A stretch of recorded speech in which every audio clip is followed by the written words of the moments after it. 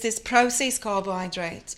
It's also in our grains, in the hull or the husk, the outside layers of the grain, where we have the most nutritional value.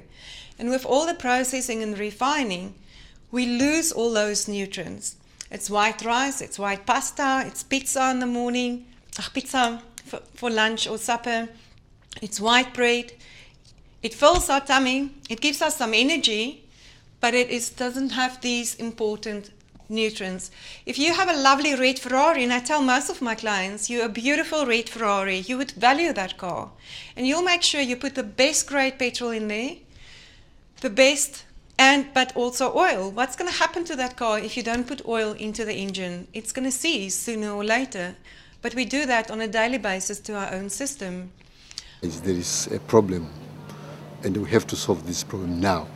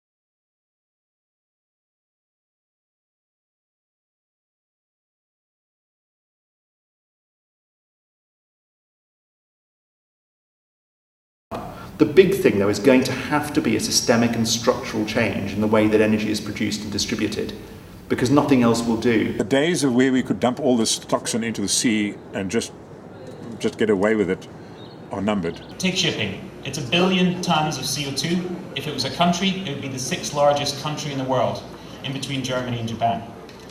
On a SOx, NOx and PM level, it's even worse. One large ocean-going vessel pollutes the same as 50 million cars.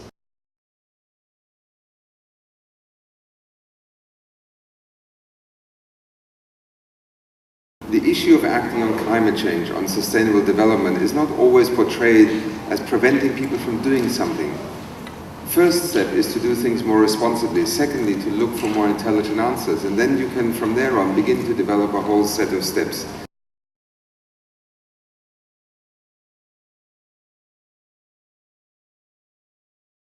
The New York Times a few days ago, and in particular, the quotes in the second paragraph: even with a deal to stop the current rate of greenhouse gas emissions, scientists warn the world will become increasingly unpleasant. But then it goes on to say, without a deal, they say the world could eventually become uninhabitable for humans. The other thing that we need to push is the enormous economic opportunity for this generation of investing in energy, clean energy.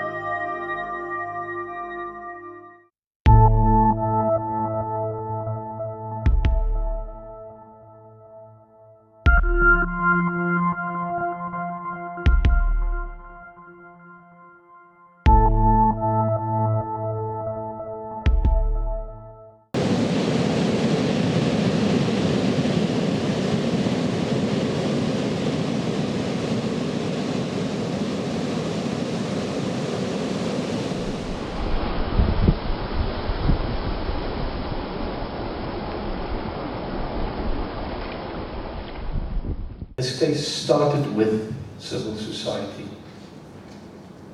In other words, we dealt with an informant in this case. This case would most probably have never have been if it wasn't for that individual that provided that first information of the crime. Now, that individual also provided the information on 3 prior cases, but he provided the information to the wrong people, the 14 officials that were corrupted within the case. And the information, they took the case to the next level. The Asset Forfeiture Unit, the National Prosecuting Authority, the Department of Justice in South Africa, the US attorneys, Marcus Asner, the first prosecutor prosecuting this case. He's present in this room. An honor and a privilege to have all the role players here today. He's here today. He played a crucial role. What I'm trying to illustrate is, it cannot be one person's work. One person, in 1990, I started in this work. Then you could work alone on the coast, everywhere. You could work alone then, not now. Fisheries crime is organized crime. Now, there's the US attorneys, the US customs. We went over. You couldn't believe it. We worked with NOAA in 2001. We're busy with a second case similar to Hotpay. We cannot talk about it because the case is current. But the level of cooperation, unheard of. Both customs, I mean, you pick up a phone. There's no MLAT in place. We're still busy. It's taking us almost 2 years to get the MLAT, the Mutual Legal Assistance Treaty in place. But I pick up a phone, and believe you me, within a few hours from the US, the United States, we'll get a document, and we can start working on it. And that's a type of cooperation, and those are the agencies that cooperated to make this case a success. I've briefly touched on the successes. If you look at the case started, when we got that first information of the crime, there was Patagonian toothfish, South Coast rock lobster, West Coast rock lobster tails within the container. A second container was intercepted in the US. South Africa had a plea agreement with the accused in South Africa, only, not for the entire period of destruction or mass illegal harvesting, but only for a 2-year period. And that is one of the lessons that we can learn from this case, is don't go back where they started their illicit activities. You start the last 2 years. We're busy now, I touched on a case, we're busy with a case where we went right back, you know. And yes, it's good to do that as well, to illustrate the extent of the damage done. But we only did, went back in this case for 2 years. And the outcome in South Africa was fines and forfeiture in excess of 44 million South African rand. It still remains the biggest case ever. But the US did an excellent job. And they put the main culprit in prison. If I may mention his name, Arnold Benzis. And you know, I always tell the new or the younger FCOs, fishery control officers, I always say, you know, I saw Dennis Fredericks was here yesterday. I don't know if he's here today, but the two of us, and Dennis was our legal man at the time, and the two of us confronted Arnold Benzis. Now, he corrupted 14 officials in this case. And on this specific day, I stood in front of him. I can't recall what I said, but I can't recall the words that I said, but I think it must have been something like, this is it. This is your takedown. And it must have been something to that effect. But the success story about this, I've got 2 pictures in here. One of the photographs was taken in 2001. That is when Hotpay fishing was surveilled by us, the department. trying to build a case at the time. And just below that, we've got a photograph just below that with the South African coat of arms on the same building. This needs to be our story. Our story where we converted a crime scene into a government building. You know, and every time when I walk into that building, I get almost emotional, and my colleagues don't understand.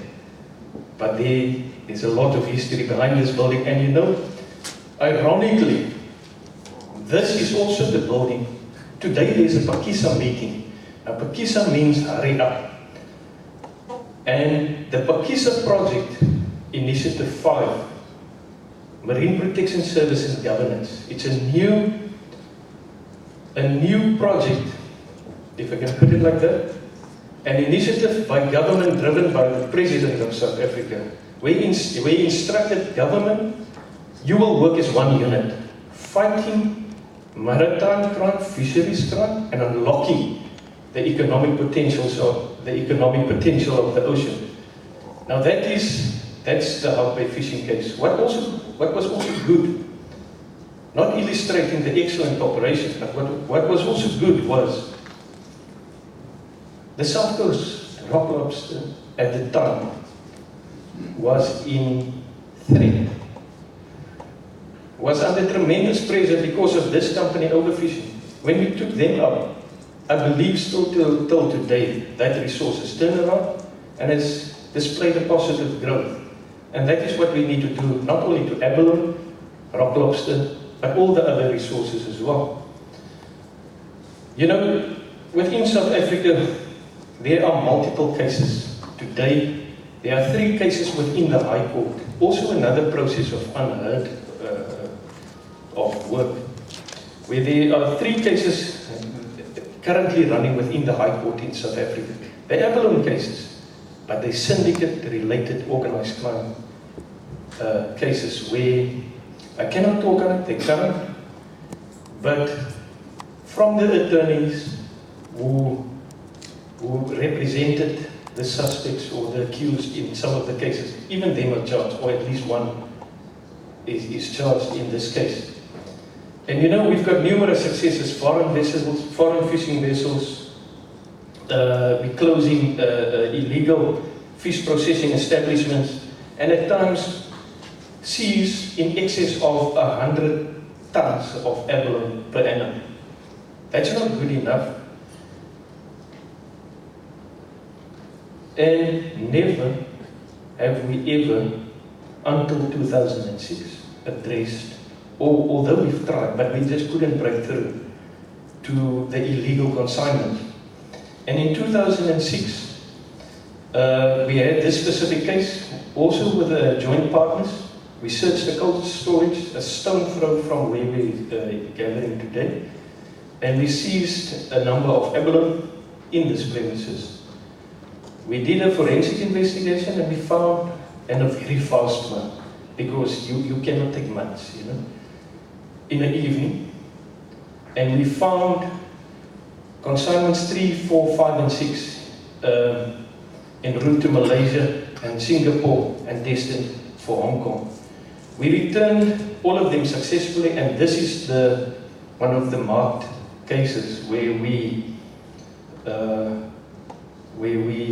developed the process of getting those illegal consignments back to South Africa.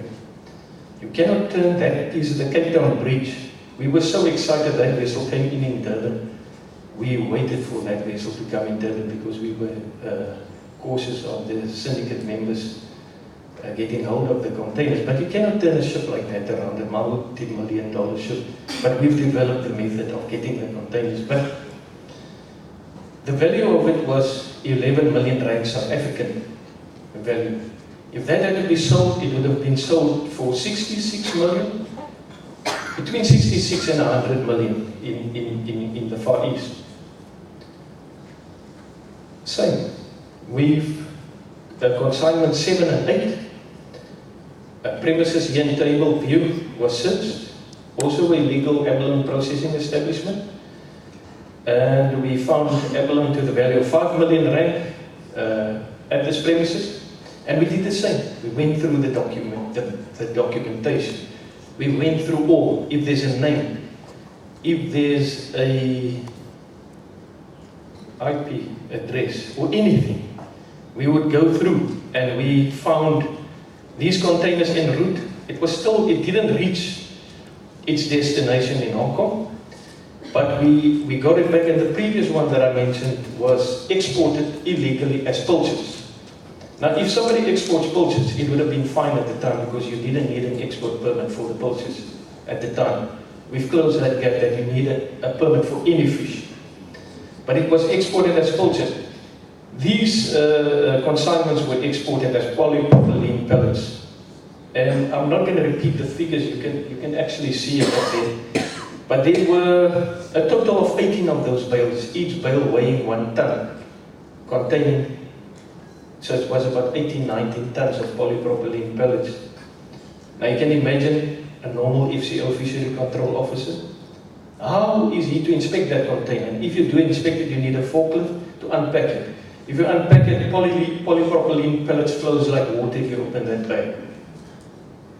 You search, you find nothing. Only 8 of those bags had the abalone in. So it just shows you the extent that they actually go to. I'm only touching on a few cases, and this is also one of significance, is also through the information network. We've learned that the AFCD, the Agriculture and Fisheries Department of and Conservation Department of the Administrative Region in Hong Kong, seized the container, and that's all we had. And we picked up the phone. Marcus Bergner put us in contact with Charles Kuhn of the AFCD, and we got his phone number, and we phoned him, and he said, no, it's not him, it's at the Maritime and Customs Command. And we phoned and we never stopped. And we told them, listen here, do you have a container? Yes, we do. And but that container is illegal. It's people have been deprived of a livelihood, and we told them the truth. And they started cooperating with us. And through the information that we received from Hong Kong, we found that the same syndicate sent another container through. We intercepted that container and returned it successfully.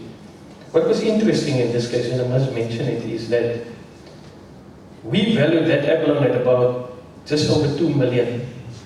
No, excuse me, about 7 million South African rand.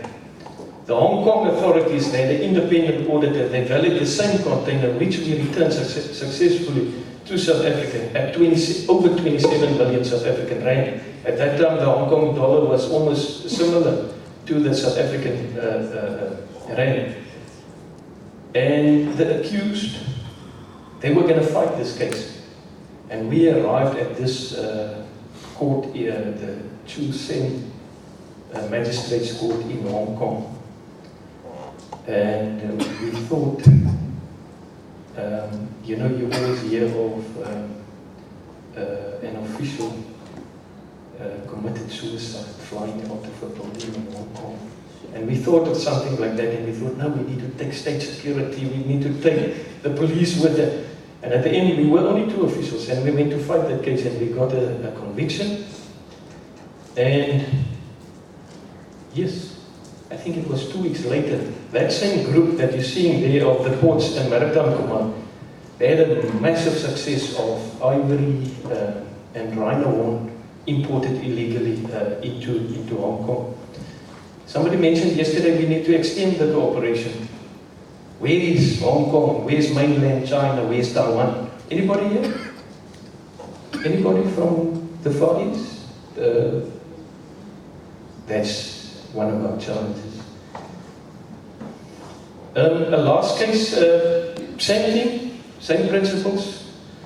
Consignment exported, premises identified here in South Africa. 3 suspects arrested. Container on its way to Singapore. We applied the same principles, got it back. Malaysia, excellent cooperation at first, but we've lost that container. We've, with regards to the foreign fishing fleet, there are some major cases underway. We cannot speak about them. They're current. But through the years, we've been working tirelessly. People have worked, has put in a tremendous amount of work. People like Dino Govender. I cannot mention all of them, but everybody that worked on this case, everybody, we are grateful to everybody that participated and brought these cases to the extent where they are. They're not finalized, they're still ongoing. But the success here is that seven of those vessels, the Bahari Nusantara and the Bintang Samudra Galantos and Makoti Abada. You know, Yves de Koning that opened the ceremony yesterday, we went to Houtpay, and the picture below was taken last Friday. And South African owns 7 of those vessels now. And vessels that has been fully involved in IUU fishing, human rights violations, human trafficking, IUU fishing, fisheries crime. They are now owned by South African with the intention of providing a platform to disadvantaged coastal communities to focus not on abalone and rock lobster, but let's secure the offshore tuna resources, which are more sustainable, and focus on that. Instead of an IUU vessel benefiting from it, let a whole community like Paternoster or Houston or Houtpay benefit from those resources through that action. 2 of those vessels, which makes it 9, have absconded right under our noses, but we're taking it with a pinch of salt, and those cases are currently being pursued as well. Tremendous work is being done, and we're hoping that in next year's symposium that we'll be able to report and to say similar like Mr. Benjes, here are the suspects, the convicted behind the case. Then the Harm 4 case done by Polo, FCO within the department, brilliant work done, continuous hard work, and that case was also brought to the point where asset forfeiture seized or forfeited the vessel.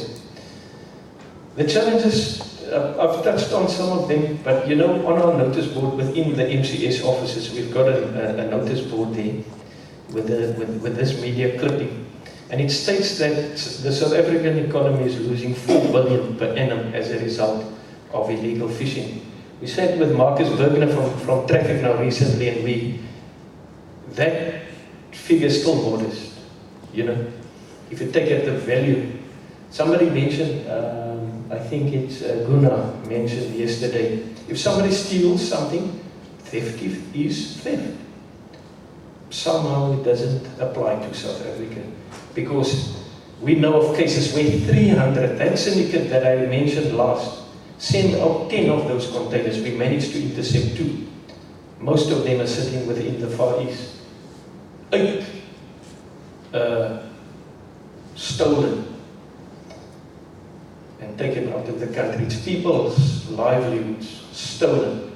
And you know, I wonder if we would take the same approach if it was money, US dollars, diamonds, or gold, because it's the same thing, you know, it's the same, different commodity, same principle. And I could not believe, I could not agree more with Gunnar that theft is theft.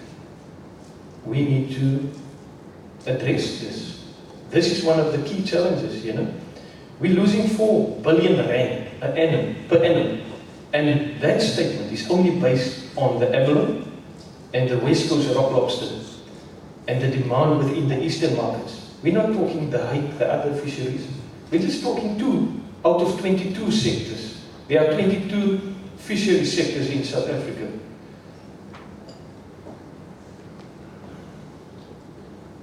In the same article, UCT, a UCT study by Serge is also mentioned. where he confirms that about 3,000 tons of abalone is exported to the Asian markets illegally. Traffic confirms this by saying it's between 2,000 and 3,000 tons annually. If you convert that in a monetary value, it's tremendous.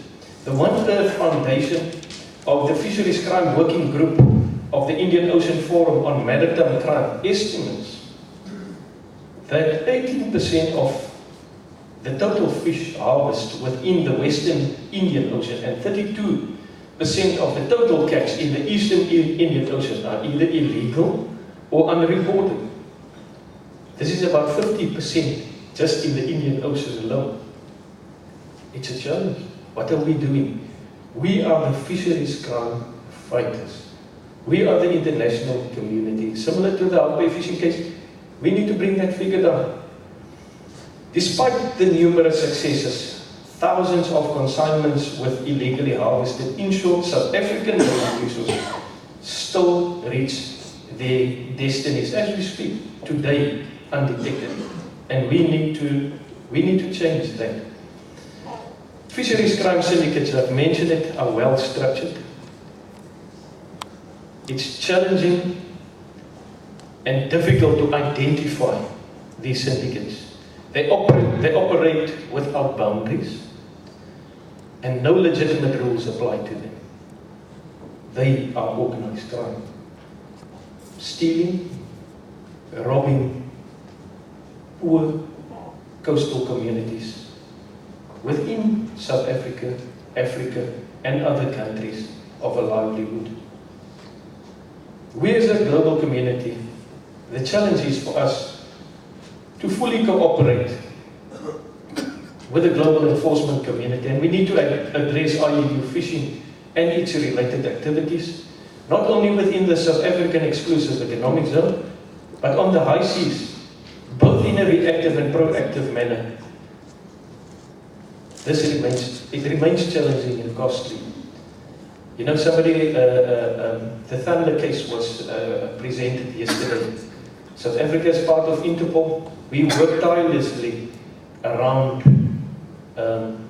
trying to get, for 3 months, to get hold of that vessel. Sea Shepherd, Bob Barker, and the other vessel. Brilliant work.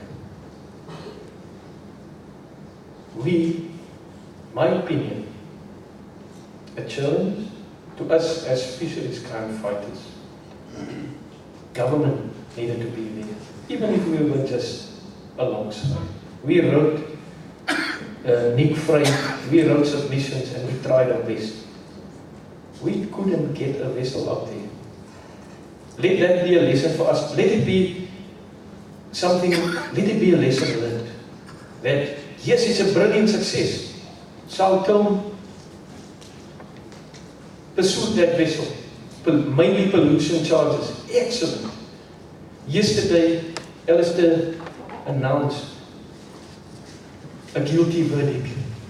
We should have jumped with joy. They charged him similar to the Al Capone strategy. Not for the fish, but for the pollution. You know, there will always be something to get these criminals. You know, and we don't do this for ourselves.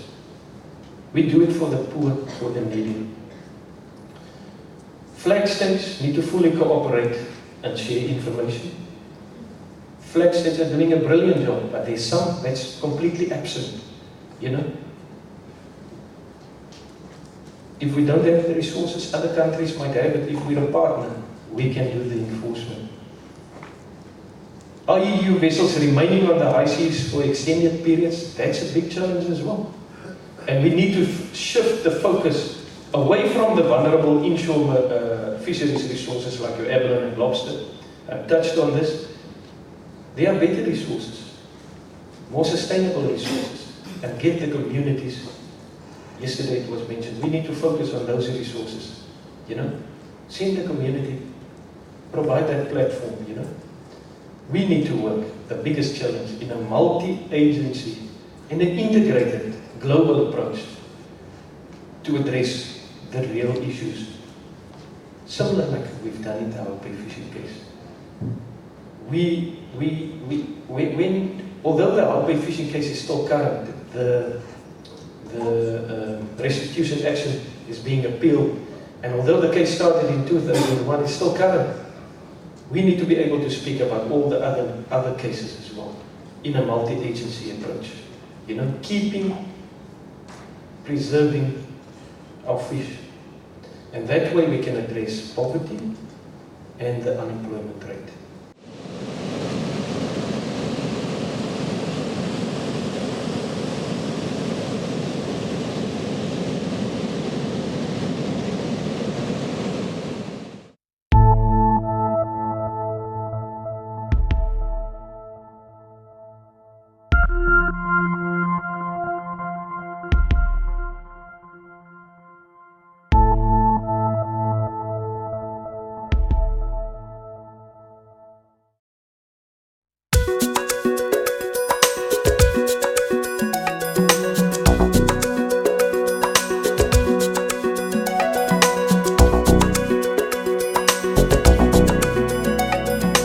I've been studying this quite in depth for some time. And when Jeffrey Smith brought his book out and I sat down and read that book, I said, whoa, this is the book we've been waiting for. This is the book that everybody in America needs to read. So I'm so pleased that you're here. I'll let Jeffrey fill you in a little bit his background and how he came into this issue. And so I bring you Jeffrey Smith.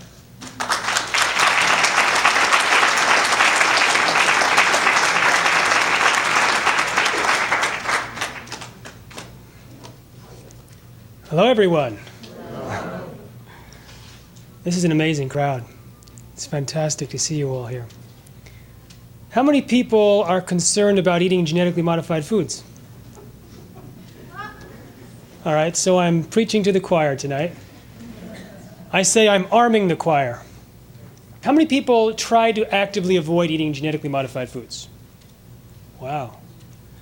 Now keep your hands up for just a second. Now, keep your hands up if you know which foods are genetically modified. I find that amazing. So many people consciously try and avoid it, but they don't know which foods are. And that, by the way, Craig Winters is your champion. He is the man in charge of the labeling campaign, the big labeling campaign on Earth in the United States. Let's give Craig a big hand. He's a hero.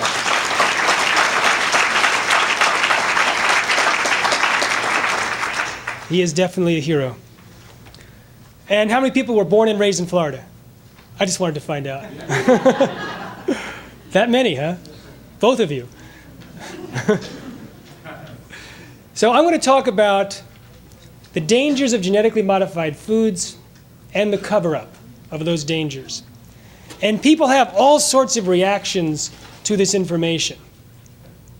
Now, you can choose which emotion you want to respond to, but I would like to encourage you to take that emotion and convert it into energy units. Maybe that energy unit or that action unit takes the form of filling out your letter to the congressperson and passing on the rest to the other 5. Maybe that action unit takes the form of being more vigilant in actually avoiding genetically modified foods and studying the issue more closely. I invite you to sign up also for my electronic newsletter. By the way, Craig's is fantastic. It's every week. I read it every week. And mine is a little more semi-wheneverly. Whenever I get back from some trip, I'll put together a journal of what happened. But I invite you to sign up for that also. But whatever you do tonight, you can choose to make this night a turning point in your digestive life. You can choose for tonight to be a turning point in your choices. And so you can take that energy, whether it be fear or anger or sadness, and you can flip it. And you can flip it to the energy of empowerment. The energy of I'm in charge of what I am eating. And I choose not to be a victim. I choose not to be told by the biotechnology companies or their Washington branch, the FDA, what I am supposed to eat. I can choose for myself. All right, let's begin and talk about a little history of, I'll tell you about a different history than Craig described. And this is the history of the genetically modified food and safety issues. I'll start in 1989. individuals started going to doctors with all sorts of very severe symptoms. They had incredible pain, greater pain than the doctors had ever seen in their entire careers. Hair was falling out, there was memory loss, there was muscle weakness. Some people had their muscles tighten up and uncontrollably lock. The skin became leathery and painful. And the doctors were baffled. They had never seen this set of symptoms. Or maybe they thought it was something else like fibromyalgia because there was muscle pain involved. But they weren't sure. The doctors that did blood tests noticed an unusual signature of this disease. A white blood cell called the eosinophils, the count was huge. Some doctors had the initiative to look in the literature and said, who knew a lot about eosinophils? And a name kept coming up over and over again, Jerry Gleich. And Jerry Gleich was from the Mayo Clinic, and he was one of the national experts on eosinophils. So this one doctor who I interviewed from New Mexico, he called Phil Gleich, and Phil said, you know, you're not the first doctor that called me about this set of symptoms with elevated white blood cells. Call this other doctor in New Mexico and see if their patients have something that's similar in their histories. And sure enough, they had 3 different patients to deal with, and all 3 were taking the food supplement L-tryptophan. L-tryptophan, it's an essential amino acid. It's in turkey, it's in milk. In its pure form, it's necessary to take for our nutrition. But somehow, this was a common thread in their history. But Jerry Gleich and others were not too convinced yet that L-tryptophan, which had been sold over the counter safely for years, was the culprit. Until within 2 weeks, 3 more patients came to the Mayo Clinic, and Jerry saw for himself.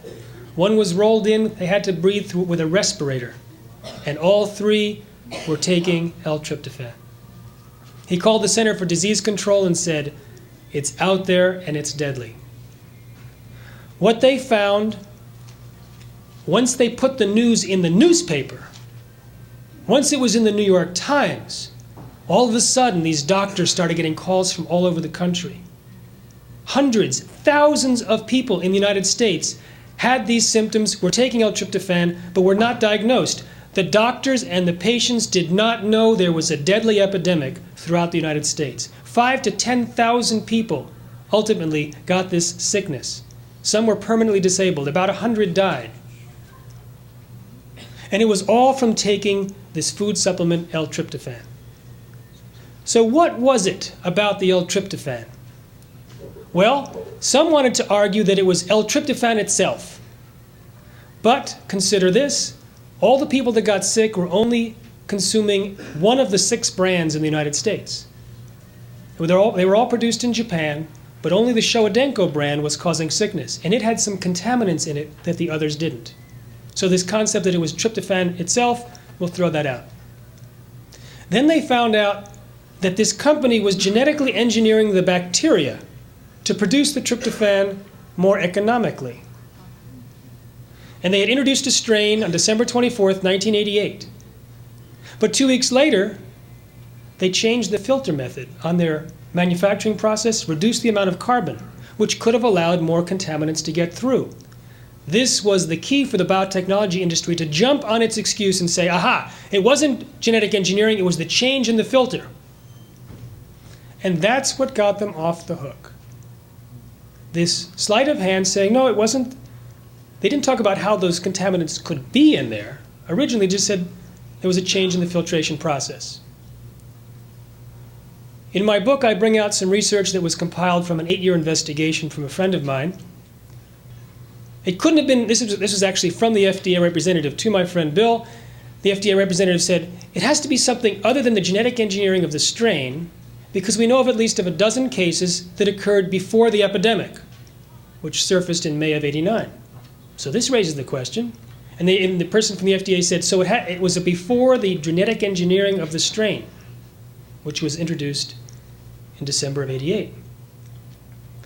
My friend found out from a confidential document from lawyers involved with the lawsuit, which was eventually settled for $2 billion, that this bacterial strain that was introduced on December 24th, 1988 was called strain 5. strain 4, strain 3, and strain 2 since 1984 were genetically engineered. Moreover, it wasn't just a dozen individuals that got the disease before the outburst of the epidemic, it was hundreds. Hundreds got this disease between 1984 and the outbreak of this epidemic. So what does that do to the change in filter story? You can throw that out, because for 4 years people were getting sick before the filter was changed. But only from the genetically modified bacteria produced by Showa-Denko. So it's almost certainly the genetic engineering of the strain which caused the problem. Now, my friend who discovered the fact that earlier strains were genetically modified was shocked that the FDA didn't know this information. They're the ones that told him in 1994 it must be something else besides the genetic engineering, because these incidences occurred before the engineering of the strain. But he was looking at that same document, this confidential document that a lawyer entrusted with him that described all of the stages of modification, and his eyes rose to the top of the page, and there was a fax imprint. Food and Drug Administration, 1990. They knew. They knew and kept silent about the fact that the earlier cases of this disease were from genetically modified bacteria from the same company. In fact, if you read the actual testimony before Congress by the FDA's representative describing supposedly the cause and ramifications of this epidemic, they never told Congress it was genetically modified. They never mentioned the word. They instead blamed the epidemic on health fraud schemes and got all L-tryptophan removed from the market. It's now only available by prescription. Now, it took a series of coincidences and good luck to track the fact that this epidemic came from L-tryptophan. Remember, there was that signature. The eosinophil count was very high. A rare set of very serious symptoms. Symptoms which came on soon after these individuals were taking the pill L-tryptophan. So there were 3 characteristics: acute, rare, and fast onset. Imagine if only one of these were not there. Let's say it took 10 years to develop this sickness. The L-tryptophan would still be on the market, right? Let's say it was mild symptoms, like frequent colds or memory loss.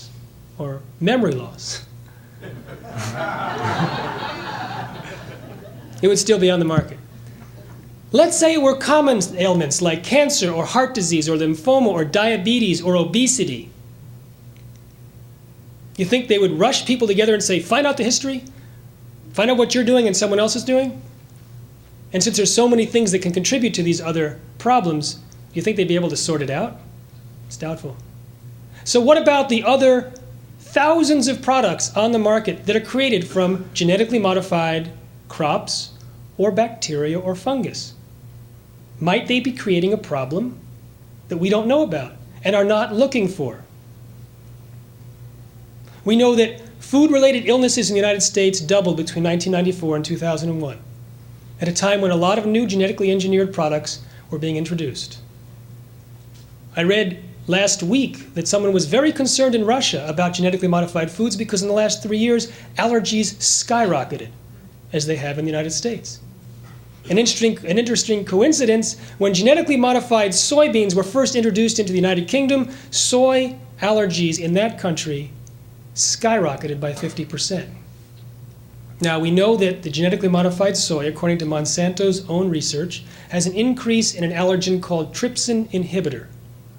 So it has an increased allergen. But no one has done the tests to see if there are more allergic reactions to those taking genetically modified soy versus those taking conventional soy. So what's different between the genetically modified soy and the conventional soy? Why would it have increased trypsin inhibitor? It's only supposed to have one added trait. The added trait to 80% of the soybeans grown in the United States is called herbicide resistance. You see, Monsanto found a bacteria growing in a dump site behind their factory that was resisting death by their herbicide called Roundup. And they said, this is a great thing, let's put it in the food supply. So they found out what protein in the bacteria was causing this bacteria to survive. They found out which gene in the bacteria was creating that protein. They snipped it out. And typically, the way that you create a genetically modified product is you change the DNAs, you change the genetic code, you add a few other things to it, you put it on a bunch of little microscopic BBs of gold, you put it in a gun, a gene gun, and you blast a 22 caliber blast into a plate of cells and hope that some of your genes get in some of those cells' DNA. This is their precise method of insertion. And you don't know exactly where in the DNA it ends up. And the concept, the building foundation of genetically modified foods is that all you're doing is adding one trait, one gene to create one protein to create one trait, and everything else is fine. In reality, when you do that blasting, you can create all sorts of problems. There was a gene chip that monitored gene expression in the DNA at a time when the insertion occurred. Compared to prior to insertion, 5% of the host's genes were disrupted, meaning that they either increased, decreased, shut off entirely, or shut on entirely their production of protein. So if something is pumping out proteins at random that wasn't supposed to, what could that mean? This list will come up several times tonight. It could be allergenic, toxic, carcinogenic, anti-nutritional.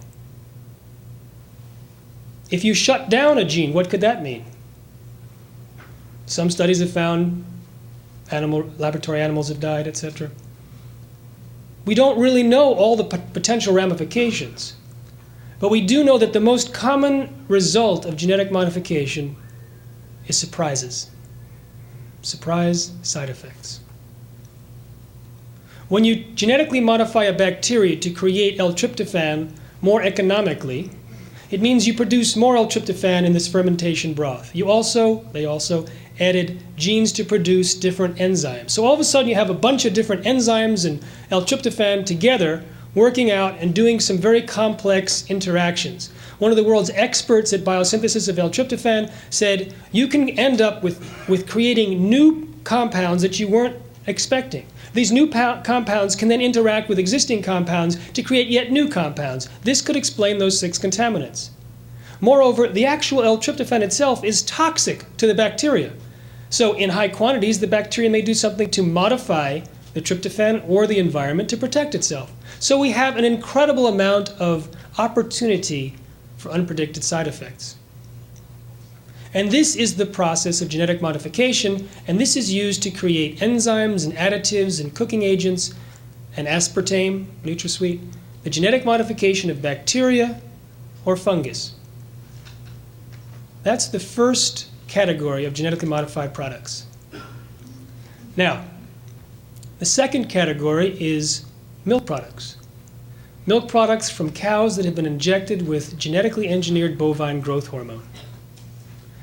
It's interesting that in the process of approving genetically modified bovine growth hormone, a number of scientists spoke out at the FDA. And one talked about how the process was putting the public at risk, and he had a supervisory role in the evaluation of RBGH until he made that comment in public, and then he was stripped of responsibilities and sent to work at a trailer at an experimental farm on a different project. A division director who said that the industry had too much control over what the FDA was doing, he was forced out. A veterinarian who was asking for too many tests, it was slowing the approval process down, he was fired. The remaining whistleblowers decided to be anonymous. They wrote an anonymous letter to Congress and said that there was conflict of interest and fraud going on at the agency. They talked about Margaret Miller, who, for Monsanto, created a bunch of experiments on RBGH, then moved to the FDA to evaluate her own research. She also, according to this letter, at random, changed the amount of allowable antibiotics in milk. In order to approve this injection, it was going to increase infections, it was going to increase the use of antibiotics, so she raised the level from 1 part per 100 million to 1 part per million, a 100-fold increase. When the Congress people eventually did an investigation, they also looked into Michael Taylor. Michael Taylor, just before becoming the #2 man in the FDA in charge of policy, the man who decided that milk from cows injected with RBGH does not have to be labeled. He was formerly attorney for Monsanto Corporation. Monsanto produces RBGH. He later became a high-ranking official in the USDA and later the vice president for Monsanto. And that's not unique. If we look into the current and previous administrations, there's a revolving door. In fact, one interesting comment, someone described the Monsanto Board of Directors as a virtual retirement home for former Clinton administrators. And in addition to seeing the kind of pressure that was put on the US scientists, 10 years later when Canada was evaluating RBGH, the same thing happened there. 6 scientists testified before Parliament there that they had been pressured, and one was told that if he didn't approve RBGH, he'd be shipped off where no one would hear from him again. They said that Monsanto offered them a bribe of $1 to $2 million if they approved the RBGH without further research. Monsanto responded on national Canadian TV that they had misunderstood an offer for research money. Documents were stolen out of a locked file cabinet. And they eventually got permission to approve, actually to review the FDA's evaluation of RBGH and wrote a volume this thick on how it was full of gaps and improper assumptions and omissions, which I analyzed in my chapter 3 called Spilled Milk. And I described some of the research that the FDA used to defend approval. For example, I think you'll find this one entertaining, this bit of quote science. The FDA scientists wrote an article in Science magazine and said that the amount of natural bovine growth hormone in milk does not increase substantially in cows treated with RBGH, but even if it did increase, it wouldn't matter because 90% is destroyed during pasteurization. I looked into this with the help of some other investigators, and it turns out there actually was, according to the citations that they were using, a 26% increase in this growth hormone. A 26% increase in a hormone. But apparently that wasn't significant because the researchers only injected 3 cows. And I read in the study, they injected the cows with 10.6 milligrams per day, parentheses, the approximate dose. Now, by the time I read this, I'd been doing a lot of investigation, and when it said approximate dose, my red flags went up, and I called a friend of mine who I knew would give me the straight scoop because he had published in his dairy newsletter some stolen documents from the FDA years earlier. And he had showed that when Monsanto wanted to verify that injections did not interfere with fertility, the researchers apparently added cows to the study that were pregnant before injection. When cows got sick, they were removed from studies altogether. It also showed that immediately following injection, there was an increase in hormone levels in the blood of up to 1,000-fold. So I said to my friend Pete Harden, Pete, it says 10.6 milligrams per day, the average dose, the approximate dose. He immediately said, no one injects every day. It would be economically infeasible. Dairy farmers inject every 2 weeks. I said, how much do they inject? He said 500 milligrams, not 10.6. The researchers actually used a different company's RBGH, one that was never approved, slightly different formulation, but used a daily dose instead of that big biweekly dose. And we know from the stolen documents that on the biweekly dose, hormone levels skyrocket by as much as 1,000-fold. So perhaps they chose a daily dose to avoid that spike in hormone levels in the milk. But it doesn't matter, right? Because 90% is destroyed during pasteurization. Well, the same undergraduate did that research also. And they heated milk for 30 minutes at 162 degrees. Normally at that temperature, you heat milk for 15 seconds and call it pasteurized. So they heated milk 120 times longer. Imagine heating a turkey 120 times longer than the instructions. but they only destroyed 19%. They only destroyed 19%. They added powdered hormone, 146 times the natural occurring level of hormone, heated it 120 times longer, and were then able to destroy 90%. And that's what the FDA quoted. That was what the FDA used as a basis for safety. Now, we don't know if this particular hormone is bad for human beings. We may not even have receptors for it. But that's not the only thing that increases in milk. Antibiotics increase in milk, pus increases in milk. That's treated from RBGH, but also IGF-1, insulin-like growth factor 1. Two very sophisticated journals published this information in 1998. Premenopausal women with high levels of IGF-1 are 7 times more likely to develop breast cancer. Outside of family history, it's the #1 risk factor. Men are 4 times more likely to develop prostate cancer. IGF-1 is also implicated in colon and lung cancer. IGF-1 in milk is identical chemically to the IGF-1 in human beings, and milk drinkers tend to have higher levels of IGF-1. And the milk from cows treated with RBGH has higher levels of IGF-1. Sobering news, isn't it? So that's the second category. Milk, dairy products from cows treated with genetically modified bovine growth hormone. So let's talk about the first category, the one that most people know about, the crops. And let's talk about the FDA once again. Because in 1992, the FDA formulated a policy on genetically modified crops. They said no testing was necessary. If the industry that created the foods believed it were safe, then they could bring it on the market without even telling the FDA. No long-term safety testing required, no notification required, and they justified this policy with the following sentence. We know of no information showing that the foods created from these new methods differ in any meaningful or uniform way. We know of no information. Remember that, I'm going to test you on it. We know of no information. And that's what Americans believed. They figured that the FDA scientists got together, looked around, couldn't find any information, said, must be the same.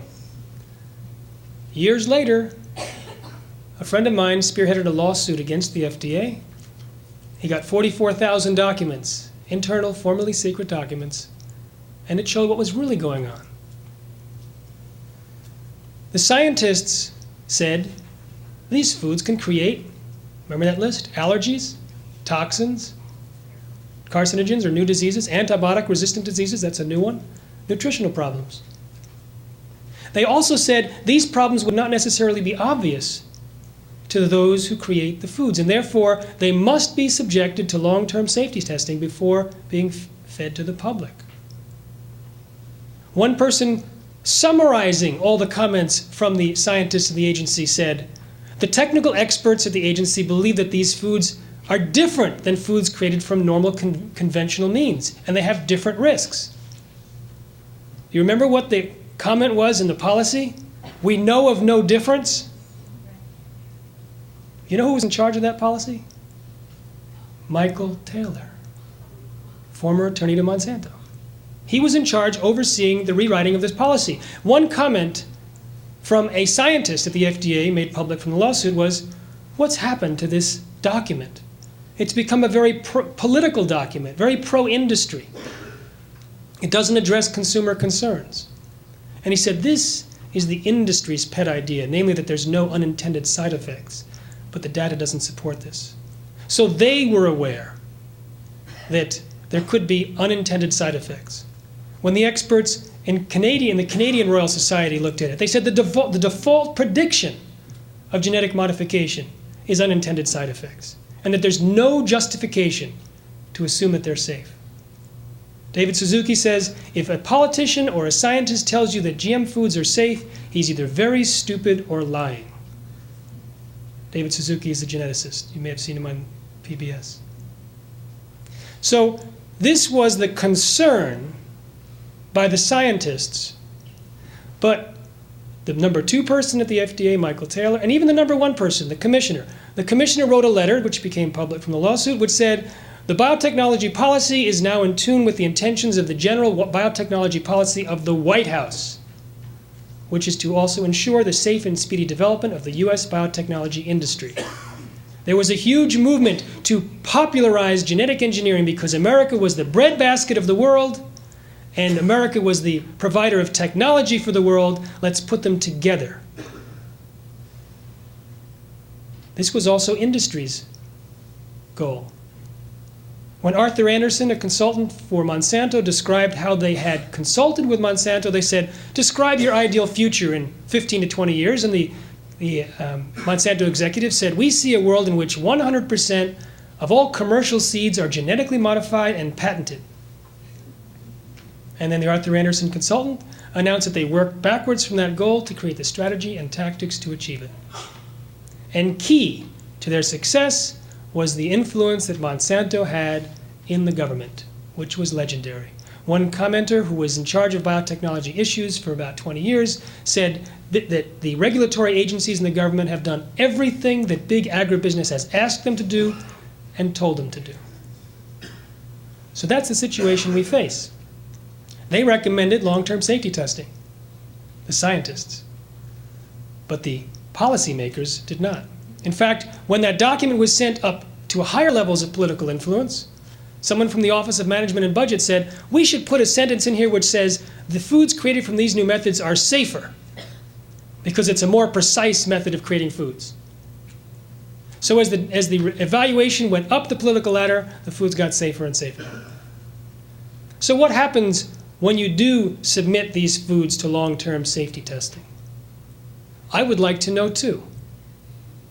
Do you know how many animal feeding studies have been done on genetically modified foods and published? Anyone?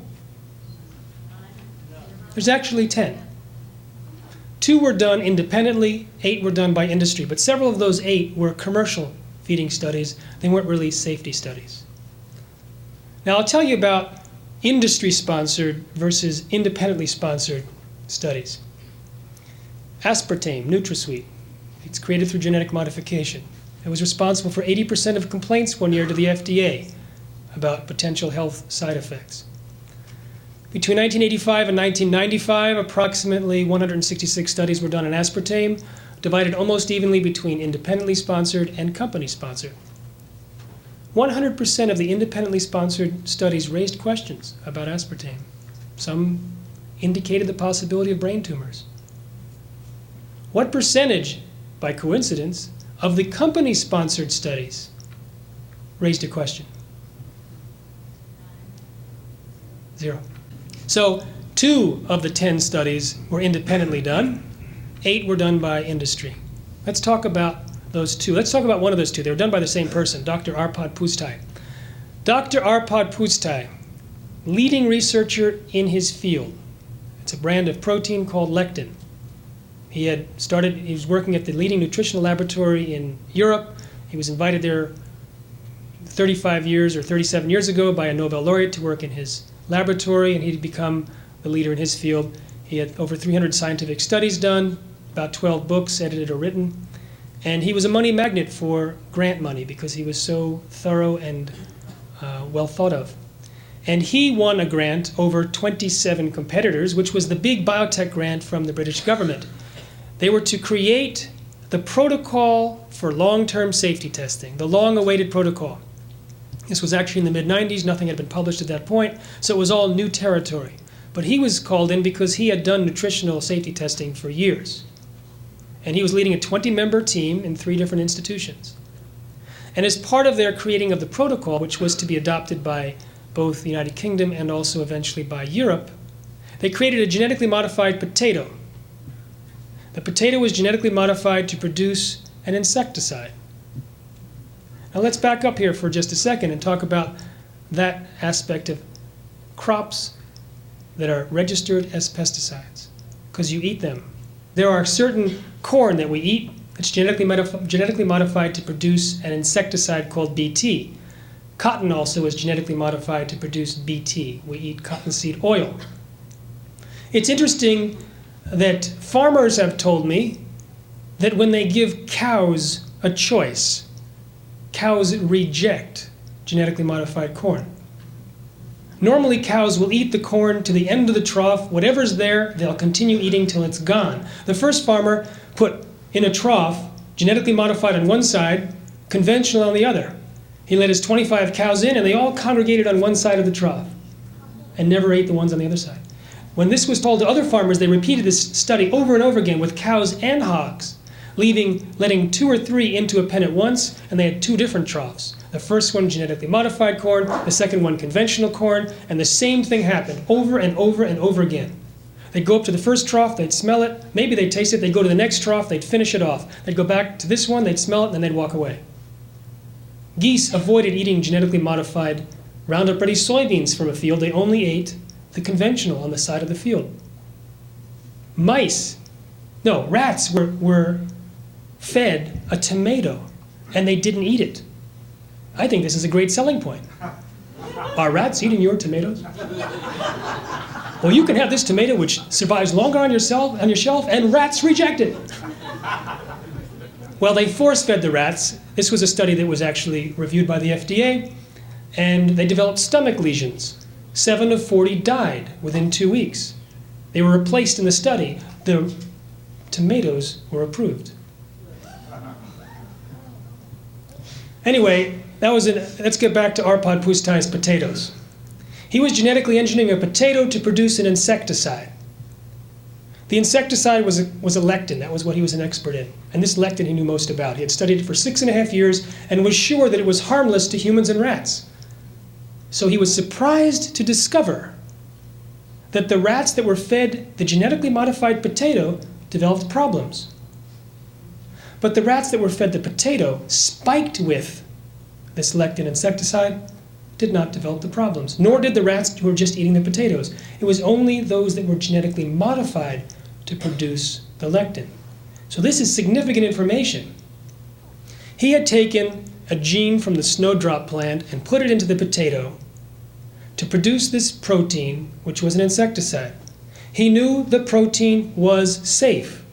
So why did his rats develop potentially precancerous cell growth in the intestines and stomach, smaller brains, livers, and testicles, partial atrophy of the liver, damaged immune system?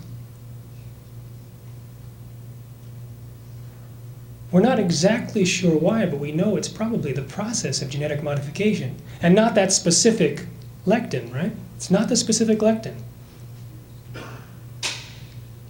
I spend a lot of time in the first chapter of my book describing the events around Dr. Arpad Pusztai, and I'll leave the good stuff for the read.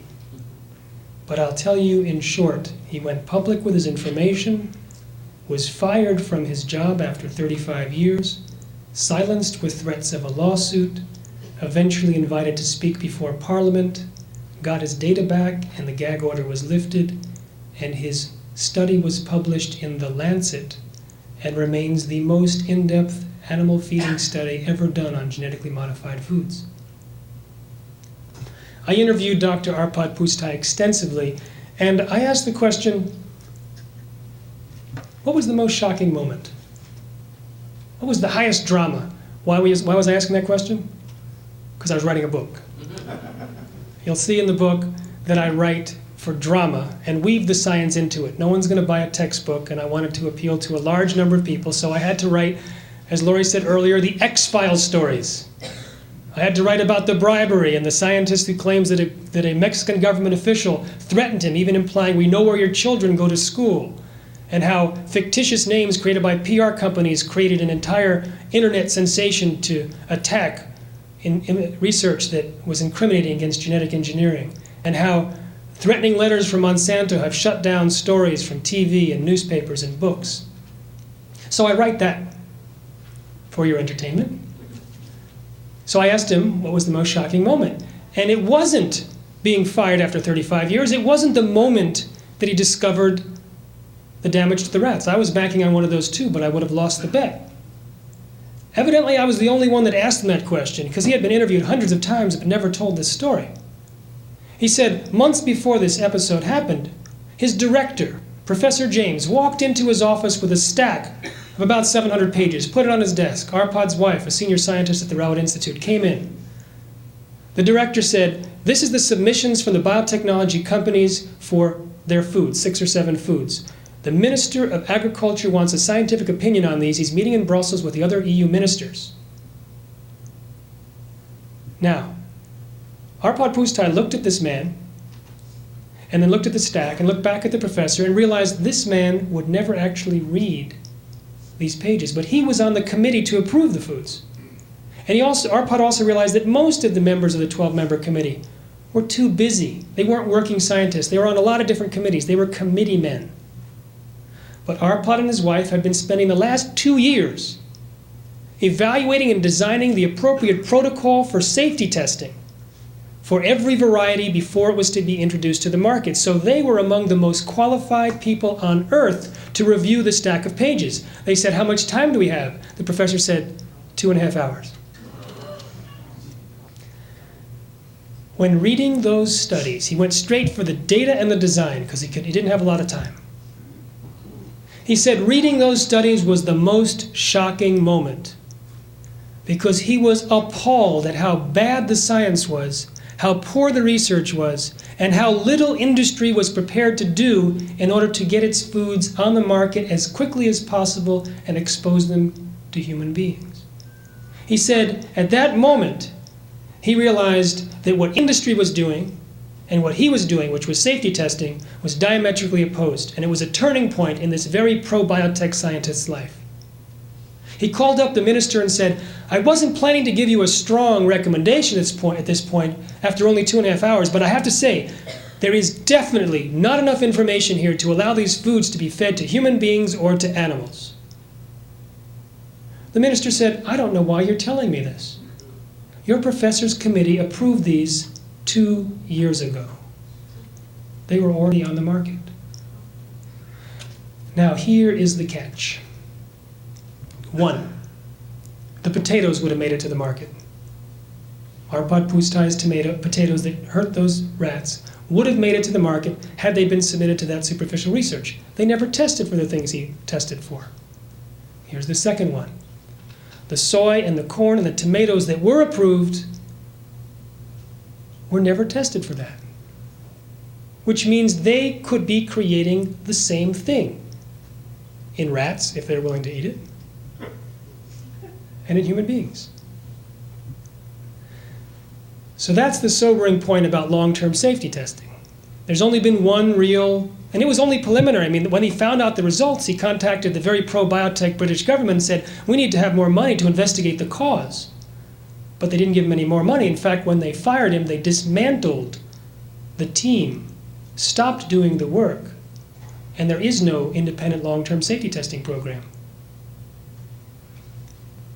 But we still have those same evaluation from the FDA scientists.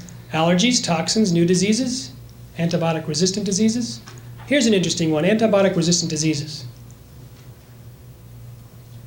When you take a gene from one species and you blast it into a pile of cells, you have no idea which cell gets your gene into the DNA.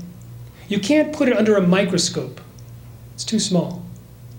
So what they do is they attach to this gene what's something called an antibiotic-resistant marker gene, ARM, an ARM gene. And they blast that in, and then once the cells get this 22 caliber blast, they douse it with antibiotics.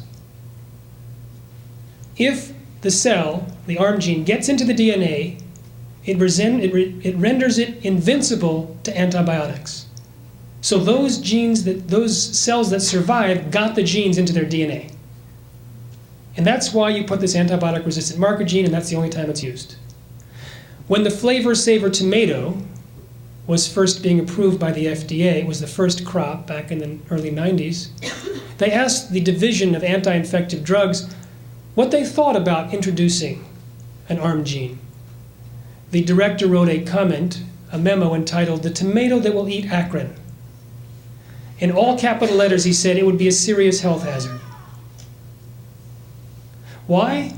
Because that antibiotic-resistant marker gene just might jump off of the food that we eat onto the bacteria in our stomachs and intestines. Bacteria is very promiscuous.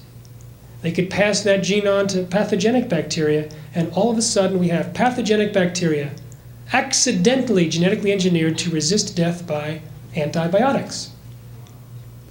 The response by the biotechnology industry to this threat, which, by the way, was one of the reasons why the British Medical Association called for a ban on genetically modified foods.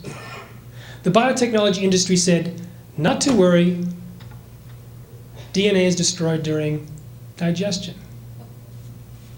This was one of a very long list of assumptions that have been proven wrong. And it's a very interesting study how they proved it wrong in human beings. They took 7 volunteers. This was a British government study. This is the only human feeding study ever done, except the big one that we're all part of. Which, by the way, the same British government agency wanted to monitor. They contacted the Safeway and other executives from the big retail chains in England and said, you have a loyalty card program, and so you have the records of 30 million consumers. We've got the medical records. We want to see if those eating genetically modified foods have higher levels of cancer, childhood allergies, and birth defects. Since they had previously announced that that GMOs were safe, when this information was leaked to the public, the embarrassed government decided not to do the follow-up. So we actually don't have any monitoring of that sort. But they did do this study where they took 7 human volunteers, and these volunteers had colostomy bags. They had their lower intestines removed, not for the study. And they fed these volunteers soy burgers and a soy milkshake. The soy is genetically modified. Remember, it's herbicide resistant. It doesn't die when herbicide is applied. So the first thing they did is they looked in the colostomy bag and found that they were totally surprised at how much intact DNA made it through past the small intestine. Then they took the bacteria out of the colostomy bag and they put it in different dishes and they added herbicide. And lo and behold, for 3 of the 7 volunteers, their bacteria survived. It's also possible that another genetic construct that they put in with the gene before they do the blasting, that also jumps. Now this construct is called a promoter. Let me explain why they use promoters. If you take a gene out of bacteria and you blast it into a soybean, that gene will just sit there. Even if it gets into the DNA, it will do nothing. Because, as you all know, there's a little man behind the DNA that controls all the genes. And it pushes some up and pushes some down, but has no idea what to do with this new gene. So, they take a piece of a virus, which is known to overpower this guy's control, and it turns on the gene 24/7 high volume. And it's attached to the gene, and it gets blasted in together. The theory was, this is another one of those assumptions that have been proven wrong, the theory was that the promoter will only turn on the gene to which it's attached. But guess what? Sometimes it turns on genes down the DNA, even on a different chromosome. And it can pump out proteins 24/7 high volume in spite of this man's objection. So what could possibly be the results of pumping out a protein 24/7? We've been through this list: allergens, toxins, carcinogens, new diseases, nutritional problems. It could be great. It could end up turning on the master gene, or it could be worse. Now, there are some scientists that believe that if this promoter gene jumps onto our internal organs, it might create unregulated cell growth, which could lead to, cancer. Now, this particular scientist that I quote, Dr. Stanley Ewan, he was the one that actually examined the inside of Arpad Pusztai's rats and found extra cell growth. Those are a couple of the 21 ways in which genetically modified foods can create unpredicted side effects, which is in my 2nd chapter.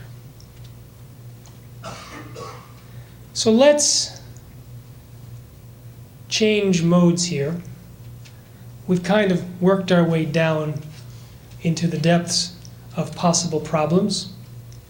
I can also mention some other things. For example, the corn currently on the market would certainly not pass the World Health Organization's recommended tests for keeping allergens off the market that are genetically modified. There's a lot of implications that it should never have been approved. And we won't talk about some of the other ways in which studies were rigged to avoid finding problems, some of the 8 out of the 10. But let's talk about what we can do.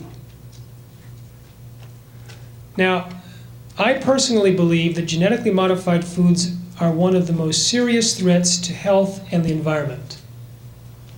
I also think it's one of the easiest battles to win. We don't have to convince the Bush administration of anything.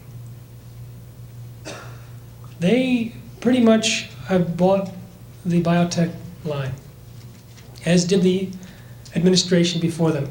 Dan Glickman, former Secretary of Agriculture for the Clinton administration, a big pro-GMO guy, a big cheerleader, went around Europe trying to sell American GMOs to Europe. He said before stepping down in an interview, "What I saw generically on the pro-biotech side was that the technology was good and that it was almost immoral to say that it wasn't good, because it was going to solve the problems of the human race and feed the hungry and clothe the naked. And if you were against it, you're Luddites, you're stupid." And that, frankly, was the side our government was on. And you felt like you're almost disloyal and alien by trying to present an open-minded view. So this is an indication of the thinking of the government, which means maybe they're not liars, maybe they're just bought into mythology, which is what I believe.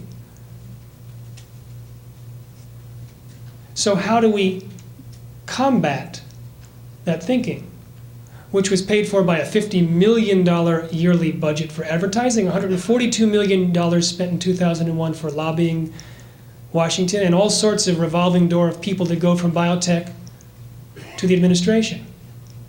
I don't want to fight that battle, but I don't have to. There's 2 other ways. One is through labeling, and Craig is the champion for labeling. 94% of people said that they want the foods labeled. More than half said they wouldn't eat it if it were labeled.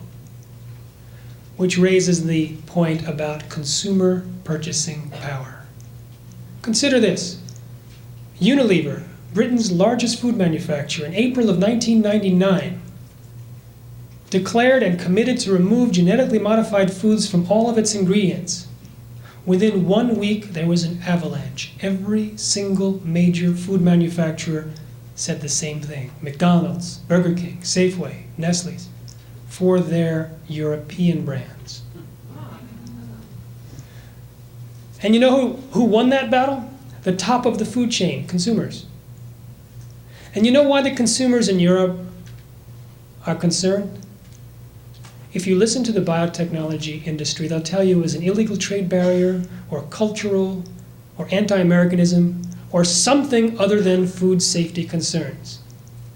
I heard them say this at various biotech industry conferences, at the same time that I had been reading for 5 years the British press. And you know what they reported on? Arpad Pusztai, damaged rats, antibiotic resistance, British Medical Association wanting to have a ban. They're actually reporting on this stuff. At the same time, the United States media is completely close-lipped about the potential safety hazards, and certainly about the corruption that's going on. That is why there's resistance there and not here. A study showed that the more people know about genetic modification, the more concern they have. Enter my book. The more information, the more concern. Consumers' concern, steps to protect themselves. Steps to protect themselves, avoid eating genetically modified foods. Avoiding eating genetically modified foods, pressure on the industry. They don't need to lose 10% market share in order to make a change in their ingredients. You can be sure of that. Just a little indication that they're dropping market share, seeing a trend, and that's it. They don't gain anything from using genetically modified foods like corn and soy. They can tell their farmers, if they're large enough, they can contract direct with the farmers. They already do. Frito-Lay has told its farmers not to grow genetically modified corn. Gerber's taken GMOs out of its baby food. Trader Joe's, Whole Foods, Wild Oats, they've taken out of their brand names or committed to do so. But the biggies like Kraft were on their case. My background, by the way, I worked at a GMO detection lab, but not as a laboratory technician, as the vice president of marketing. I did marketing and communications for the precursor to Craig's group that was trying to get the products labeled, and I also worked with political groups So that's why I wrote a book, because I knew I couldn't rely on the public relations angle, because I'd seen colleagues of mine not get any press on some very inflammatory information, like the guy that discovered all the conflicts of interest and lying at the FDA with all the secret documents. He couldn't get anyone to cover it. But a book can be handed from person to person. And I had a lot of confidence because I knew what Silent Spring had done to DDT when it became popular. And it was popular among people, and it was popular among decision makers. And also The Jungle. The book The Jungle was handed to Teddy Roosevelt just before he got on the train. By the end of the train ride, he was determined and did create meat inspection for the United States. So in addition to getting the book popular, I have a second proposal, or a second plan, and that is to hand the book to as many world leaders as possible, just before they get on trains. So I went to the World Trade Organization, I went to the FTAA recently, I went to Brussels, I went to Brazil, and I'm handing out books. And in fact, the organization that Craig initially founded, Citizens for Health, they receive tax-deductible donations on my behalf. They buy books, and I hand them out. So that's my strategy. That's my marketing strategy. I'm an open book about it. In fact, I describe it in the last chapter. I say what I wrote, what I didn't, and why. Basically, the book is about food safety and corruption. I don't talk about environment, even though I think it's a worse danger, because you can't recall the genes or the fish from the ocean or the air. I don't talk about farmer issues. I save that for a second book I'm writing. This is a book on food safety because this, I think, is the leverage to change people's diet. There are some people in this room that might change their diet for environmental purposes. Most people in the country will not. But talk about protecting your children from the kinds of things we talked about, man, that's leverage. So that's why I wrote the book, and I need some help. I can't do it alone. I count the number of people that I talk to, and I count the number of radio shows that I'm on, and I multiply it by how many people I need, and I need some help. So if you feel so inspired, you're welcome to get a book and pass it on once you've read it. So I invite you to participate if you so choose. But I'll tell you, it's working. All right, so how to avoid eating genetically modified foods. Chapter 8 in my book is called that, How to Avoid Eating Genetically Modified Foods. I also have information on my website, which is seedsofdeception.com, easy to remember. There are basically 4 major crops: soy, corn, cottonseed, and canola. Soy, corn, cottonseed, and canola. Everyone, soy, corn, cottonseed, and canola. You will remember these if you want to remove GMOs from your diet. If you buy organic, it's not legally allowed to contain genetically modified ingredients. Many products in health food stores say non-GMO. Short of that, you have to avoid soy, corn, cottonseed, and canola, and the offspring of soy and corn, which is high fructose corn syrup, corn sweeteners, maltodextrin, dextrose, soy lecithin, soy protein isolate, things like that. And then there's a little bit of genetically modified zucchini and crookneck squash, and the majority of papayas from Hawaii. The tomato, off the market. The potato, off the market. There's a cigarette called Quest 123. Those are genetically modified. There's also the milk from treated cows. It has to say organic or no artificial hormones. And then there's these enzymes and additives which are much more difficult to identify. It's easier to avoid them by either making your food from raw ingredients or buying organic. Aspartame is one that is labeled, the rest are generally not. Hard cheeses have chymosin used instead of rennet. 80% of the hard cheeses in the United States use this genetically modified chymosin as an enzyme. So I have I have all this information in my book. How many people have read my book? Okay. How many people felt some emotion from reading the book? Okay, here's my big risk. How many people made some changes in their diet or reinforced changes in their diet they had already made from reading the book? Okay, almost everyone. So it's working. So that's what I'm doing.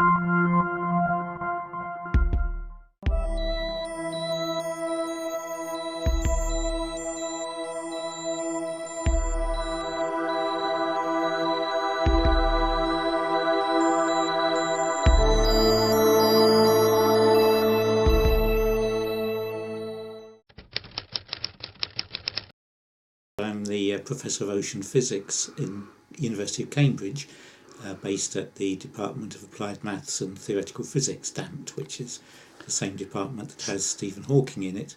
And I've been working for the last 40 years on sea ice research and polar oceanography, and how the changes in the Arctic and Antarctic ice are affecting the world climate.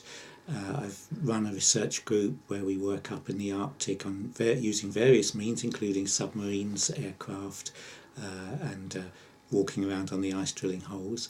So I've got a lot of experience of the Arctic, really going back to 1970 when I first went through the Northwest Passage. What you see in the summer, for instance, used to be very heavy pack ice remaining across nearly the whole of the Arctic, so that if you tried to get through it in a ship you'd have a lot of difficulty. Today it's more or less like a blue planet in the Arctic. The ice lies so far back in the summer that you have an almost ice-free Arctic Ocean. That's a big change. Another big change is that when you're actually on the ice, working in it, you find that there's very little multi-year ice left. That used to be the dominant ice type in the Arctic. Very thick, very rugged, with very big, heavy, thick pressure ridges, maybe 50 metres deep. The ice itself 3 metres thick. Very hard to get through in a ship. Today there's almost no multi-year ice left. All the ice forms in 1 year, melts and disappears and has to grow again the next year. So that's called first year ice. It's only a metre or so thick, and it looks completely different. It's the actual landscape of the Arctic Ocean has changed completely over the last 30 years. People are concerned about it because what it's preceding is actual disappearance of the ice, and that's something which could easily happen this year or maybe in the next couple of years. That's disappearance of the ice in the middle of summer, that's in September. That the volume of ice that remains in the summer is now only a quarter of what it was in the 1980s. And if that downward trend continues, there's no reason why it shouldn't do, then the summer volume will go to zero in just a couple of years' time, possibly even this year, which is going to be interesting because I'm going out on an icebreaker this summer. There may not be any ice to break. But that ice-free season, which will start off as being 1 month, will gradually grow until after a few years you'll have about 4 months ice-free, just like we have in the Antarctic at the moment.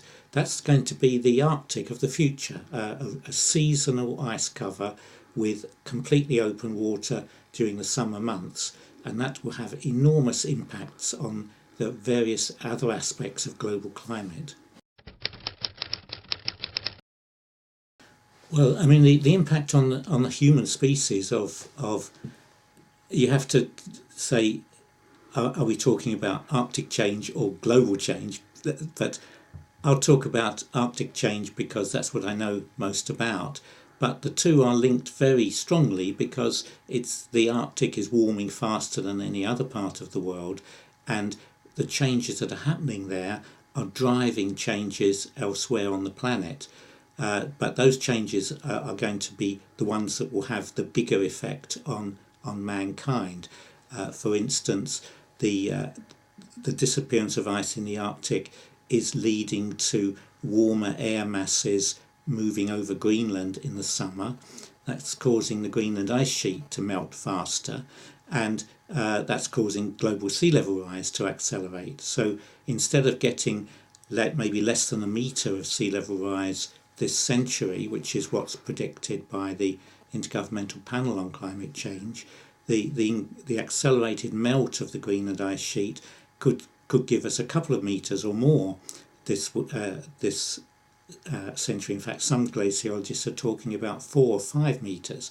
That might be extreme, but it's very likely to be more sea level rise than has so far been predicted. That means we're being very complacent about sea level rise, and we ought to be realising that many coastal regions, for instance the coast of Bangladesh, which is very vulnerable, eastern China, and a lot of cities like Miami will have to be abandoned, and that will have an enormous impact on the global economy and on the lives of people. So that's one thing. That's just a minor thing in a way. then the other thing is that global warming itself is being accelerated by the fact that as the sea ice retreats, that reduces the global average albedo, the amount of radiation that's reflected straight back into space, and that means that the rate of warming will go up, so that again this attempt to pretend that we can keep global warming below 2 degrees, which was already a pretense, is even more ridiculous. It's certainly going to get to 4 or 5 degrees by the end of this century, which will then have quite catastrophic impacts on agricultural production, for instance, and being able to support the population that we have now, let alone an increasing population.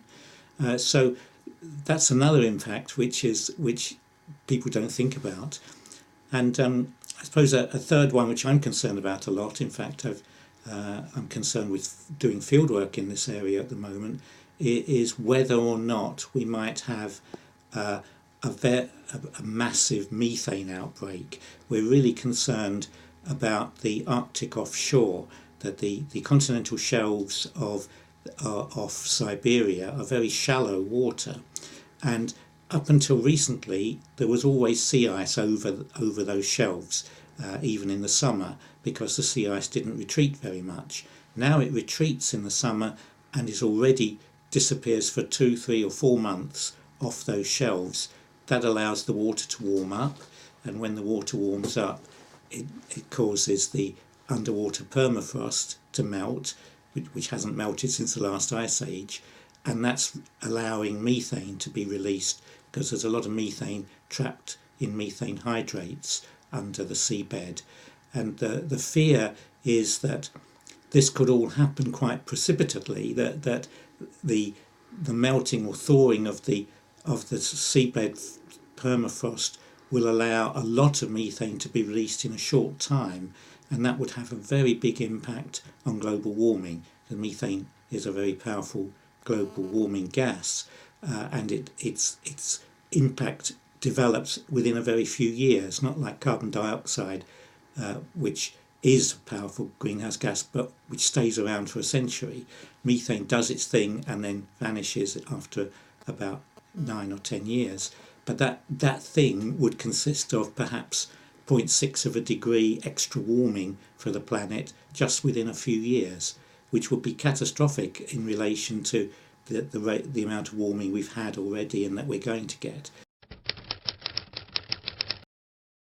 The field workers who are studying the emissions of methane from the Arctic shelves are already seeing big increases in the emission rate. We're seeing big plumes of methane coming out of the seabed in the summer, just like an oil blowout, and gas coming up from an oil blowout. But it's big fields of methane gas being released from the seabed, forming big bubble plumes that are being detected.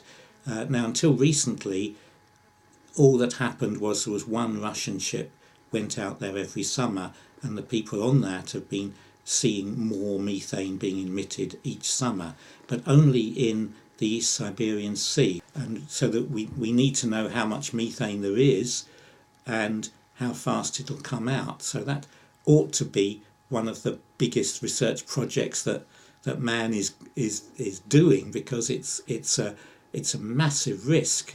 You could justify spending a certain amount of money on detecting asteroids, because if an asteroid hit the Earth, the result will be complete catastrophe. But the probability of an asteroid hitting the Earth in any given year is several million to 1.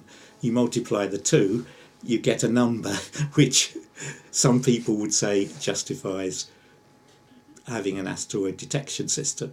But with offshore methane, the effect if it's released on the planet would be equally catastrophic, or almost as catastrophic, because the amount of warming would be immediate and large. but the probability that it will happen is quite large, and we're seeing the methane already being released. So it's not a low probability, high catastrophe risk. It's a high catastrophe, high probability risk, which means we should be studying that intensively and trying to find ways in which we could tap off that methane, for instance, and prevent it from being emitted. Some kind of it's a dirty word, but fracking is a technique that, if you apply it in this context to actually horizontal drilling underneath the methane hydrate sediments, it might be a way of preventing methane from being released. So we should be, on Earth, we should be making one of our highest scientific priorities studying and trying to do something about the possibility of a methane outbreak from the Arctic. And unfortunately we're not, because that's scarcely mentioned by IPCC in its assessment, because I think it's being criminally kind of complacent in not wanting to stress or even talk about the possibility of some major catastrophes. The only way, as far as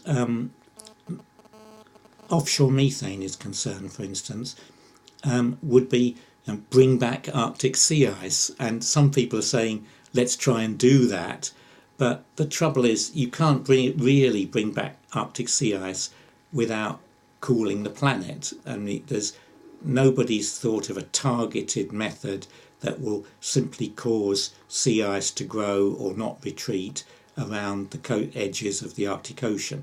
That the sea ice growth and decay is governed by global temperatures.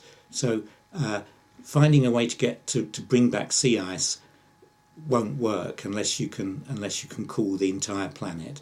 But the only way that I can think of, or that anybody has thought of, is this method that curiously the oil industry has come up with, which is a modification of the fracking method to have offshore wells, offshore platforms along the Arctic coastline, just in shallow water, and then drill down and have a network of horizontal drilling into cavities or creation of cavities to try to suck in the methane and then pump it out through the well without it actually breaking through the seabed and rising to the atmosphere. So that's no research been done on that. It's just been suggested, but somebody should be doing research on this before it happens. Otherwise, we've really had it. It is about 27 times as powerful. So every molecule of methane causes 23, I think, times as much warming as one molecule of carbon dioxide. But after about 7 years in the atmosphere, a molecule of methane is likely to be oxidized in the atmosphere, and it turns into a molecule of carbon dioxide. It loses its power, really, because its warming power is reduced to 1/27th of what it used to be. So it's when the methane is in the form of methane that it's most dangerous, and when it gets oxidized to carbon dioxide, it's much less dangerous. It's less than 20th as dangerous. Our children have a future only if we take action now, and my fear is that the current generation of world leaders, politicians, I won't call them statesmen because they're not, is too cowardly to take any action now, because any action would involve such a large disruption of our present way of life that they don't want to take it because they might not get re-elected. So there's a conspiracy of complacency throughout the world in which they still imagine that if we do a few minor things and a few minor adjustments and reduce our carbon dioxide emissions, then all will be well.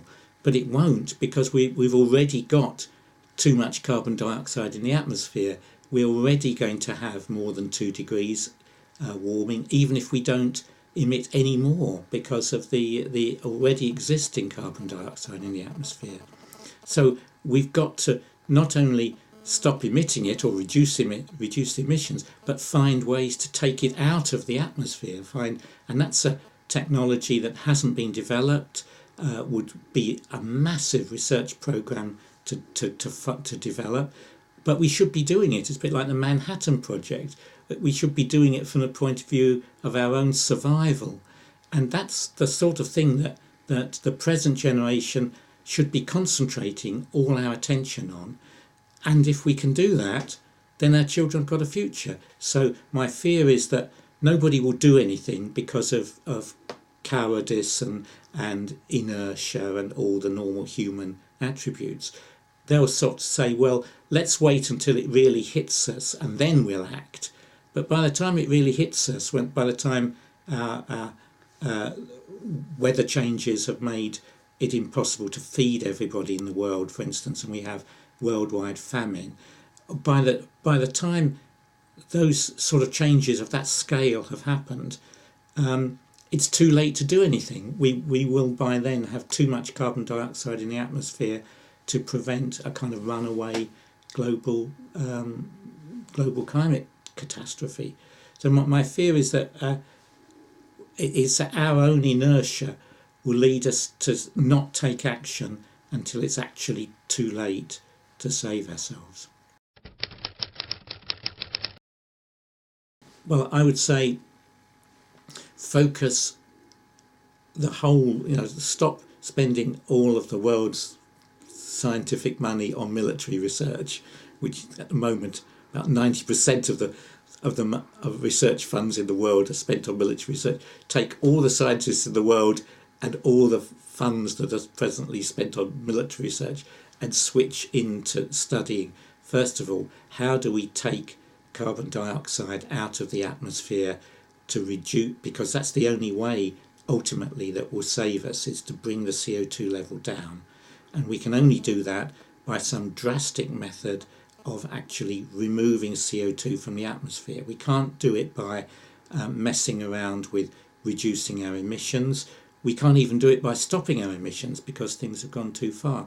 We've got to actually take it out the atmosphere. So I would order the world scientists to make that the biggest research program in the world and forget military research, forget NASA and so on. Do that. We've got a research cruise in the Arctic Ocean in September with a new US icebreaker at University of Alaska. And we're looking at one particular thing, which may not be the most important thing, but it's that the retreat of the sea ice is in summer is going much faster than computer models predict. And we think that one factor there is the fact that as the sea ice retreats, it opens up this huge area of open water in the Arctic Ocean, which is then becomes like an ocean with lots of waves and storms and swell, and the waves themselves break the remaining ice up and cause it to retreat faster, so that there's a kind of collaborative effect there that the remaining ice is vanishing faster. There are very few politicians that have any credibility these days. This is an era of really poor quality politicians. It's a bad time for the planet. But the only person who really retains enormous respect and has a huge power base in the world is the Pope.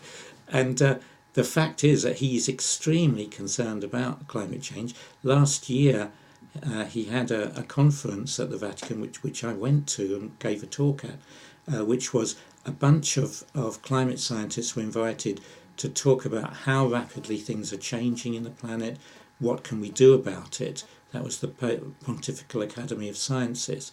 So that meeting and the aftermath, the continued interactions between the scientists and the Vatican has led to the Pope really developing a very powerful encyclical about climate change, what we're doing to the planet, how bad this is and that we should be doing something about it urgently.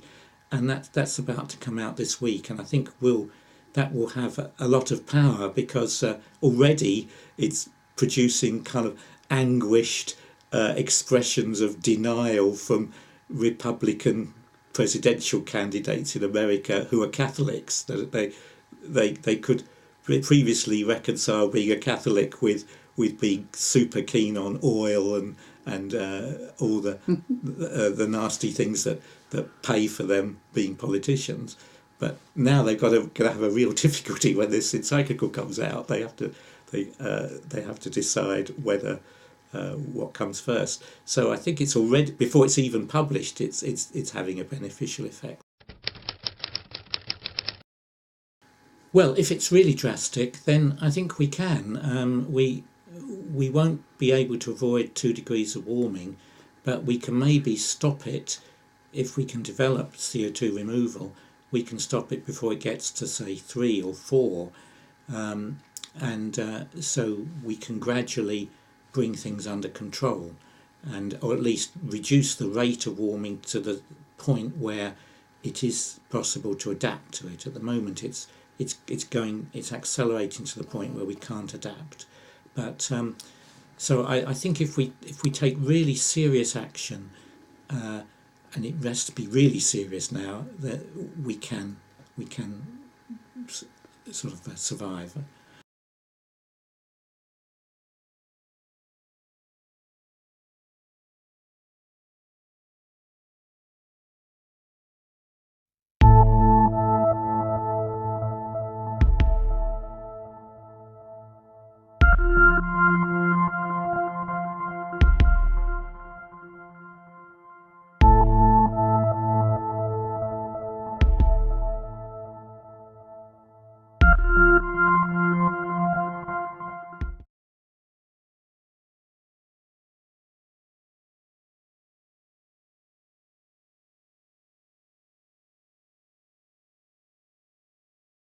Hello and welcome to the Environmental News Network. We are filming from the lovely Constantia Valley with helicopters flying overhead, birds tweeting all around us, and I am basically going to cover some information that is deemed extremely important in terms of the environment, and it is actually extremely important. I mean, it's actually crazy important, but you sitting there in your house may or may not be aware of this. But it is actually so important that we've gone out of our way just to reiterate certain points of this. So the story actually starts a long time ago, but the part that I'm going to start with is the Great Barrier Reef, which was the first kind of point that it started becoming to everyone's attention. As some of you may or may not have heard, the Great Barrier Reef has been in slow decline over a period of time. And what is known as coral bleaching, which is basically this beautiful, lovely, luscious coral, it basically bleaches into this dull grey or dull white kind of shade due to lack of nutrients and ocean acidification. So a report was released roughly about 3 weeks ago, in which it's the most comprehensive study ever done on the reef, which they're saying that roughly 83% of the Great Barrier Reef is now dead. The question is whether or not, well, it's the top surface, remember that. The question is whether or not the Great Barrier Reef will be able to recover from such an event. And it is deemed extremely unlikely that the Great Barrier Reef is going to be able to recover. So as a result of this, people have taken some dramatic steps. They've basically gone and they're looking at doing things that neutralize the pH content of the top surface of the water in an attempt to basically remove the acidification problem that is causing the bleaching on the Great Barrier Reef. The problem really is, though, is that what's happening on the Great Barrier Reef is not a micro problem. So it's not a local problem. The problem that's happening on the Great Barrier Reef is actually a macro problem. And what that means is that there is no action that can be taken by any person in Australia, New Zealand, any of the surrounding islands. There is absolutely nothing that they can do about it, because what you are really witnessing is the impact of the macro event of climate change that is having a direct impact not only on the Great Barrier Reef, but on reefs all around the world. And what that means is that if you start looking at the kind of articles we've put out much news articles about this that's been published rather widely, and there is kind of social activists that are trying to start campaigns, save the Great Barrier Reef, save the Great Barrier Reef, all over Facebook, Twitter, and various other groups. But the reality is that there is absolutely nothing that can be done to save the Great Barrier Reef, because it's a macro problem caused by overall climate change. So the thinking behind the Great Barrier Reef, if you understand that it is like the heart of the ocean. I mean, there nowhere else in the world is such a diverse, large kind of place in the ocean found with such a density of life. So in a way, it's like the heart of the ocean. When you and I don't know how old you are, where most of us, a lot of us were born, the Great Barrier Reef was an abundant, beautiful place. And inside of our time, we're actually going to see the death of the heart of the ocean. And, no social activism is going to stop it. The only thing that is going to stop it is if we eventually kind of move away from this idea of climate change. But bearing in mind that 83% of the reef is already dead, the probability of us being able to stop it is almost zero. So then, sorry, I've just been corrected, it was 93% of the reef is dead. That's actually right. So then it brings us to another component. So now take that story and throw that story on one side of your mind, okay? And then it comes to another part of the story. Now they were looking, a study was recently done on what is causing ocean acidification. But while they were studying that, they were looking at oxygen levels inside of the ocean. Now there is a relationship between the volume of plankton that is present in the water and their ability to sequester carbon dioxide. The ocean, despite what you may have heard, is actually the largest sequesterer of carbon dioxide. And when I say sequester, I mean that it takes in carbon dioxide and releases oxygen. So the ocean is actually the largest, what we call a carbon sink. So it's bigger than the rainforest, bigger than any other arboreal forest, it's bigger than any thing that we have done. The ocean actually does most of the work. So most of the oxygen that you're breathing comes from the ocean. I'm going to come to that point in a little bit. I'm just going to explain a bit about the dynamics of what's happening in the ocean. So basically plankton are responsible for bringing oxygen from the surface of the water, bringing carbon dioxide from the surface of the water, and they harness that as they keep the carbon, they release the oxygen. But because the top surface of the water has been heated, because of the amount of sunlight that is impacting on the ocean, the plankton are no longer able to reach the top surface of the water, and thus, even though they are still filtering some carbon dioxide that is resident, because that's what acidification is, it's an increase in carbon dioxide, it's mainly carbon that they're picking up, and there's less oxygen going around the ocean. So the report came out that basically said by 2030, you would start to see off all shores, or you would start to see obvious signs of lack of oxygen inside of the water. And there's another report that came out, but it's kind of minor by comparison, but it's still significantly important, is that the plankton is responsible for bringing that oxygen right from the top surface levels right to all the levels going down the marine chain as far as it can. And what this does is that it enables a healthy marine environment where creatures of all different kind of levels in the ocean are capable of eating or breathing. So with the loss of oxygen in the water, with the reduction in oxygen in the water, and with the growing kind of losses of oxygen in the water, the impact on marine life is projected to be devastating. Devastating. So what you're talking about is the loss of massive marine chains. So where you and I now can walk into the store and pick up like fish, a large proportion of those fish are they're dying. They're dying. So because they're just dying of suffocation, there is nothing for them to actually breathe. So the impacts, the knock-on effect impacts that this has is dramatic. So now if you take that and put that in the side as well, along with our little story about the Great Barrier Reef, what you're left with is an interesting little study that's been done, and something that we've actually here at Brave Green World, we've been monitoring for quite some time. In fact, it was a question that was raised a while back. When you were in school, you got taught, so you said, like, how much oxygen is actually in the atmosphere, okay? So the common phrase that we throw around is 21%. 21% of oxygen is available in the atmosphere, which means that for every breath that you take, you're taking in some helium, some argon, some oxygen, but of that, 21% is actually oxygen. Now, if you understand the fundamentals of climate change, what they're saying is that there's an increase in carbon dioxide. So from combustion, like we're burning carbon, from kind of, exhaust, carbon monoxide. So from all of these things, there's a combustion process that's taking. It's what's called oxidization, which means that in order to release carbon in the form of smoke or byproduct, it has to attach itself to an oxygen so that it becomes lighter and it floats up. So that's how you get carbon dioxide, which means that there's a direct mathematical relationship between the volume of carbon dioxide versus the volume of oxygen. So some studies were done about this because what we wanted to find out was what is the actual oxygen. You can't have an increase in carbon dioxide without having a corresponding decrease in oxygen. So we wanted to see what studies were done in relation to the amount of atmospheric oxygen that's available. And so far, the results are kind of sketchy. Scientists actually blatantly stated in the document that they just don't know.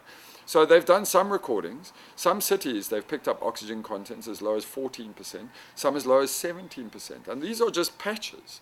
If you imagine patches floating around above cities that are deoxygenated.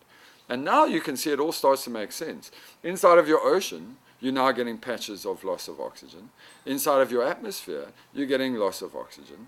And those same losses of oxygen are starting to have an impact on the marine ecosystem, which is in turn having an impact on what you're seeing in the Great Barrier Reef.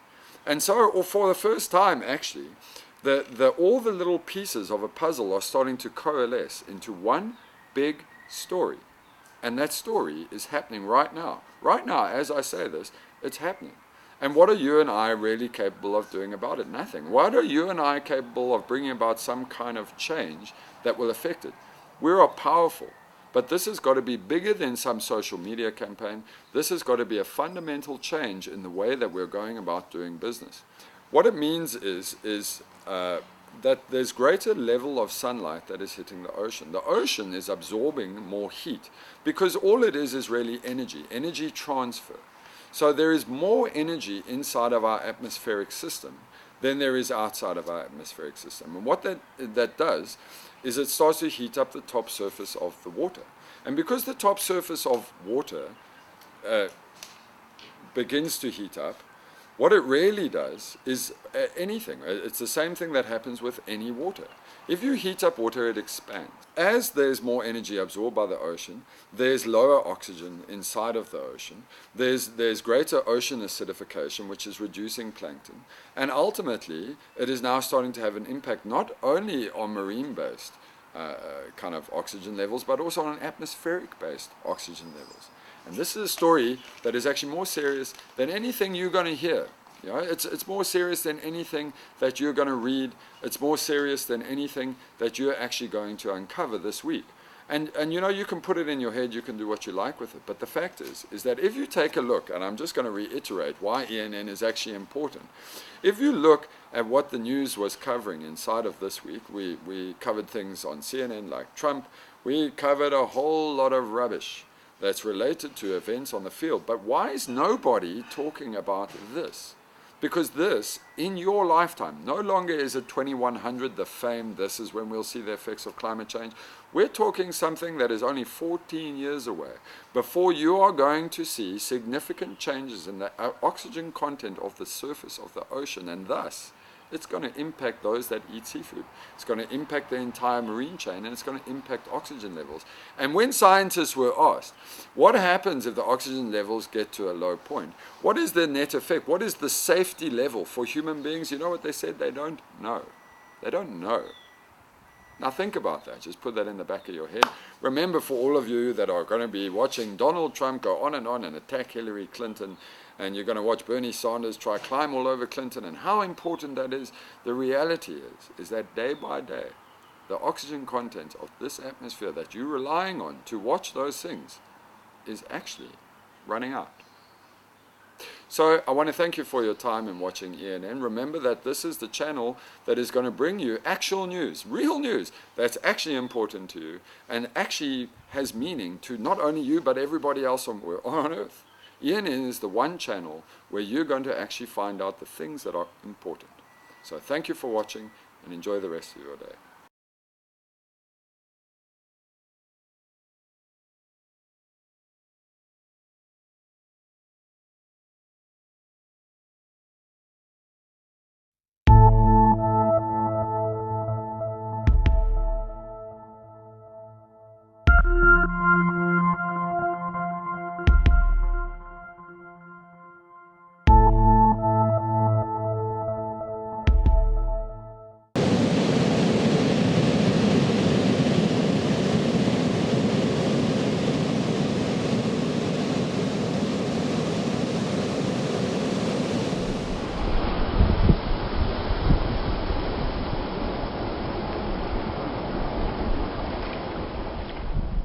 My name is Pete Bethune and I work for Earthrace Conservation, which is a New Zealand-based NGO. New Zealand is probably the best managed fishery in the world. We have a lot of focus there from the Navy and the Air Force, and the Ministry of Fisheries work very closely with them, and of all the countries that I visited and looked at their fisheries, New Zealand is arguably the best managed, and one of the reasons is they have a total focus on the maximum sustainable catch, and so they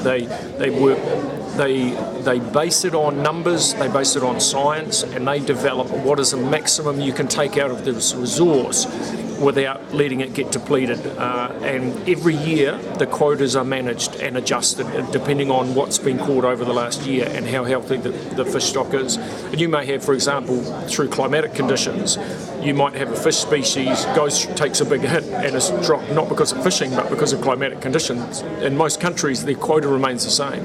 In New Zealand they adjust it down or up as the need be, and I think it's where a lot of countries can make big inroads in terms of their fisheries management is by focusing on a maximum sustainable catch rather than simply a quota. Some fisheries in New Zealand have been suspended and some have been dropped drastically, and it tended to be a long time ago. Like now with the fisheries management as it is, it's adjusted annually, and I don't know of it happening recently because they've gotten on top of it, but in the early days of the quota management some fish stocks were suspended. In fact I know of one. They stopped commercial fishing of blue cod in the Marlborough Sounds where it got hit too hard, and part of that was also recreational catch where there was a significant recreational catch inside the area. So it does happen from time to time. That's part of managing a good fishery. The trouble you have with just a straight percentage of pristine is if you're trying to manage it most effectively, you want to base it on the maximum sustainable catch. The percentage of pristine is a measure you can use,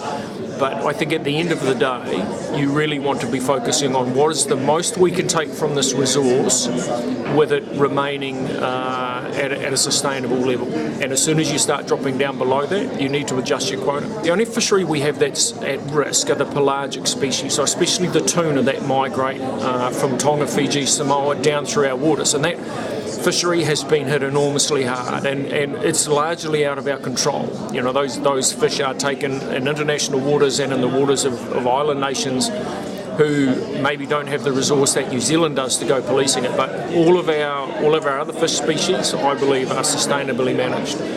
Maybe one exception, the toothfish, which New Zealand and Australia have kind of claimed as their own, and they issue permits for vessels to go fishing in Antarctic waters when really New Zealand and Australia has no jurisdiction over them, and there's not a lot of science to say that is sustainable. But outside of the toothfish, I think all the rest of our fisheries are reasonably managed, with the exception, I say, of the tuna, which are a pelagic, and we don't have control of those species. I think you've kind of got two issues here. One is the management of your own fishery, with the fishery within your reef system and around your coastline. The second one is these pelagic species, and that is much harder to go managing. And how do you control fishing in international waters? There's really nobody that has jurisdiction to go out there and do enforcement. And I do fear for the the pelagic fisheries, that they will be largely wiped out. You've already seen it, for example, the northern bluefin tuna. I think in a few years it will be all but gone. And you're seeing that now with the yellowfin tuna, the big-eyed tuna. There's many of those tuna species. They are being hit way too hard. A lot of it in international waters, and nothing's being done about it. There is talk, and I've heard in the year 2040 and 2050, of the ocean being entirely jellyfish, and I don't think that's quite true. But there will be large sections of ocean and coastline where I believe that will be the case. You'll find that there will be an increased amount of local extinction, so given species will be fished out locally, and it takes those areas a long time to ever come back. If ever, sometimes there's irreversible change. If you fish a fish stock out completely, is it going to regenerate from it? Can't. And so long term, there will be areas that become jellyfish only, most definitely. I think fish will be on our menu, but I do see it becoming more exclusive for the wealthy. At the moment, if you look at coastal Africa, such a large percentage of their animal protein intake in coastal Africa is fish, and I think that will change with time. You are seeing it already. There's a push towards having more animal protein from land animals, so things like kudu and reptiles and all sorts. And I think that trend will continue until Africa gets on top of its coastal fishery.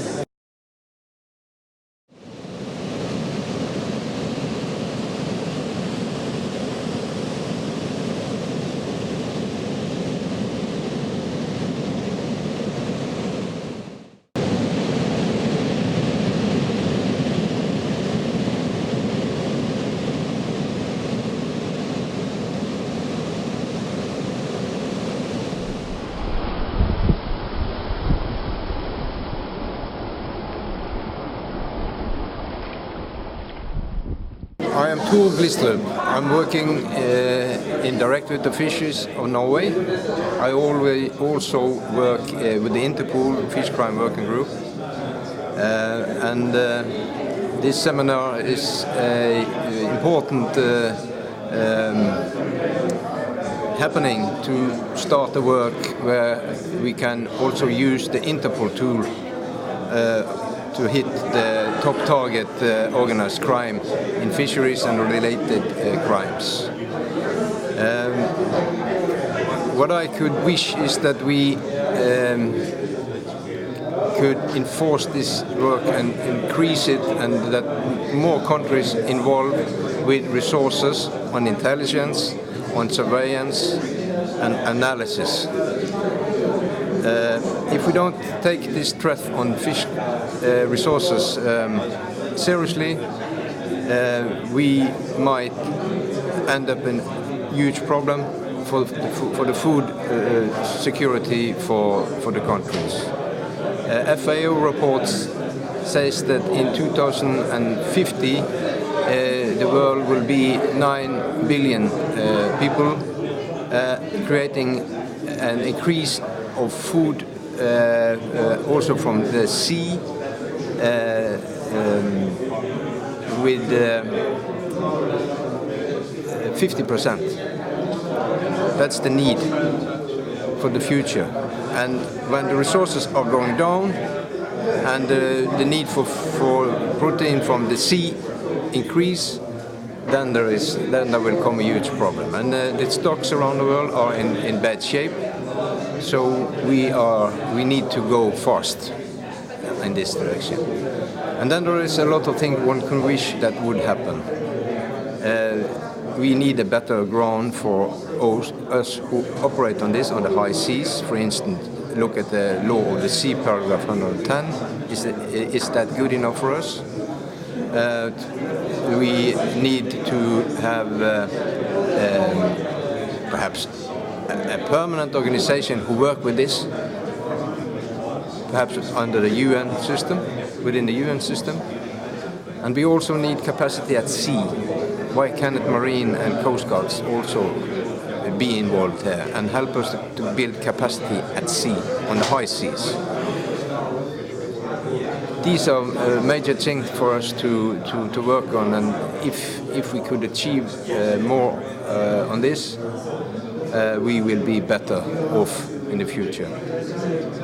This seminar is the first on fish crime, and from before we have the IUU regulations and systems around the world,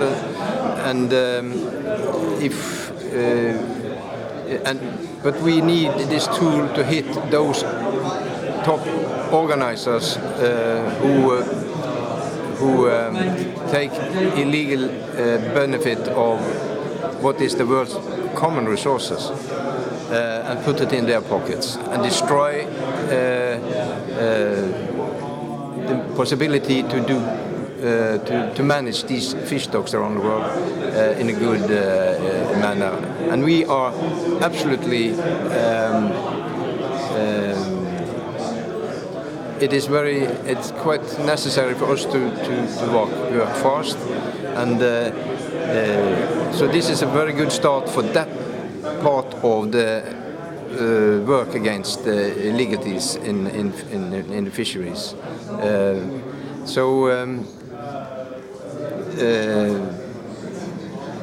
We should have started this perhaps years ago, and we need to improve very fast, and we need more countries to involve. So if we are not able to improve and have more resources into work on this, that will be bad for the resources. The countries have to look at their penalty codes, the criminal code in the countries, because these actions, these violations we see here, they are about fish, but nobody's in this for the fish, they are in this for the money. So we need to improve to use the ordinary penalty codes, because the police, they understand that. Everybody have a problem to have the cases through the police system, it seems. And when you put it into that context, they are used to it. That's their everyday life. Then it's not so complicated for them. And it levels up the reactions on this, because that's white-collar crime we actually are dealing with. These 6 vessels that we have been hunting have been operating for 10 years, but now they have been stopped within this operation that we have done, for a period anyway. It's peculiar that there is no more no good thinking on this around. They have to find test cases. I did that in 1998 in Norway. I came from the police. I worked there for years. Why this is not this is like stealing, as Bernard and any other have said here. So we must put the frame on it. This is ordinary white-collar crime. And then the system acknowledges that, and you will have another reaction. And the sanctions in Norway for that, then the top level is 6 years imprisonment, instead of just a fine and pay off each time. The Russians have their own, in their penalty code, they have paragraph 256, as I can recall, makes it illegal to harvest illegally, and then but it in the right law. So they are using that more and more. We don't have that in Norway. Other countries might have it, but so the penalty code use that.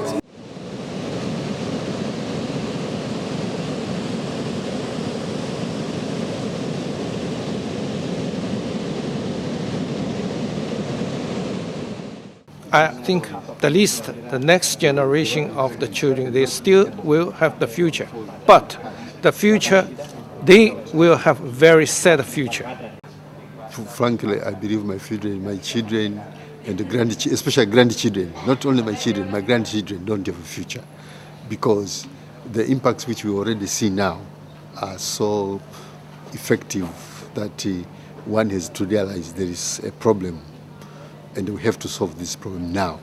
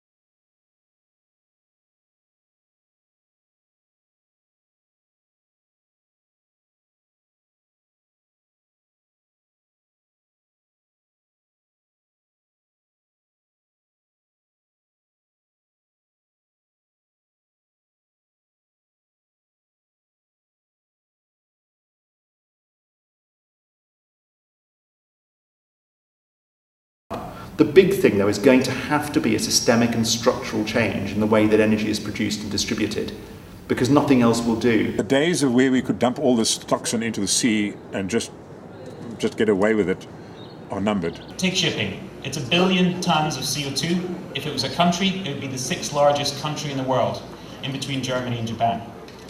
On a SOx, NOx and PM level, it's even worse. One large ocean-going vessel pollutes the same as 50 million cars.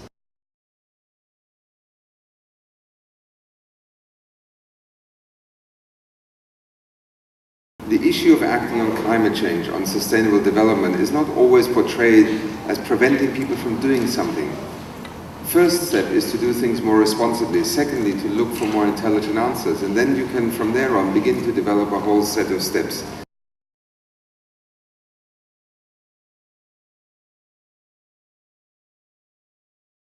The New York Times a few days ago, and in particular, the quotes in the second paragraph: even with a deal to stop the current rate of greenhouse gas emissions, scientists warn the world will become increasingly unpleasant.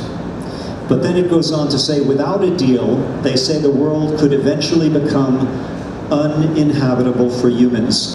The other thing that we need to push is the enormous economic opportunity for this generation of investing in energy, clean energy.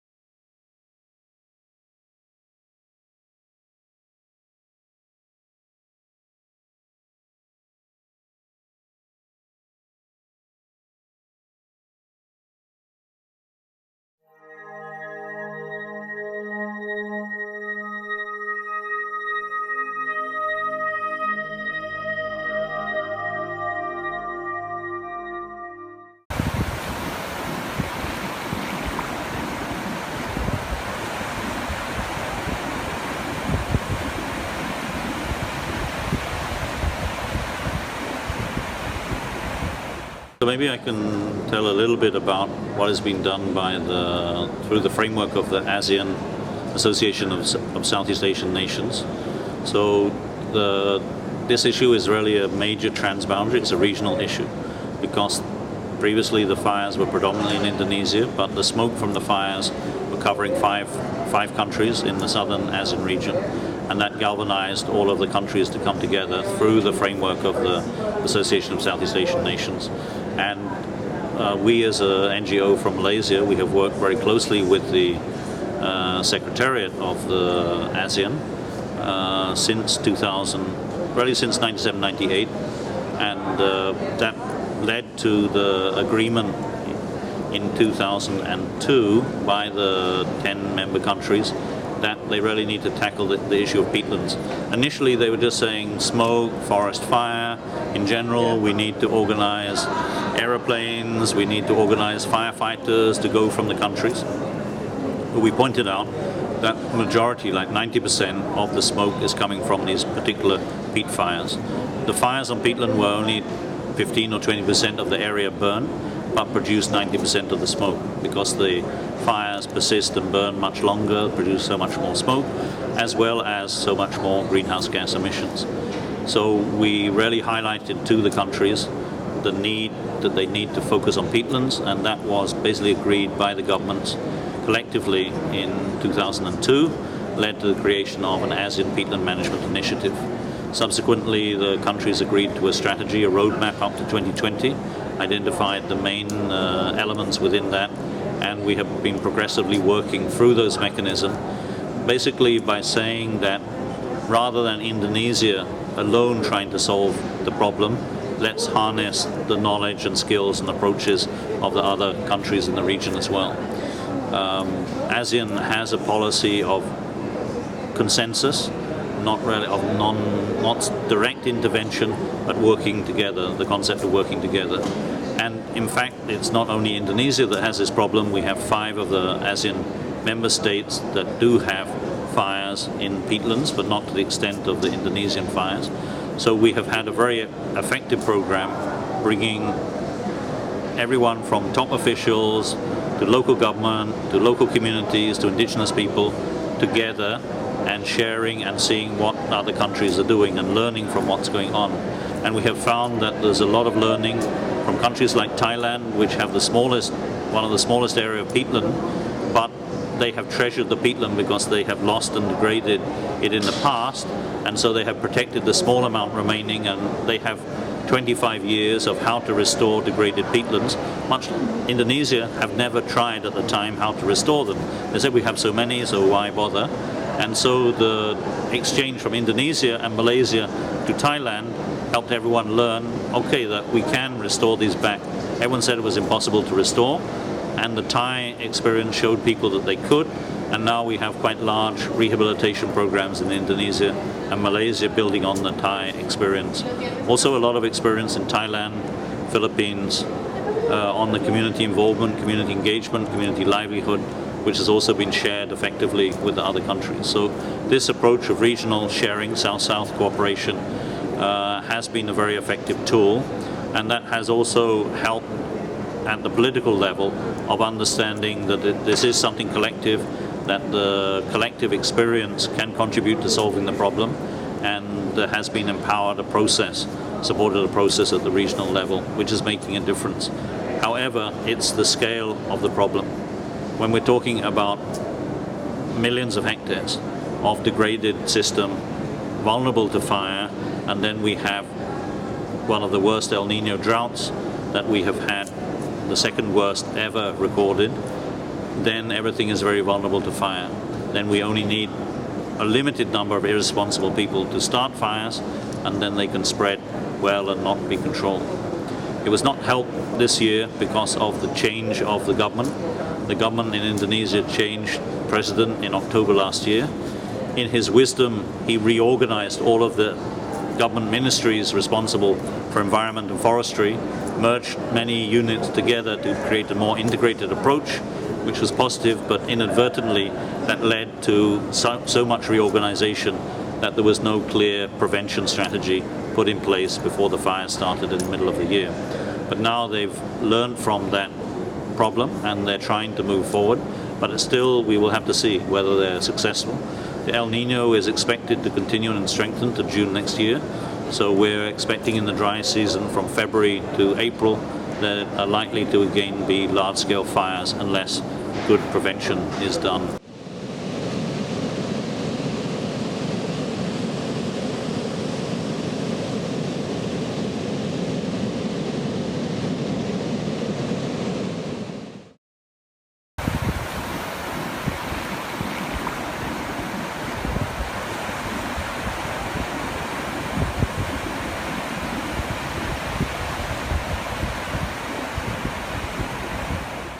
Steve Johnson, and I'm Professor of Biology at the University of KwaZulu-Natal. The field of research is pollination biology, so I look at the interactions between plants and animals with respect to pollination. So most of the world's plants depend on animals to pollinate their flowers, and pollination in turn is the process that gives rise to seeds.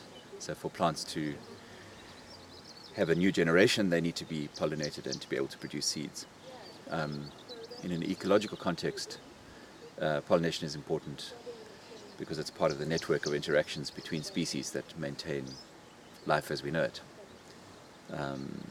But pollination often happens in the middle of the night or at a time that you may not see it. So part of the challenge is to actually figure out what's going on with the flowers and their pollinators. And this is involves a lot of running around after insects and trying to see what they're up to. There's a worldwide concern about decline in honeybees. This is often in the newspapers and so on. And this does seem to be a real phenomenon, and it's largely a result of disease because bees are kept in close proximity to each other. In South Africa, it's because of hybridization between two different subspecies of honeybees that causes problems. So people took Cape honeybees to the northern parts of South Africa, and then they hybridized with the African honeybee, and this resulted in all kinds of behavioral problems in the bees. There are also various issues with pesticides and the lack of forage for bees. So if you remove the fynbos from the local habitat of bees, they might have flowers for part of the year, but they wouldn't have flowers for the whole year. So managing honeybees involves having a source of pollen and nectar throughout most of the year, which fynbos is, of course, it's a good source of pollen and nectar. So fruit farmers in a valley like this depend on honeybees. They usually pay for the hives, but those hives are kept elsewhere and usually depend on a mixture of fynbos and also some introduced plants like blue gums for nectar. And there's some controversy around blue gums because bee farmers benefit from the nectar from blue gum flowers. So although blue gums are invasive plant species, there's some argument to keeping stands of blue gums for the benefits of maintaining bee colonies and also for honey production. So this dependence on paying for managed hives could be reduced if the farmers in this valley used their local fynbos to support bee populations. And in an ideal scenario, the farmers themselves would have some sort of local organization that keeps bees using the local fynbos, and during the time that the fruit trees are flowering, one would bring the hives into a close concentration to make sure that all the flowers of the fruit trees get pollinated. I don't think that, in most cases, you probably couldn't just leave these orchards to be pollinated by bees from the wild, because if the local fynbos is more attractive to the bees than the orchards, then the bees won't come into the orchard. So you usually have to bring the bees in during the night so that they are almost forced to feed on the fruit trees. And then, of course, when the fruit trees are finished flowering, you can take the bees back into the fynbos. So honeybees are an interesting connection between wild habitat and farming. So they kind of provide an ecological connection between them. And I think most farmers are starting to recognize that fynbos is important for their farming enterprises through the services it provides in terms of water and food for honeybees. But one should also bear in mind that many, perhaps more than half of all Cape plants are pollinated by insects other than honeybees. So although in the public's imagination honeybees are the pollinators, in fact there's a whole variety of other animals, even vertebrates like sunbirds, that keep the whole ecosystem going. And are there any of those at risk? Yes, so yesterday we noticed that many of the plants that we expected to be pollinated by long proboscis flies were not getting pollinated, and we struggle to find any of these flies, would suggest that there may be something in the land use pattern in this valley that's resulted in a decline in some of these long-tongued flies. Maybe poison, or perhaps also alteration of the larval habitats. So horseflies need wet, marshy areas for their larvae, and if these are transformed, made into dams or made into fields, then it's plausible that that could be the reason for the decline in the flies. And of course, if the flies are not there, the plants are not going to get pollinated. They won't set seed, and eventually the population will disappear. The plants we're talking about, these Cape bulbs and so on, are the plants that humans enjoy aesthetically. They're the plants that can often attract tourists to a particular area. So flowers are part of the attraction of the Cape region, and any diminished number of them would make the area depauperate and less attractive. But ecosystems work in a way that many species are needed to keep the whole thing going. We spoke earlier about how long-lived animals need flowers throughout the year. So if any of those parts of the chain are missing, then the system is less able to cope with change and disturbance. But if a single orchid species went extinct, we wouldn't feel it as humans. But as more and more become extinct, then the consequences are felt. The only way we'd feel it as humans if a rare orchid went extinct was having it's like losing a rare piece of art, for example. You know, if somebody stole a rare Renaissance painting, probably none of us would really feel it, but the world would be poorer as a result. So I see rare species in the same way as archaeological artifacts or rare paintings, or something unusual buildings, something that is part of the makes the world interesting. That if we lost it, we'd be poorer for it. Well, with respect to climate change, it depends on the scenario. So, at the worst case scenario for climate change would obviously push species beyond their physiological limits.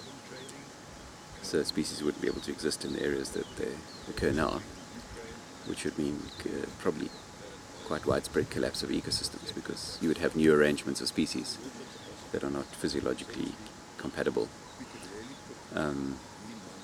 Pesticide use in South Africa is fairly unexplored, so we don't really know the consequences. It's been intensively studied in Europe, but there's very, very few studies on the effects of pesticides on pollinators in South Africa. Would you like to see that? So, yeah, I think it needs to be done. Probably on an area-by-area basis. So the spraying, for example, in sugarcane probably has different consequences to spraying in fruit orchards, for example. So, yeah, and in terms of water, the link between pollinators and water is very indirect, in the sense that water depends on natural vegetation. So natural vegetation provides the steady supply of water throughout the year, and natural vegetation to persist requires pollinators, but there isn't a direct link.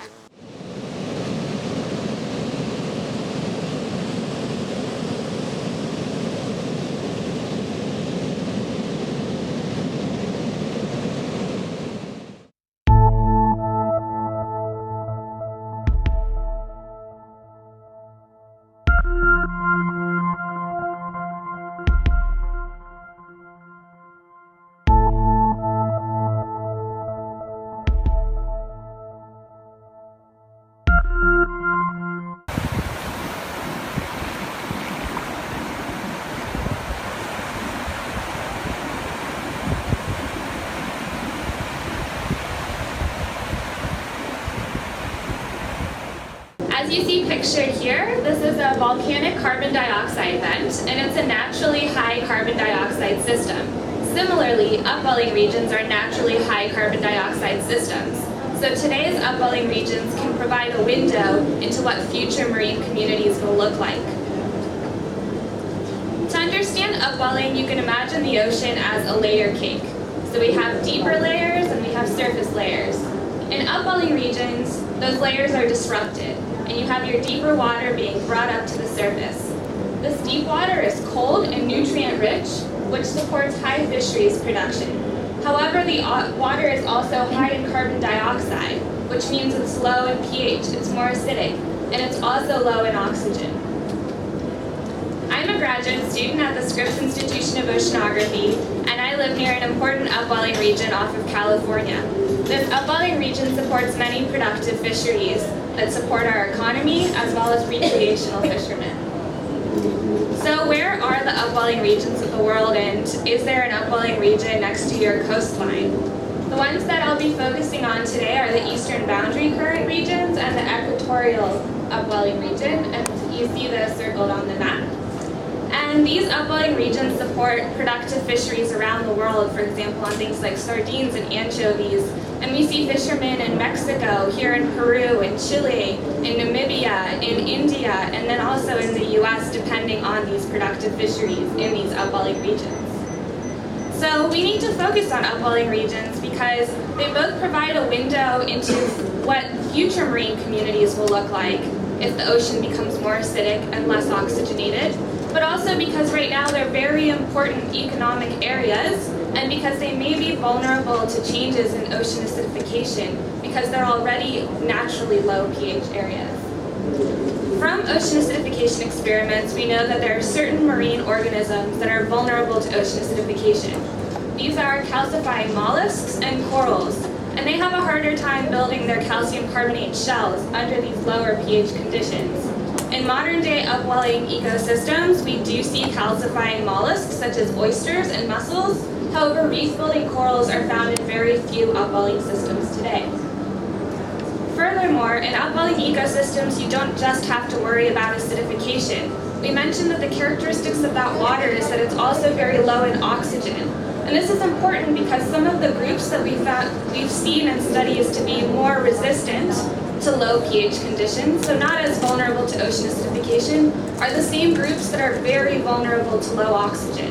And so in these conditions, fish and crustaceans will be impacted by both stressors, the low oxygen and the low pH. For my PhD, I'm interested in these multi-stressor effects on bottom communities. And particularly, I'm interested in how pH change and oxygen change and temperature change affect bottom fish communities off of California. Although we've talked about how upwelling areas are naturally high carbon dioxide, more acidic areas, they're not immune to the effects of ocean acidification. And in fact, ocean acidification has been observed in multiple upwelling areas. And with the changes in chemistry that have been observed, we've also seen negative impacts on calcifying mollusks. The consistent findings are that things like oysters and mussels and pteropods and abalone are being negatively impacted by these declining pH conditions in upwelling systems. We also see changes in community composition. In these areas where pH has declined, you see shifts from calcifying mussels making up your community to more fleshy algae making up your community. So we're seeing real community shifts. And these community shifts and these biological changes, they're not just great for scientists to talk about, but they're affecting a lot of people economically. In the Northeast Pacific, in Washington and Oregon, the oyster hatcheries have experienced a lot of economic costs from this because their larval oysters are dying from the declining pH conditions in the water off their coast. So animals in upwelling areas are going to be increasingly vulnerable because they'll be experiencing these multiple stressors. In the future, they'll be experiencing more acidic surface waters, more acidic upwelled waters, increasing surface temperatures, and then also decreasing oxygen levels. And we really need to think about the impacts of ocean acidification from the cellular and organismal physiology to the greater level of populations and communities of marine organisms, and then to the food web, because it's a healthy food web that sustains our fisheries. And the US is doing a great job monitoring ocean acidification off of our coasts. What about other developing countries like Mexico and Namibia and India that just don't have those same resources but are in these really important upwelling regions? Since upwelling regions are so economically important, we have to think about how ocean acidification is interacting with other climate stressors to affect these marine communities. And I leave you with this take-home message that some of our most productive fishing areas may be the ones most vulnerable to the impacts of ocean acidification.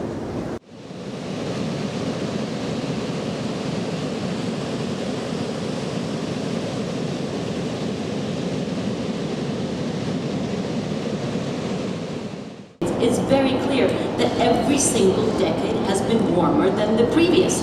Within each of those decades, of course, you have peaks and valleys, because nature is nature. But every single decade is warmer than the previous. Point number one. And point number two, the information that has just been shared is very, very critical. The heat is being absorbed by the oceans. There is no doubt that the ocean continues to warm, and that on a very, very consistent basis. And what it is doing, frankly, is doing us a little favor. They are absorbing the heat that could have gone to the land and paying the price. The acidification of the oceans is really not to be underestimated. And the price that we're paying in the oceans is something that we perhaps don't notice because we don't pay as much attention there because we as humans live on the land.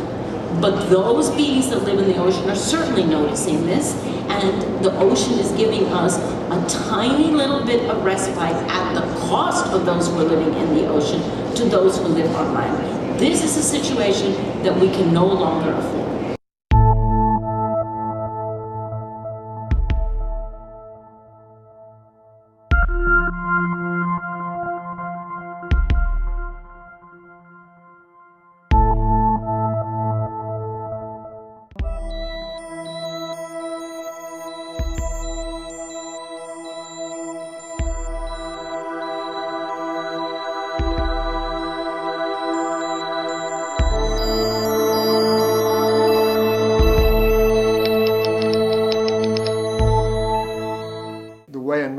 Project would work, where they would come and negotiate because they'd have an agenda. They want to come in here and they want to start a AIDS orphanage or something like that. They would go to the chief and they'd say to the chief, we want to start up an AIDS orphanage and we want to try and employ some people and educate some people and we want to take care of all your AIDS orphans and for that we want some land. And the chief would think about it seriously and he would feel important and say, yes, it's a good idea, we need these things. And there would be this trade-off, but in a way the project would then be beheld to the chief. Whereas we kind of came through the back door here. Firstly, because I came in here with a preconceived idea that this whole tribal system or traditional system was flawed anyway, and it failed. So I came in here with kind of really a judgment against this whole traditional system and things like that, you know, from what I'd heard, which is really unfair, but that's how I came in here. I sort of touched a little bit on what Contra Lesser, which is the Concrete Traditional Leaders, was all about, and it looked dodgy. In a sense, it was quite rude. I should have gone to the great place of this specific council and said, I'm here to do this. Another thing was, having worked in the Transkei before, worked in many other countries in Africa as well, is that you sort of also believe in the bush telegraph. And I sort of thought, well, what I'm doing, if it's important enough, then somebody will hear about it and they'll come and find me and say, let's meet, sort of thing, which didn't happen. So either the bush telephone didn't get there or I just haven't been doing enough important stuff really at that level. So what that did for the project anyway was, I think, was quite beneficial in that journey of understanding what these problems are all about, because we didn't have to work to anybody's agenda or had to deliver anything to anybody. While I was busy, not sure what I was really doing, just building this island in the middle of this place that I wasn't familiar with, having never been as close to the coast. I'd worked up in Ngcobo and places like that several years before. to put in a relatively self-sustainable place and hoping that people would just be flocked and would just feel there's some kind of magnetic pull to this place, and we could teach people how to eat and to respect water and soil, and building and things like that, and get their houses stronger, which was really naive of me, I think, in hindsight. I think people are used to being herded in a way, and they just didn't. So they thought in order to engage with me, they'd have to pay me. In other words, if they want to come and make bricks, they'd have to pay me to do that, which was never in my mind, but I didn't articulate that very well, I think. So all this time I'm busy developing these gardens, I'm busy building these buildings, and sorting out these water issues and things like that. And at the same time, I'm watching it collapse around me on the greater scale, the municipality falling to pieces, the water systems falling to pieces, understanding how that's affected the whole dynamics of the community. Because I'm living inside this place and I'm seeing, I've done this before in other places in other parts of Africa, but never with such a social dysfunctionality, which is what we've got here. So watching people's buildings fall down, and not jumping in these things and trying to save everybody, but just saying, well, tough. You know, you don't, until you decide to integrate, it's what's going to happen. Of course, because what then, whether it was a good thing or a bad thing, but this main chief who was head of Controlesa, who I was working with, died, and left this huge void suddenly that we had started, which was about leadership. And he completely saw things the way that I saw things, of understanding that present leadership was flawed, and had to be nurtured, and then to start focusing on the next leadership, the children, and to create leadership schools for these guys to come through so we can start to shift the whole thing around. Everything is based on oil. Yeah. Our monetary system, our judicial system, our education systems, everything on this table. Well, this is now second generation, so that's now no longer oil required. But that's our existence. Oil comes crash. I mean, we see it. I mean, yesterday, I mean, the Dow Jones fell another 3.5% yesterday. You know, you look across the board, the American markets, it's just red. They just crashed. Oil organizations went down 4 to 5%. They're just coming crashing down, and it's happening every day. They're totally overinflated because they're based on where they think the oil reserves are, not where the oil, because everybody's overselling their oil. They're saying, oh no, we've got loads of it still, because they don't want to create panic. We're into these long wars now.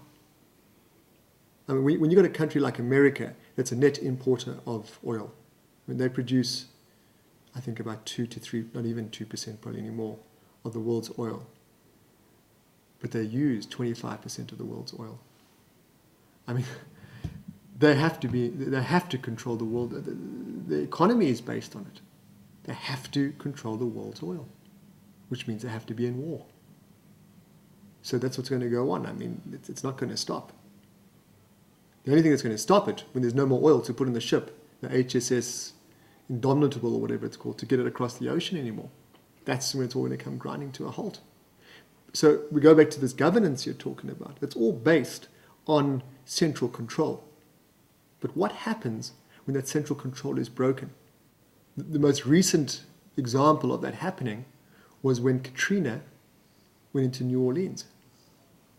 And it cut off, in a first world country, okay, it cut off Washington, D.C. And within hours, people turned on people. Shops were pillaged. Next thing, people just turned on people. Okay, and that's what happens when there's chaos, when there's no more control, there's no one. So now, in a third world or developing country, when suddenly that power line is cut, it's going to be mayhem. Unless we can shift it, and we can get people and communities, let's call them transition, whatever we want to call them, all these words have been banning around, where they are taking care of themselves. Where they're not reliant upon the central system of control, which is money. And so there's something that's gone. You see, in our conditioning, and we are so conditioned, we have become codependent, where we depend upon each other. And this is really it's a disease. If we use which I do often, I use an analogy of a forest. And we see these forests where they're codependent, where the trees cross over each other and they stop the flow of air through each other, and they stop the growth. And we've seen it here. There's so much evasive stuff comes in. But if you look at a forest that stands, each tree stands strong on its own, and then as a collective, it's incredibly strong. It's a strong, healthy environment. And it's a three-dimensional living thing then. And if we can create that where people can stand strong on their own as individuals, and then as a community, they're really, really strong. And they do things out of free will. Then we can shift the consciousness. But that goes against the religious beliefs, because that's all about codependency. I mean, goodness, it's so disempowering. It's very, there's this fellow who died for my sins. For goodness sakes, I'll die for my own sins. It's very disempowering, and that's where it starts. And it's been so successful. It's indoctrinated in this. In these areas that I am in. This religion that's used here now, several versions of Christianity that are all over these areas that I'm in here. Unbelievable, the fear and the obsession with death and the amount of resources that get put into death and this dignity in death, but where's the dignity in life? And that's what we need to be focusing on, is that every moment that we have this gift of living, and let's make it count. Let's be authentic. But we're all put our belief in old mutual and funeral schemes for our death so we can be remembered. But these guys who have they throw these huge parties. They spent their life beating their wives, abusing their children. But they had this incredible funeral, man. It was huge. You should have seen it. Strong Muti there. No. It's disgraceful. Let's put that dignity into life now. And I really do believe that in this religion that existed before we came along with this whole sort of Christianity trip and things like that, was this incredible dynamic relationship between the earth and the people in Africa. They call it Kwamata or something like that. And it's brilliant. It's so naive. It's brilliant. It's got counterbalance. It's just based in love and respect. And if you respect the sun for rising, for setting, you respect the seasons, you show respect to the animal you kill to nurture yourself. You respect your spouse or your kids, Suddenly, here come these guys and saying, oh, hold on, you guys are savages unless you bow down to this figure here. That's it, you're going to go and die a miserable death in hell and things like it. And how could people come here with anything but love anyway? Because that's all we believe in is love.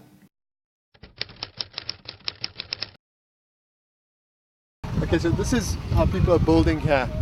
People without much means, which is called a wattle and daub.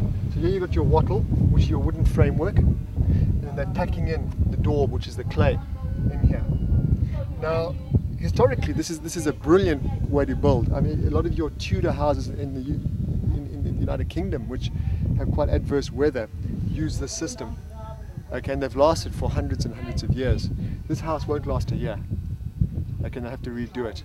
What I'd like to propose that the way that this has been mixed, the way it's been mixed in, there's not much intention going into this. It shows a victim mentality within the people, because if this clay was worked through properly, in other words, it was kneaded like you knead bread, and they put a bit of, some dry grass in it, or some millie husks and things like that into it, it would create a stronger integrity in the bond, and it would last for years and years and years.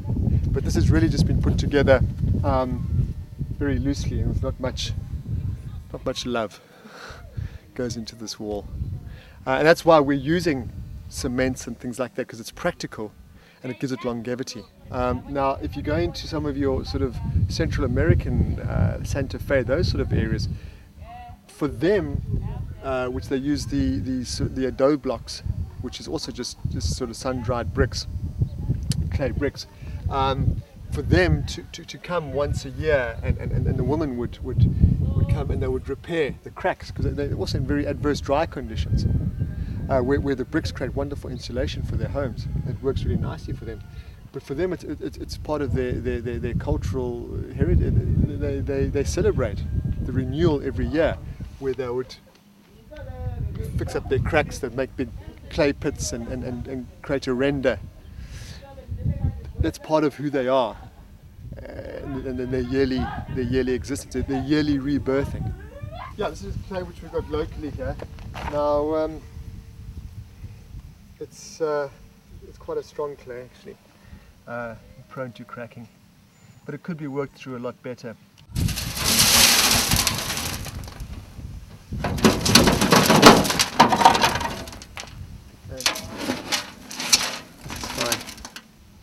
You fill this with your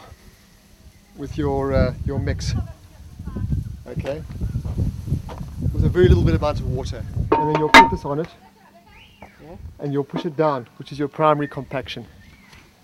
All right. Then take that over, and then this is where you'll notice the bottom is coming up. Yes. So it's compacting from the bottom. There's your compaction. Alright, so it's compacting up. Up it goes, and it pops the brick out, which should be up there now. 2 people could make a brick every 17 seconds. Yeah. But you get machines now that can do 12 bricks at once, doing the same. But the nice thing about it is that, as opposed to the machines that can make 1,500 bricks a day, there's a huge effect on the environment, where you're actually getting, I mean, that's a hungry machine, and where you're getting that material from. Whereas this here, it's more hand. You can use the foundations of your building to build the walls up.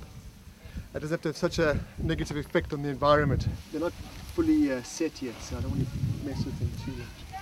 So it's 240 mils long, and it's 100 high, and it's 140 wide, which from an engineering perspective is perfect for a wall.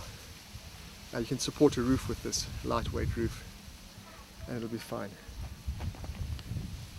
This is going to set for about 3 weeks.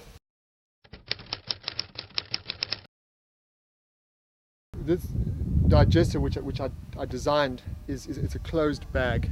Well, it's got an inlet and an outlet and a gas outlet. So it's made from reinforced PVC, which is the same material as you'll make a jumping castle from. And it's shaped. The shape of it is like a loaf of bread. It's risen. So it has the convex top on it, and everything else is squared. It fits into this frame here that I just built with brick. And how it works is that it comes from the toilets. The waste comes into the I can also feed it with green material, which produces most of. If I really want to get a lot of push my my methane levels up, I'll feed it with some bananas or stuff like that, which boosts it. It comes in here, and inside here I have a live culture, which is anaerobic, which means that it exists without oxygen. Okay, so it's the digestion process is anaerobic as opposed to aerobic, which is like your composting loos and things like this. So the microbes that exist inside here break down the waste very, very efficiently, and the energy that comes out of that is the methane gas. Now, if you can smell, Judy, which it's almost a composty smell. There's not necessarily a sewage smell, but there's a slight composty smell. If you come close down here, you could almost smell. You could smell the gas as well, which is when you burn it, there's no smell whatsoever. Again, it's a composty one. It's not necessarily unpleasant. We'll fill this with green material, with anything, and we'll just get some water and shove it down. It's a big stomach. That's how it really works. There's enzymes that are breaking down the material inside there, and from that they create methane gas, and they create high nutrient water. Now there have been sort of many household biodigestion systems that are coming out. They're about 6 cubic meters, prefabricated systems that cost probably about 40,000 rands. And they're not high gas yielding, but what they are doing is they're breaking down the water, the black water, the effluent water, which is really critical. And so therefore the principles are very much along these lines. This is just a bit more rudimentary.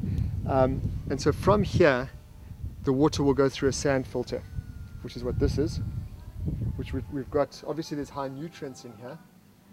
We've still got about 5 to 7% pathogens, which is your E. coli, etc., coming into here, which then these plant life will take it out, So it'll come into here, it will filtrate down through a slow sand filter. Underneath here, about a meter down, there's a hole. And it'll come up here, which this is full of shells, like this, and charcoal, which then absorb the last remnants of pathogens. Okay, that's what this one, and the reeds, of course, as well. Take out anything. So it's, we really have removed as much, I mean, if there's anything left, it's absolute trace elements. The water will gather in here and settle, and then will slowly gravitate down through our trees and our orchards, which are down that side, which is high nutrient water, which you can drink. It'll give you a bit of a stomach ache because it's high in nutrients, but certainly nothing poisonous.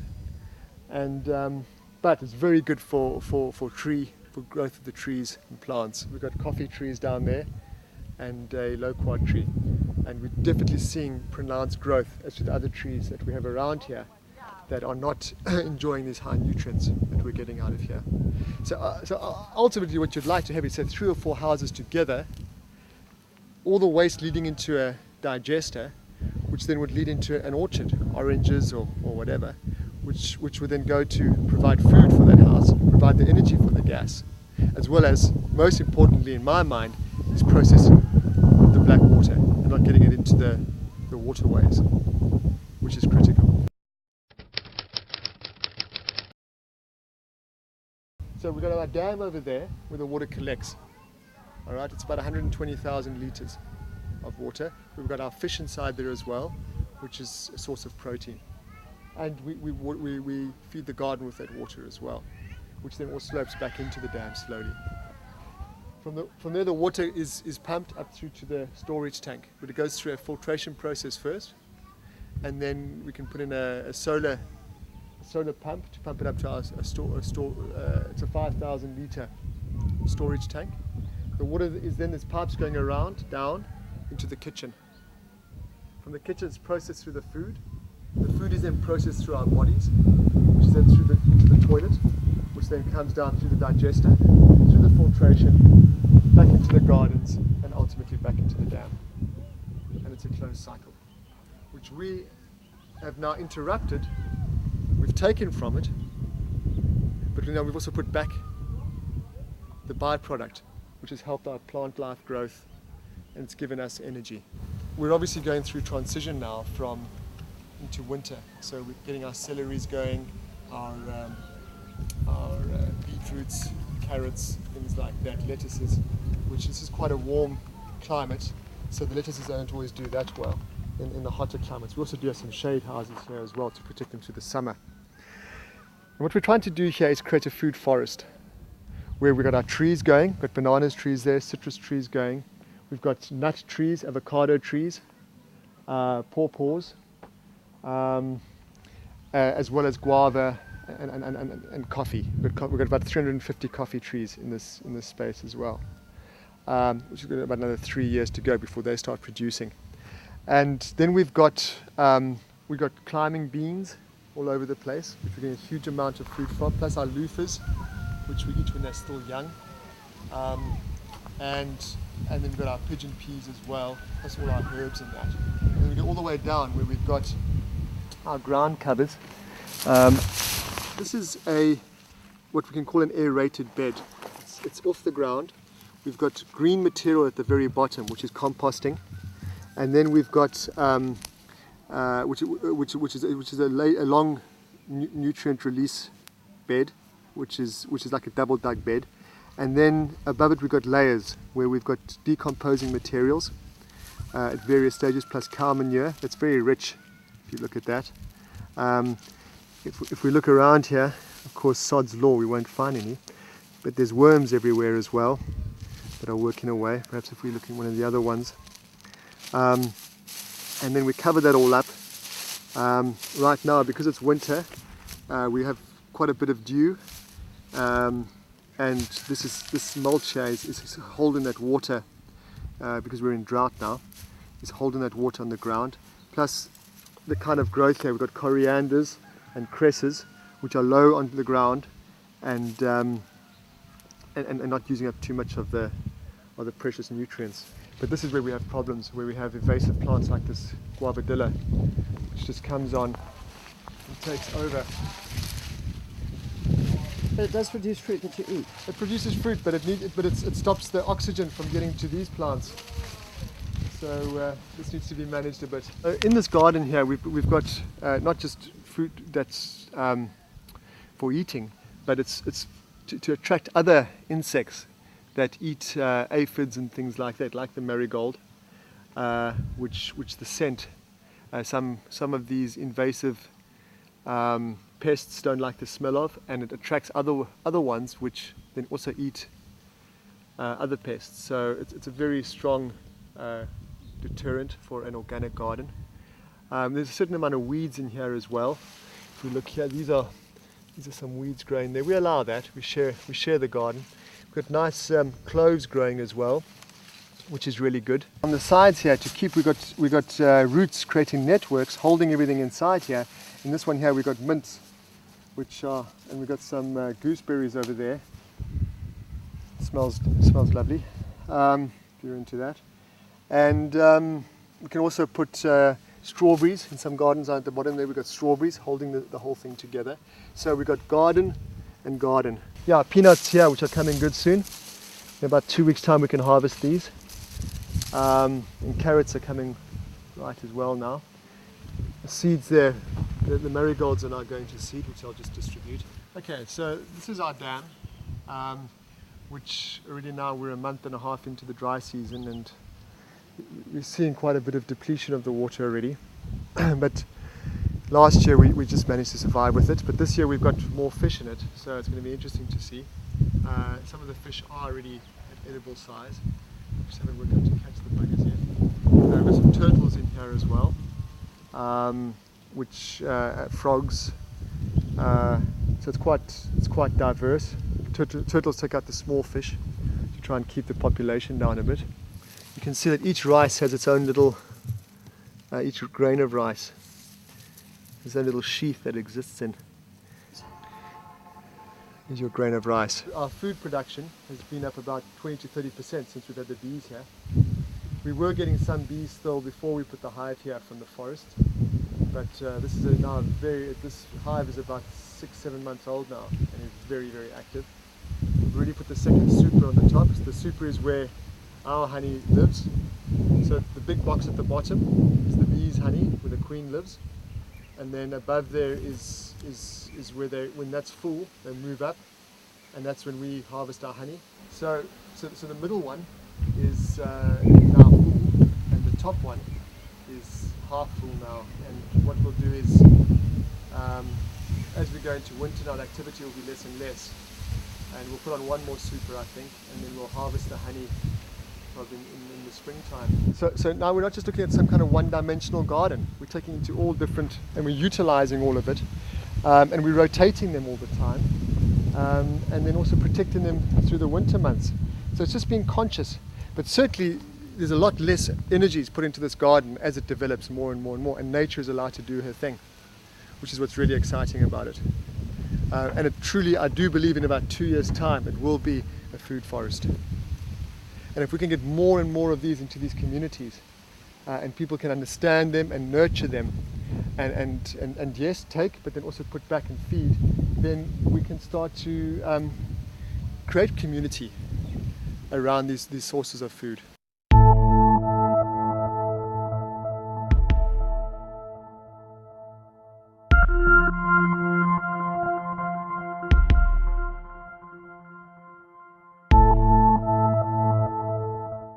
We know that we can't solve climate change without an energy revolution.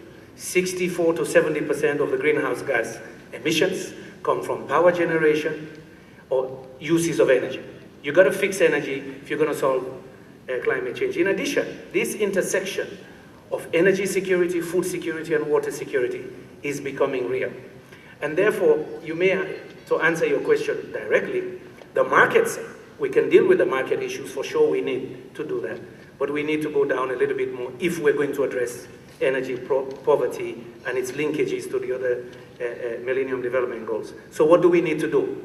It is clear we need clear For every country, we need energy plans. We're not talking about pilot projects now. You don't need an energy strategy over 10, 20 years to do a pilot project. But we're beyond pilots. We need to scale up, we need to move fast. The emissions are great. So for that speed, you need to bring in the private sector without a plan. They will not come. Energy investments are big, they're costly. Private sector needs confidence that there is a strategy over 10, 20 years, because these investments are supposed to last 50 or more years. So you need a plan in a country. You need stable, predictable policies, because these are long-term investments. We also need to do renewable resource mapping. We're trying to sell clean energy to countries. Some don't even know what the concrete potential is that they have. How much solar radiation? What is the wind map? Some countries don't have as yet. We need those elements if, in fact, we're really going to have a scaled-up deployment of clean technology. Of course, the money issue is important. You need good financing. Which countries is this working? As we speak, South Africa is making a big statement here. It is not in the negotiating room, but it's right outside. They're launching SARI, the South African Renewable Energy Initiative. Clear plan, clear map. Just a few weeks ago, they launched a request for proposals for 3,750 megawatts for clean energy. That's real. That's not imagined. And there's innovative financing, using donor money to de-risk private capital that they need. Morocco, brilliant example, almost approaching 100% energy access, but at the same time, they're planning to sell energy to Europe using clean technologies. The Desertec initiative is real. You have leading companies in Germany, Siemens, leading financial institutions, KfW, Munich Re, all part of it. Brazil, the new president has her initiative, Electricity for All. Because for her, before becoming president, she was leading the social programs to reduce poverty. She knows, as a former energy minister, without access to energy, people remain poor. They cannot produce, they cannot store food, they cannot pump water, and it's mainly the women who suffer. Finally, the same comment that Corrado made about China. Thanks to China, the cost of solar panels have dropped 30–40% in 5 years. Thanks to China, we see ambitious investment programs in China for clean energy in their 12th five-year development plan. I met a delegation of investors in Kenya that were looking at the potential for wind power. And the interesting thing that they have found is that for many parts of Kenya, wind conditions actually for utilization in terms of wind energy production are superior to those of North Sea offshore wind conditions in Europe, which is a remarkable fact, and also remarkable that it is only one that has been discovered really in the last few years, and it has led, as you know, under your government also to the construction now underway very soon of the largest wind power farm on the African continent, 350 megawatts. In Kenya, we have a high potential for natural energy which remains unexploited.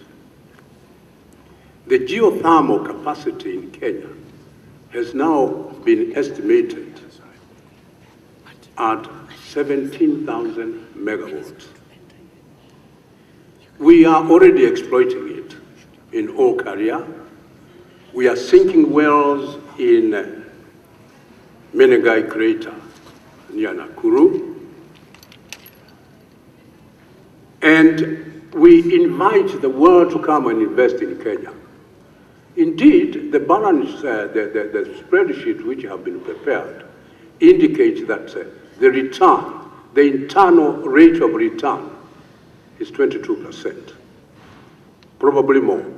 And I think it is a visible expression of what we are all striving for, which is Kenya taking the lead in terms of feed-in tariffs, in terms of national legislation, standards for buildings, constitutional paragraph, constitutional element defining a 10% forest cover for the nation.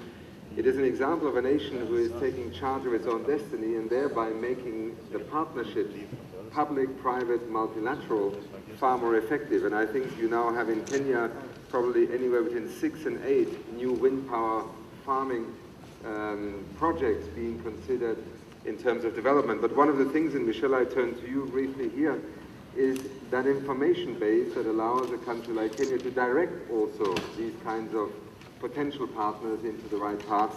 And part of that is the observation system that the continent has available. So to you for a few remarks on this. Thank you very much and welcome very much, Secretary.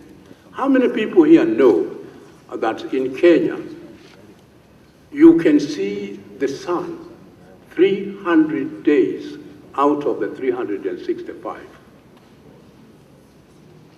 Huge potential for solar energy, and we want to exploit it also, and we need investment from the private sector.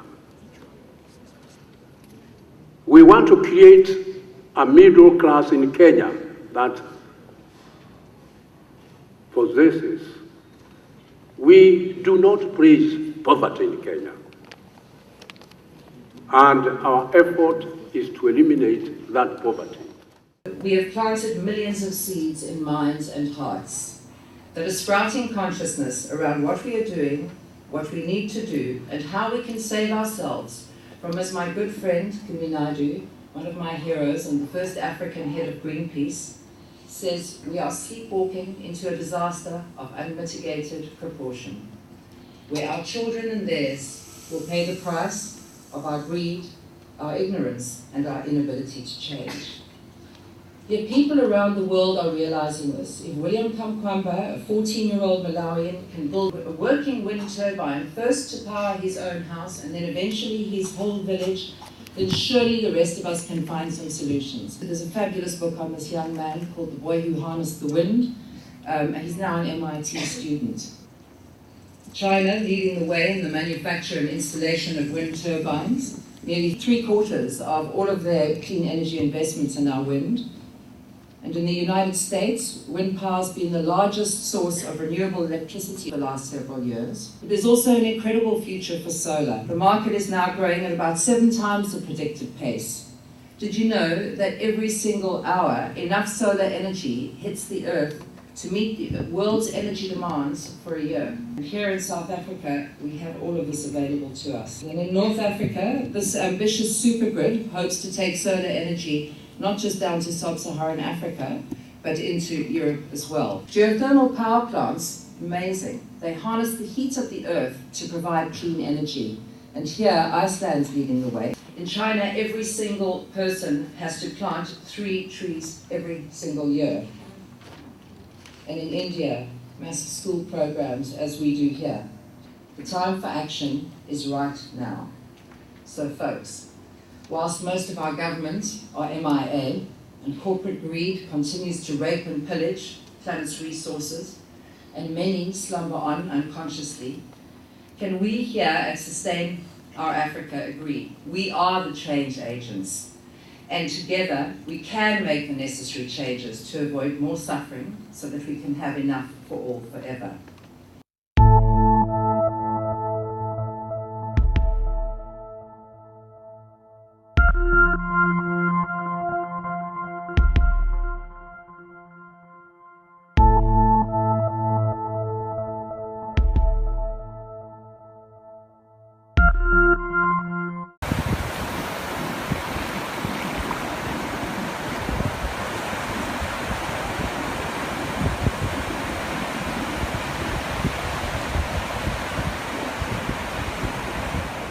So I fell in love with Planet Earth back in the 60s with the Apollo missions, and I saw these fantastic photographs from outer space.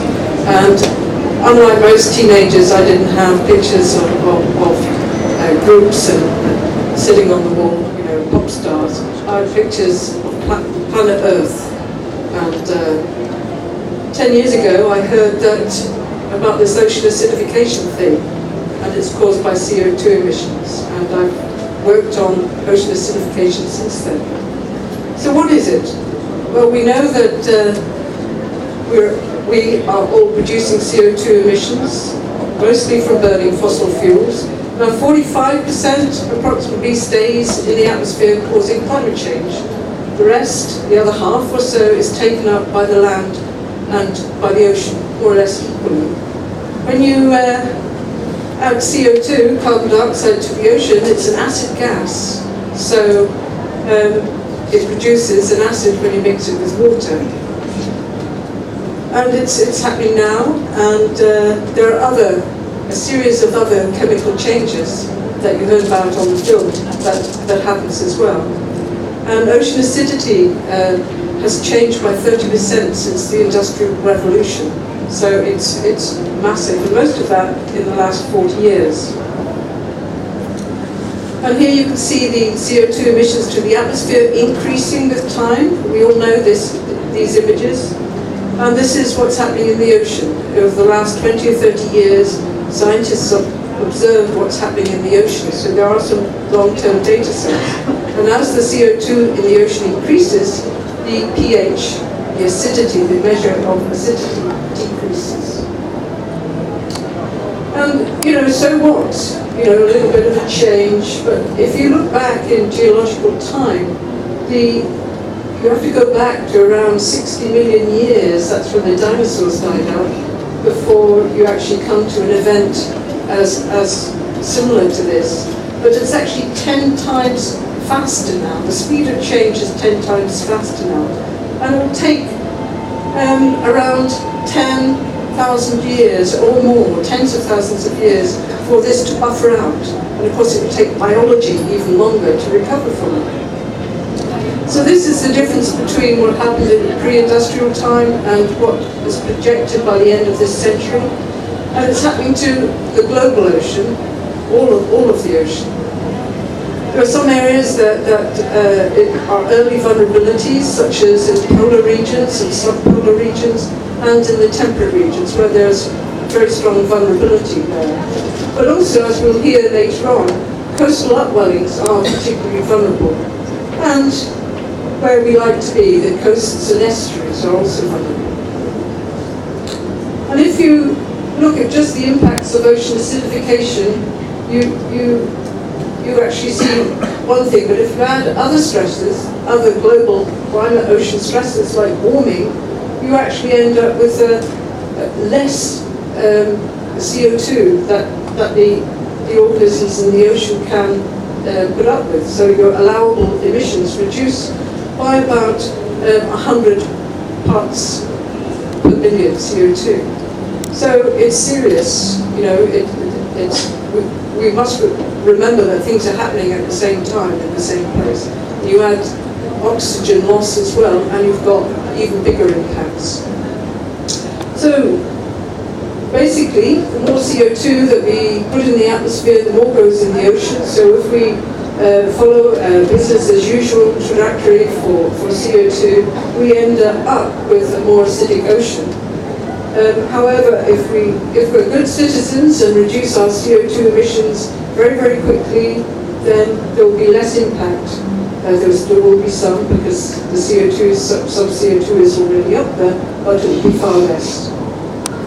So ocean acidification is happening now. It's happening very rapidly, amazingly rapidly. It's caused by CO2 emissions, and it falls in the remit of the UNFCCC. And why should we care? What can the UNFCCC do about it?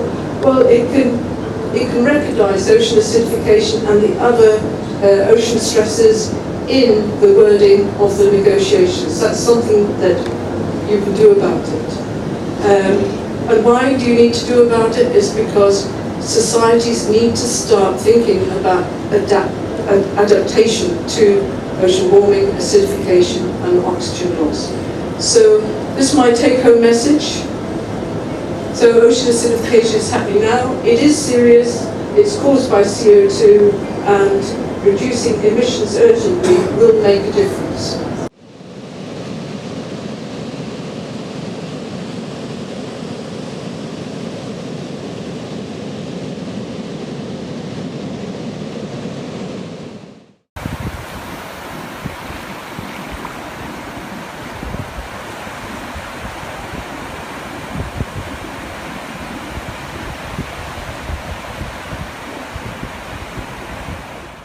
My name is David Osborne, and the task that's left to me is to explore whether or not there is anything we can do to avert this train wreck of ocean acidification.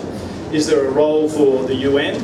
And can multilateralism actually make a difference when it comes to ocean acidification? My colleagues gave me this task because I work for the United Nations. More specifically, I'm the director of the Environment Laboratories of the International Atomic Energy Agency. Located in Monaco, our laboratories are unique within the UN for two reasons. The first of all is that we work in a really cool place. This is the view from my office, not to gloat at all. But more importantly, we operate functioning laboratories doing really cool stuff. We monitor the oceans for pollutants, both radioactive and non-radioactive, as well as for changes in chemistry, such as is occurring with ocean acidification.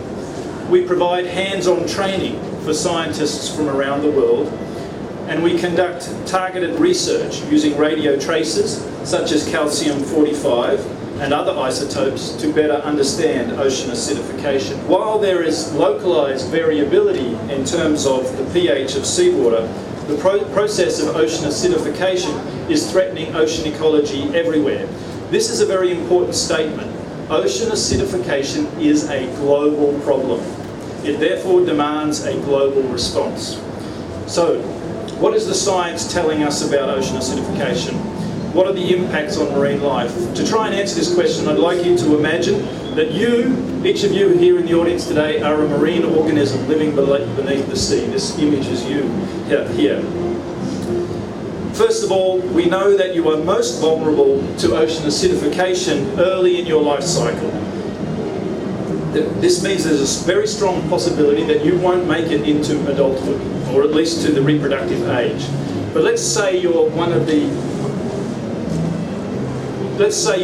lucky ones who makes it past the larval stage into adulthood. Ocean acidification may impair your sensory capacity, such as your vision, hearing, and sense of smell. Yes, marine organisms have a sense of smell. Your behaviour may become erratic or confused.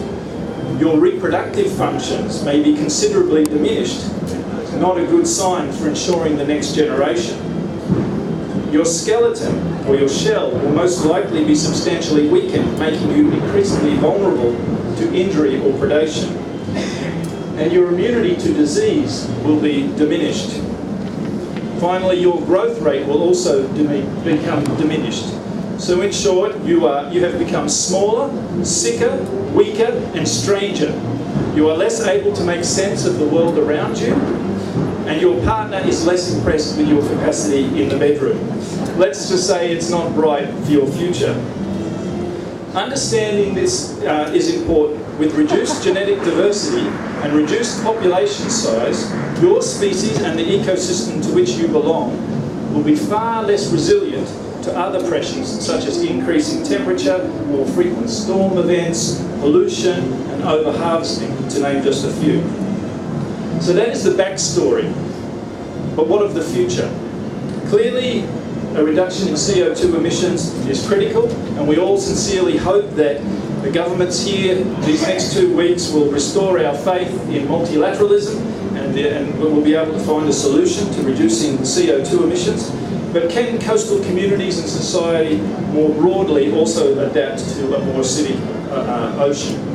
The IPC tells us that transformations in economic, social, technological and political decisions and actions can enhance adaptation. And this is just as relevant to ocean acidification as to any other element of adaptation. Importantly, adaptation responses must be underpinned by effective institutions, good governance, innovation and sustained investments. Very importantly, adaptation measures to address ocean acidification must be adopted at multiple scales, including at the global scale, and we must act now. As you've heard from the presentations, ocean acidification is already showing deleterious impacts, and we can't delay action any further. It is essential that we adopt a proactive stance. This will require the allocation of new and expanded resources to the ocean acidification adaptation measures, including global monitoring, research and training. We will need to identify resilient ecosystems as well as economic sectors that can adapt quickly to change. We need a global conversation on ocean resilience and adaptation. And finally, governments may want to explore a new mechanism under the UNFCCC addressing global oceanic change driven by anthropogenic CO2 emissions. Perhaps this could be launched in 12 months from now in Paris. Just a suggestion to the governments in the room. I began by asking whether we can make a difference by working collaboratively. I contend that this is the only way that we can make a difference to ocean acidification. In conclusion, ocean acidification is a global issue. It requires substantial and sustained investment, research and collaboration on a global scale. There's no more time to wait. We must act now.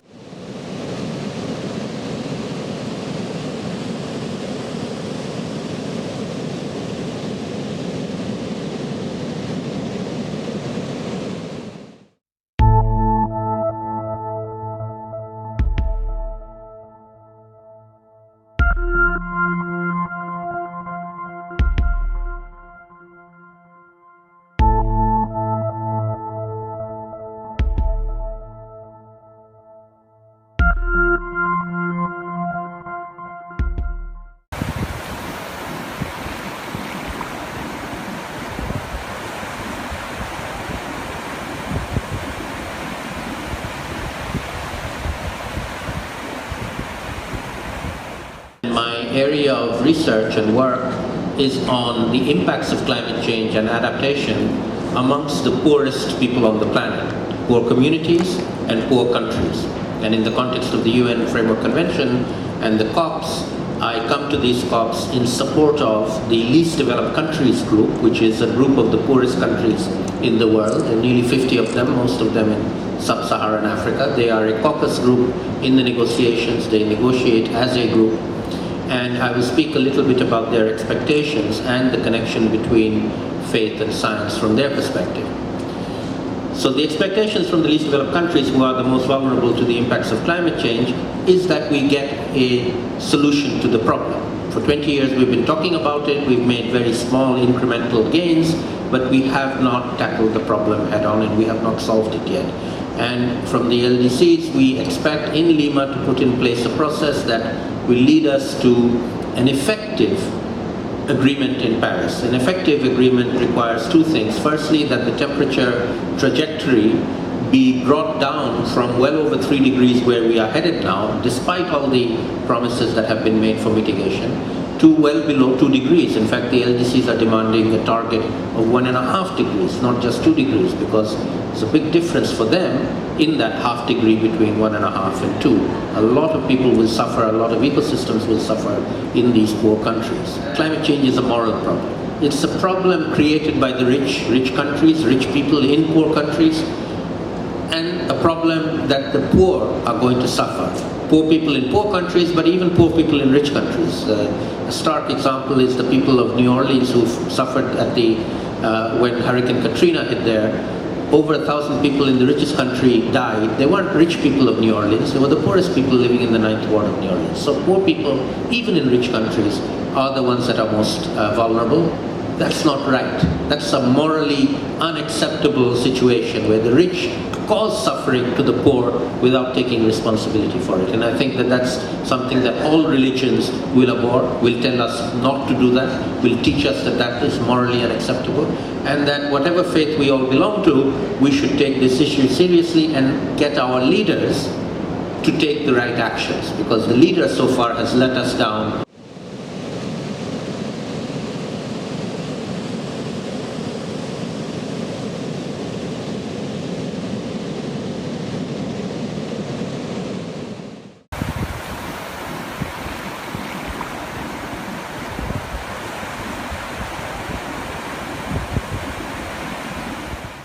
So I want to start out reminding ourselves about the orbiting satellite fleet that NASA has to study the Earth, and in particular some of the things that are relevant to studies of atmospheric carbon. This represents NASA's research satellites, so it doesn't include the satellites of our operational partners in the U.S. or our international partners. And you get a reminder here about the global coverage that the satellites have. Most of them are traveling 700 to 900 kilometers above the Earth at 7 kilometers a second. They go around the Earth 14 to 16 times a day, so every 90 to 100 minutes. So it gives us the ability to look at the Earth in unprecedented detail. And some of the sensors are specifically designed to look at atmospheric carbon, like OCO2, stands for Orbiting Carbon Observatory, and of course OCO is the molecular structure of carbon dioxide. And then you'll get some other satellites that will also provide information. The ICRA satellite has the EARS instrument that measures carbon monoxide and carbon dioxide, but OCO2 is a new satellite that was just launched this summer, specifically focusing on carbon dioxide. And of course, a lot of the satellites look at the Earth's surface, so we can obtain information about the vegetation, both terrestrial vegetation and the phytoplankton in the ocean that are responsible for the emission and uptake of CO2. And when we look at the land surface properties, one can understand where the sources of methane are. So we have the ability to relate what's going on in the atmosphere to what's taking place on the surface of the Earth. So, and I'll try to say specifically about some of the kinds of things that we're looking at and the sensors that help us do them. The next imagery shows the Earth's biosphere. This uses 7 years of sequence data, and you've got both the terrestrial biosphere, which is the sort of the green to brown, and then you've got the green biosphere, which is the blue to red. So it's very quickly going through a year here, so you can see the seasonal cycle and see the areas in the tropics. The cycle certainly is not as significant as it is in the extratropics, when you go to high northern latitudes where part of the year is snow covered, and then you can see the vegetation other times. But if you're going to be thinking about atmospheric carbon, it's really valuable to think about the biosphere, because that is where you have emissions and uptake of CO2 from the vegetation. Next, of course, is a reminder that there's also a human component to the atmospheric carbon cycle, especially in terms of activities that we do in terms of burning fossil fuels, as well as changing land cover. So in this case, the night lights, and this uses the EARS instrument of what the Suomi NVP satellite that was launched in 2011. You see where you've got large concentrations of people and large concentrations of industrial, residential, commercial development, because if you don't have people, you don't have development, you're not going to get the night lights there. So you see the big cities, you can see some other areas where you've got a lot of activity going on. In the areas where there's commercial fishing, you can see the lights from the ships that they have for the people working on it. But so those two things in terms of the biosphere and where humans are, that's what's going to be driving the carbon that you see in the atmosphere. So next is shows a little more of the connection. This shows the seasonal cycle in the vegetation index. That's sort of in the green, coming from the MODIS instrument aboard the Terra satellites, and it shows mid-tropospheric CO2 from the EARS instrument aboard the ICRA satellites. And if you look at it carefully, you can see the seasonal correlation between the two, because when the biosphere is growing, it can take CO2 out of the atmosphere, and when it's not photosynthesizing, it's respiring, the CO2 gets back in. The EARS CO2 is it's mid-troposphere, so it's not as directly connected to what's going on at the surface as it might be. And since CO2 has it's a long-lived, well-mixed gas, the gradients are fairly small. So like in this case, if you look at it, the range for the CO2 is 365 to 380 some odd parts per million. So if you look at it, 375 plus or minus about 10, so it's plus or minus about, say, 3%. So you're really looking at some small variations, but there is a correlation that one can see. Next shows some longer-term evolution of carbon dioxide. And what it does is it shows the sort of iconic Mauna Loa CO2 graph, where you can see the seasonal cycle that's superimposed on the steady growth, but then the air's mid-tropospheric CO2 will grow over this time period. So here you're looking at about plus or minus 7 or 8%, so that as the time goes on, you're seeing it going from colorless to green to yellow and red. So you've got the AIRS, was launched in 2002, and it's on the Argus satellite. It's still going there. You can see a little atmospheric gradient, but what this just shows that what's going on in the surface obviously connects to what's going on in the middle of the troposphere, and you can really look at that. This is one of the best cited curves that one uses for all studies of climate. You can probably go to this meeting and see that the Mauna Loa chart coming from the ground-based measurements carried out at the observatory there by NOAA. Lots of times you'll see that here. Next shows another carbon-containing molecule in the atmosphere. This is carbon monoxide. This is also mid-troposphere measured with the AIRS instrument or the Aqua spacecraft. And what you see here is the concentration going in terms of its column amount. And so it's a bigger range. You're going from 0 to 4 with the sort of yellows and reds being in the 3 to 4 in the appropriate units. And you see that when you've got big signals, it's against a smaller background, whereas the CO2, well lifted, well mixed, the gradients were much smaller. So that the main areas where you're getting large amounts in the troposphere, where you've got fires that you get incomplete combustion, so that's where you get the CO, and the fires lift things up, and that's where it gets into the mid-troposphere. And sometimes when it gets into the mid-troposphere, you can see that it gets transported over fairly long distances, even so that you can get a plume going from one continent to another. And this thing that you see here, we'll see in some model simulations, just how interconnected the atmosphere is, and remind ourselves that we're all breathing the same atmosphere. There's a model simulation for both CO2 and CO.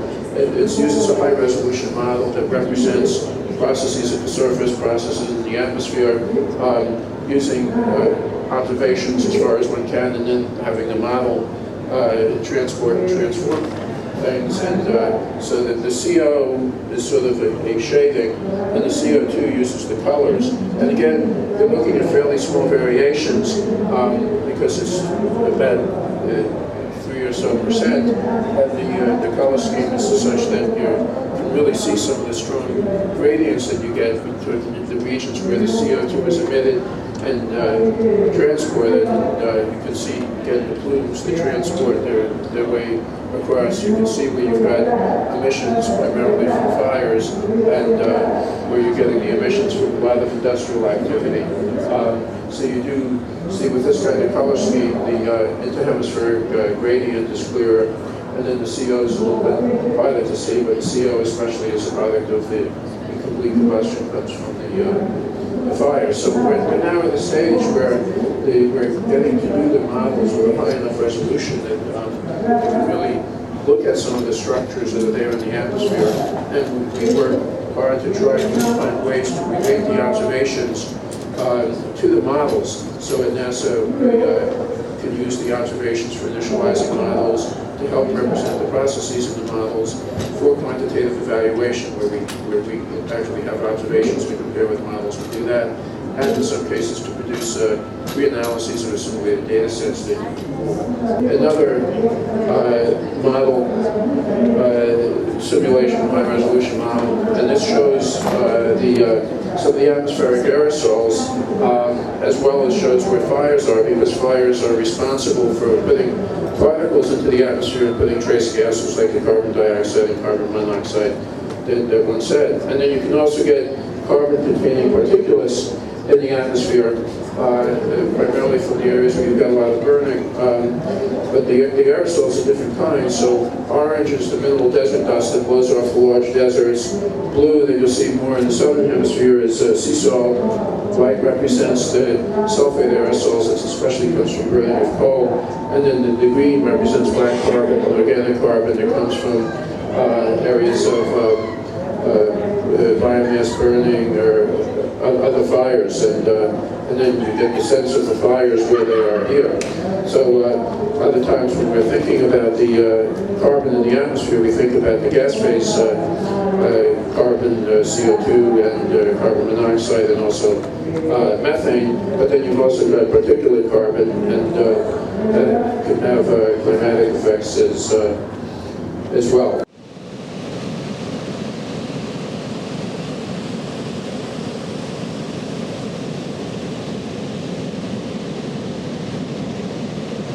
I think at least the next generation of the children, they still will have the future.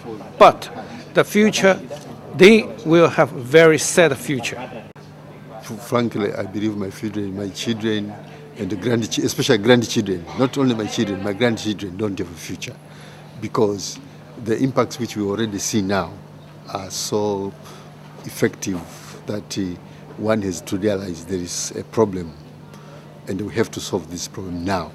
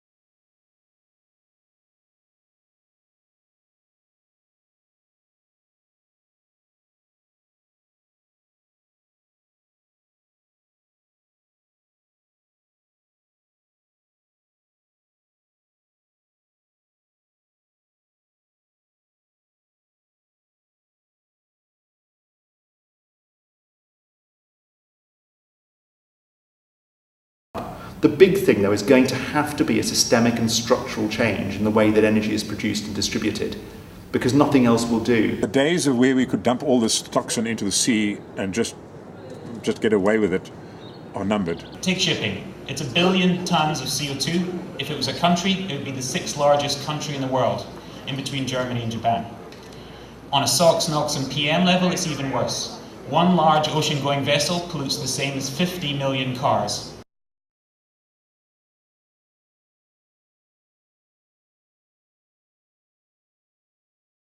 The issue of acting on climate change, on sustainable development, is not always portrayed as preventing people from doing something. First step is to do things more responsibly. Secondly, to look for more intelligent answers. And then you can, from there on, begin to develop a whole set of steps.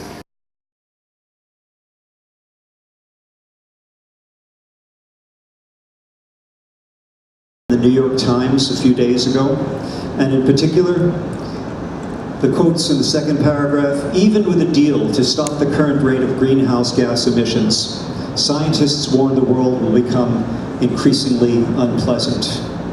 But then it goes on to say, without a deal, they say the world could eventually become uninhabitable for humans. The other thing that we need to push is the enormous economic opportunity for this generation of investing in energy, clean energy.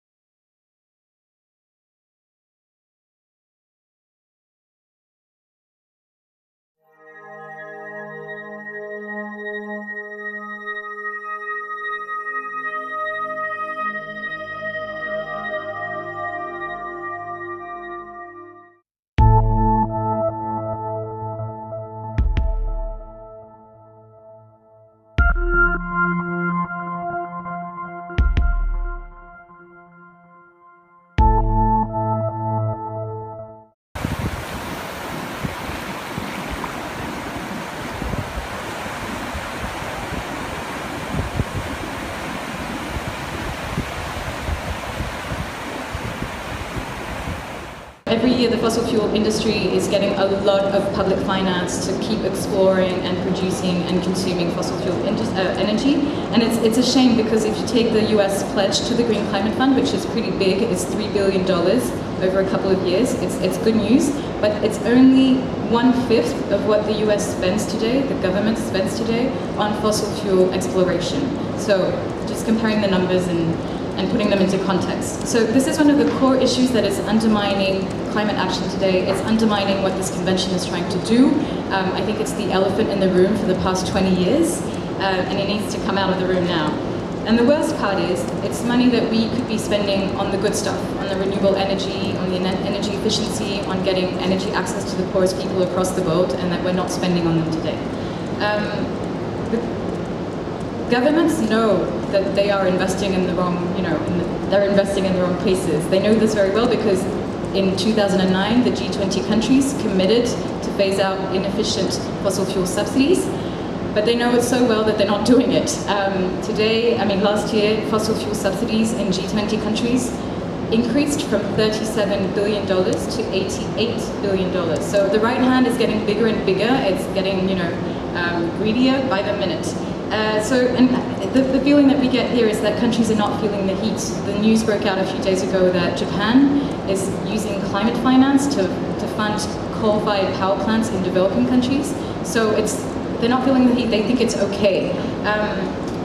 The good news is money is not an issue. There's plenty of money out there. That's, I think, one of the key messages we want to get across. We're just trying to shift it from one pot to another. Another piece of good news is that we see signals, good signals across the world. The divestment movement is growing. The World Council of Churches recently announced that they would be taking the money out of fossil fuels. A number of other institutions have also made that commitment. France, my government, also decided to stop funding coal-fired power plants abroad last week. So finally, a piece of good news, joining the league of countries who already made that commitment last year.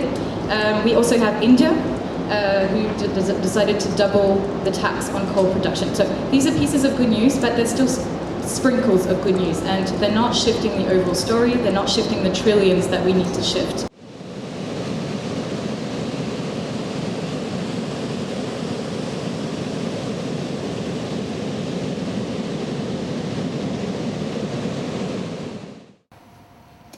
I was fascinated to read on page 6 of the Cape Times that wind is now the cheapest form of electricity generation, with an average price of 89 cents a kilowatt hour compared to 97 cents per kilowatt hour for Eskom's new coal-fired power stations.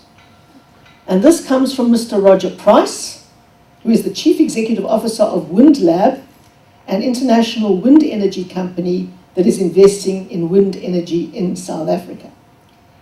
And he says it's a false comparison to compare the cost of generating wind energy with the old coal-fired power plants, because their capital costs have been paid off. He said what you need to do is add the new ones, like Medupi and Kusile, and then average that out and see just how expensive it is.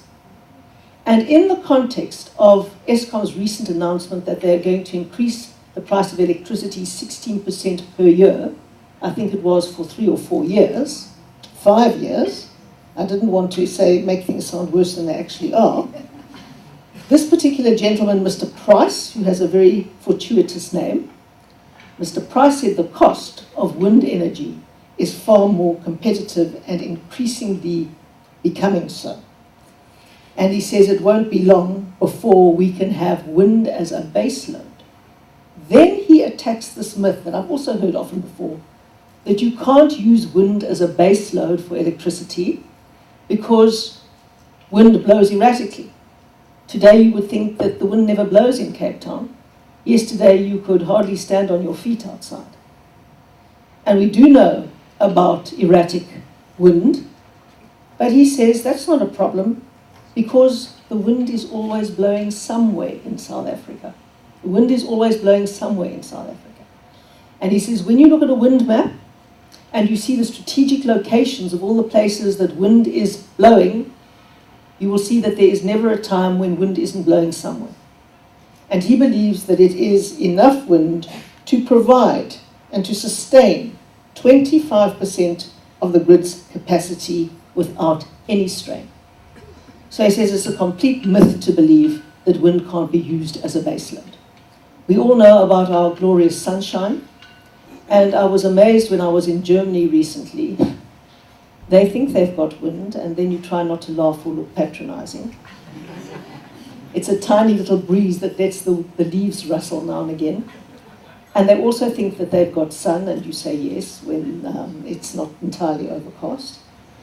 But they've done amazing things with harnessing that really minute amount of natural energy. I went to a little village called Feldheim. Now, it is a small village, but they've taken themselves entirely off the electricity grid. The entire base load of that town is powered by wind turbines and by solar energy, of which they have a huge lot less than we do in any of those areas. So I thought this was a fascinating article. And I think much sooner than any of us expect, we will find that green energies are highly competitive. And that is why we have to make sure that they can compete from here. And that is why the role of Cape Town is to ensure that we are ready, preemptively ready for that. And that is why Cape Town is looking at a green hub and a green industrial hub around the entire area of Atlantis, running up in the new industrial development zone around Saldanha, so that we can be at the forefront of manufacturing the technology required to harvest green energy sources and in generating them and in reticulating them. And Alderman Walker has a very crucial role to play in that, because Alderman Walker is the MACO member for Economic, Developmental and Environmental Planning. And you will see that for the very first time, Cape Town has understood that you can't have separate planning lines for the environment, for development, and for economic growth. They have to come together. Otherwise, you end up with an unresolvable tension between them, between the developers and the environmentalists.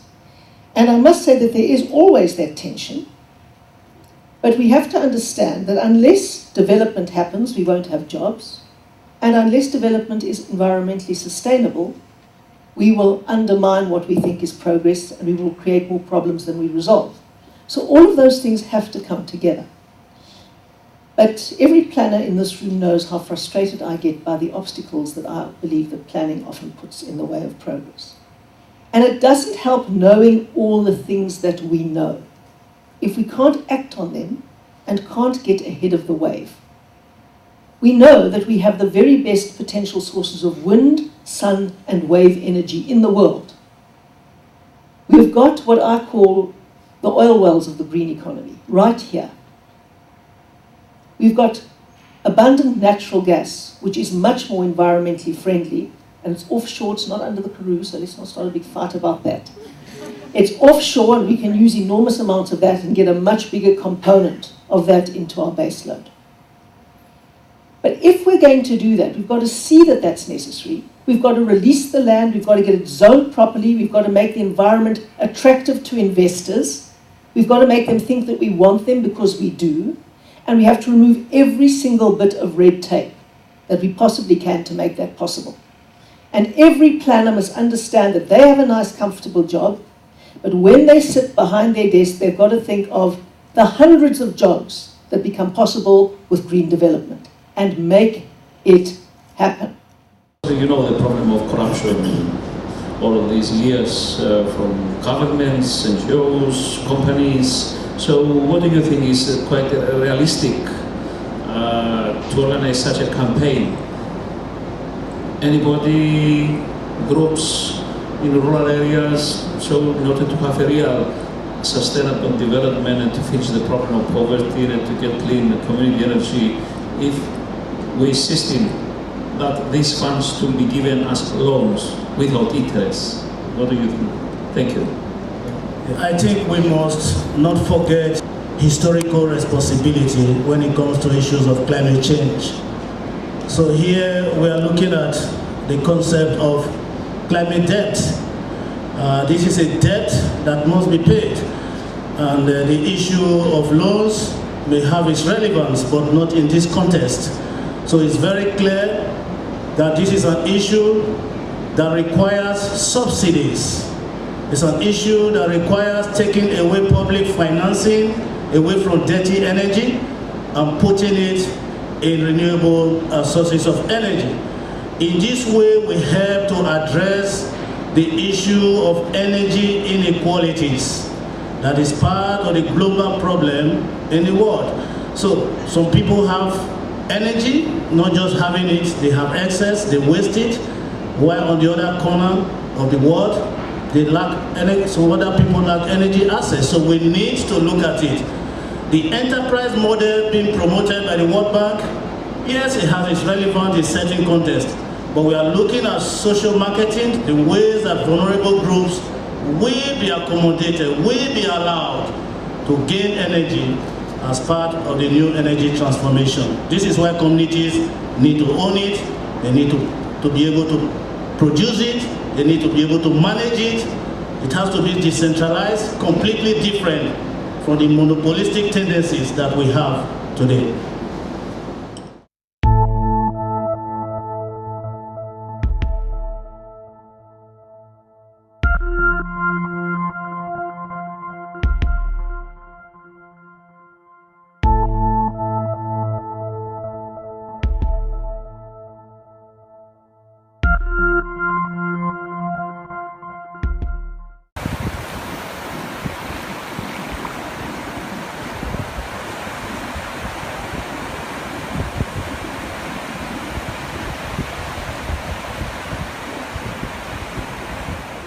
Climate change is happening now. It's the weird weather that you've been exhibited all over the northern hemisphere, and it's about to get far worse.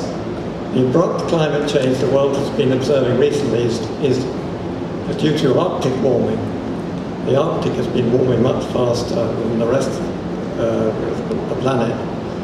If the Arctic continues to warm, things will get worse and worse, and we'll end up with that situation described in the New York Times here, when the planet will become uninhabitable, I'm afraid. So that's happening now, and we've got to stop it. So what's going on? Well, the Arctic has started a vicious cycle of warming and melting.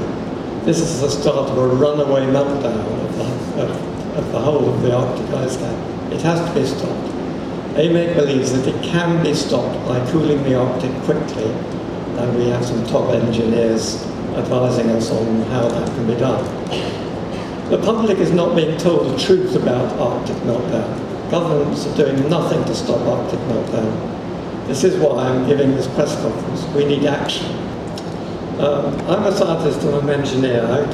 I'm educated as a scientist and did engineering and went into computer systems. And I look at the planet and I marvel at how the Earth system has kept the planet suitable for life for around 2 billion years, but with a few major extinction events to force evolution along. Then, for the past 2.5 million years, the Earth system has caused temperature, climate and sea levels to go up and down like a yo-yo during the ice ages. And that's forced the rapid evolution of Homo sapiens. Then for the last 8,000 years we've had amazing stability with constant temperature, sea level, weather, and apart from a few blips like the medieval cold period.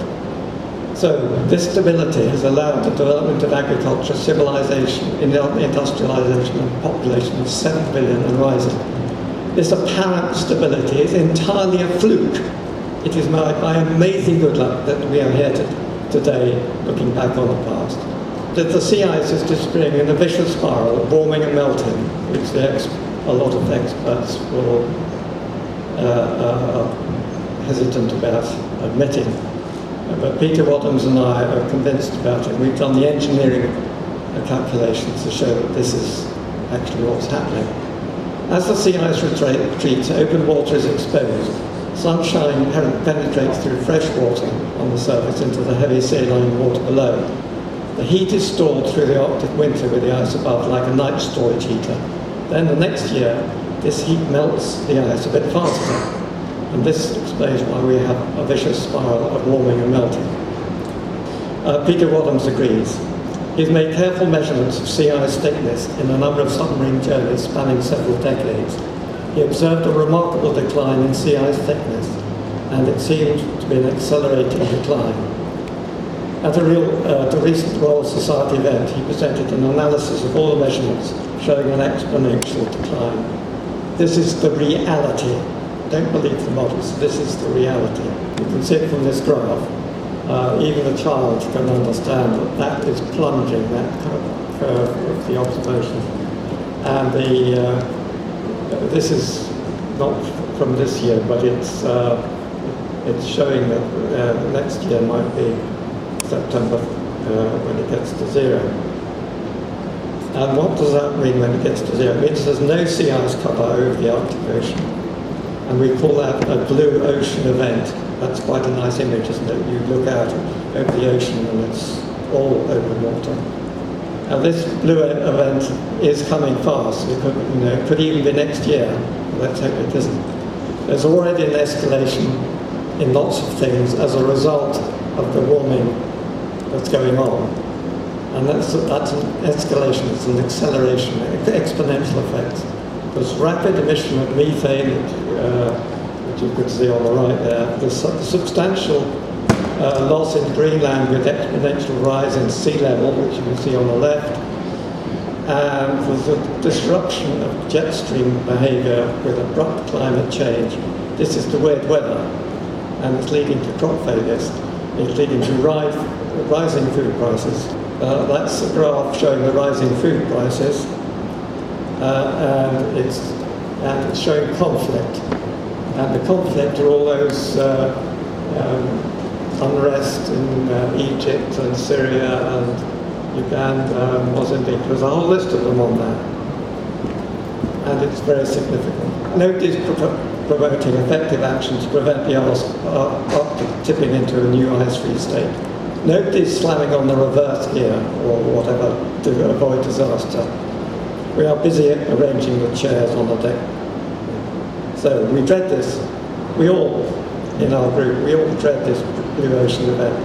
And it could be as early as September 2015. So Peter Wadhams and I believe that soon after this event, there will be big changes in the atmospheric circulation and ocean currents, locking the Arctic into a sea ice-free state. So it will stay sea ice, freest sea ice. And then all hell will let loose. We're seeing the Earth system doing what it has done in the past, when it produced great meltwater pulses. Rapid warming in the Arctic melted the ice sheets. The sea level rose at 5 centimeters per year. That is about 1 meter in 20 years. Can you imagine the effect for all those islands, low-lying countries, and conurbations by the sea? It is catastrophic. Then there is complete chaos in the weather. Now this is the standard thing. We've got 3 bands of weather systems in the northern hemisphere. We've got the trade winds, which are easterlies, and then above that you've got westerlies, and then at the North Pole you've got easterlies again. Now if you start warming the North Pole enough, you get rid of that whole circulation of the North Pole. The westerlies stretch right up to the North Pole. That's a complete change of climate. And as you've already heard from Peter Wadhams, there is a time bomb sitting there. And one of the only ways to kind of reduce the chance of that going off is to cool the Arctic. We can send men to the moon, and we can put a lander on a comet the other day. We can observe what's happening to our planet from space, and we get a good perspective and think of it from outside. Now it is up to us humans to use our intelligence and technology to restore the old norm of constant climate and sea level to our planet. We can do it, of course we can do it, but only if we act quickly and decisively. In the words of Winston Churchill, I'm sure you recognise him, Owing to past neglect, in the face of plainest warnings, we have entered upon a period of danger. The era of procrastination is coming to its close. In its place, we are entering a period of consequences. We cannot avoid this period. We're in it now, and we are in it now. Well, fortunately, AMEC has one of the most reassuring people I know. He's a brilliant, absolutely brilliant engineer called Stephen Salter. And he's invented a system for spraying salt into the atmosphere. And the droplets evaporate to produce microscopic salt crystals which are wafted into the sky through natural circulation of the air. These crystals then act to brighten the clouds, cloud condensation nuclei, for those of you with the science. When you brighten the cloud, the surface underneath the cloud is darkened and cooled. So the Atlantic Ocean, where we put these things, is cooled by having these clouds. And he reckons that with 200 ships, he could produce enough cooling power to counter the warming effect that's going on in the Arctic. And he's just brilliant, simply brilliant. The idea is to put these ships in the Arctic, because the Arctic was warmed originally from the Gulf Stream, warming, and global warming warming the Gulf Stream even more. So if we can cool that, have a look at it. We've done the engineering calculation, it can be done.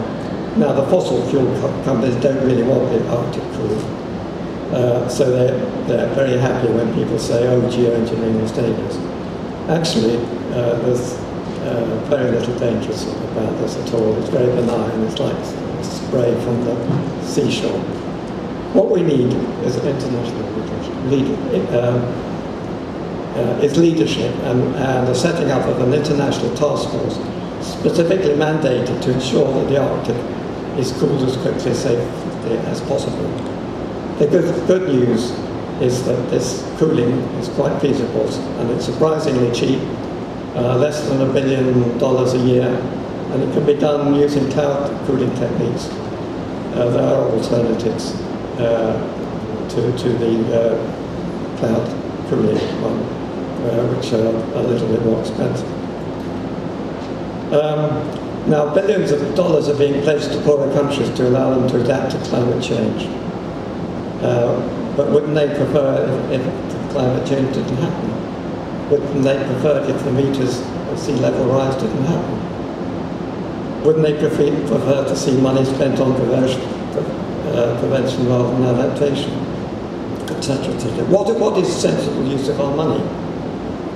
Yet, we're not being given the choice. We're not being told that this is the way to avoid growing misery and bloodshed around the world by the simple expedient of cooling the Arctic. Why not? Is it because the climate experts are so focused on the emissions reductions that they're not seeing the bigger picture? I wonder.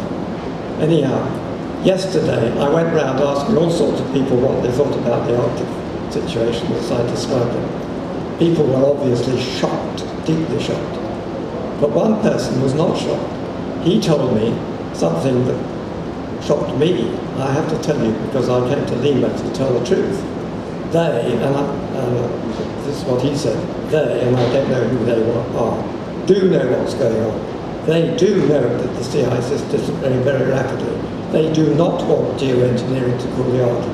They do know that geoengineering would work, but they are only too happy when people talk about geoengineering as being too dangerous. They don't care about what happens to the planet if the sea ice disappears. That is exactly what they want to happen. Do these people understand what's going on? By letting the sea ice disappear, they're creating misery for themselves, their children, their stakeholders, the whole world. It'll become a matter of life and death. They are being unbelievably stupid. But let us put this behind us. We don't want to make enemies. We need everybody behind this effort to cool the Arctic before it's too late. We want the fossil fuel industry behind us. It has skills for dealing with the Arctic. We want the modelers who can help to target the interventions and check the effects of the interventions. And we want the IPCC, who people trust are dealing with the CO2 problems, which incidentally require quite different intervention from what we're proposing for the Arctic. We might mention that tomorrow. But this is a call for collaboration from everybody who can help about this catastrophe to avoid us passing the point of no return, the blue ocean event that could be happening any year. So we've got to really get a move on. This could be the greatest collaborative venture of all time, where everybody in the world wants the same result. This can be a turning point in history. Let's make it happen. There is a way to avoid the growing misery, starvation, economic collapse and bloodshed that we're seeing already growing around the world by the simple expedient of cooling the Arctic. Let us be clear, the choice we make now, whether or not to act quickly, decisively and with determination to cool the Arctic, is a matter of life or death for our grandchildren. This is AMIC's message. This is why I've come to Lima to tell you. Please make my trip to Lima worthwhile. Thank you. I'd like to ask which countries can play an important role to change things, and how NGOs can be involved for this campaign. That's a simple question, difficult answer. The countries that are the industrialized, wealthiest countries, I would off the top say, if China and Russia and US and the European Union banded together and made a consortium to do some serious research and development and then implement on a wartime schedule, that is, we have to do this fast, we could probably bring the situation under control. In terms of what the NGOs can do to help is really get the word out about this methane emergency, which is underreported. It's completely underreported. We're not being told. It's not being factored into the equations by which the models that govern the IPCC report determine our targets. And that's no one's fault particularly, but the IPCC models, well, the rules say that the science has to be out there in the public peer-reviewed paper for 2 years. If you add on to that the year it takes to do the research and write the paper and the year it takes to get published, you have a 4-year delay until this kind of information can make it into the IPCC report. So we need the NGOs to get this out there. Thank you. Well, can I just add to that, because cooling the Arctic is going to be quite simple if it's just ships in the, but we might have to do other things as well, because we're running out of time. We have to do things that a lot of you think are very unpleasant, like putting sulfate aerosols into the stratosphere. Now, I know that's very unpleasant, but if your child is dying and the only way of treatment is to give some unpleasantly tasting medicine, you give the medicine, don't you? So we must all be behind this emotionally. We must encourage the people who are actually doing the work.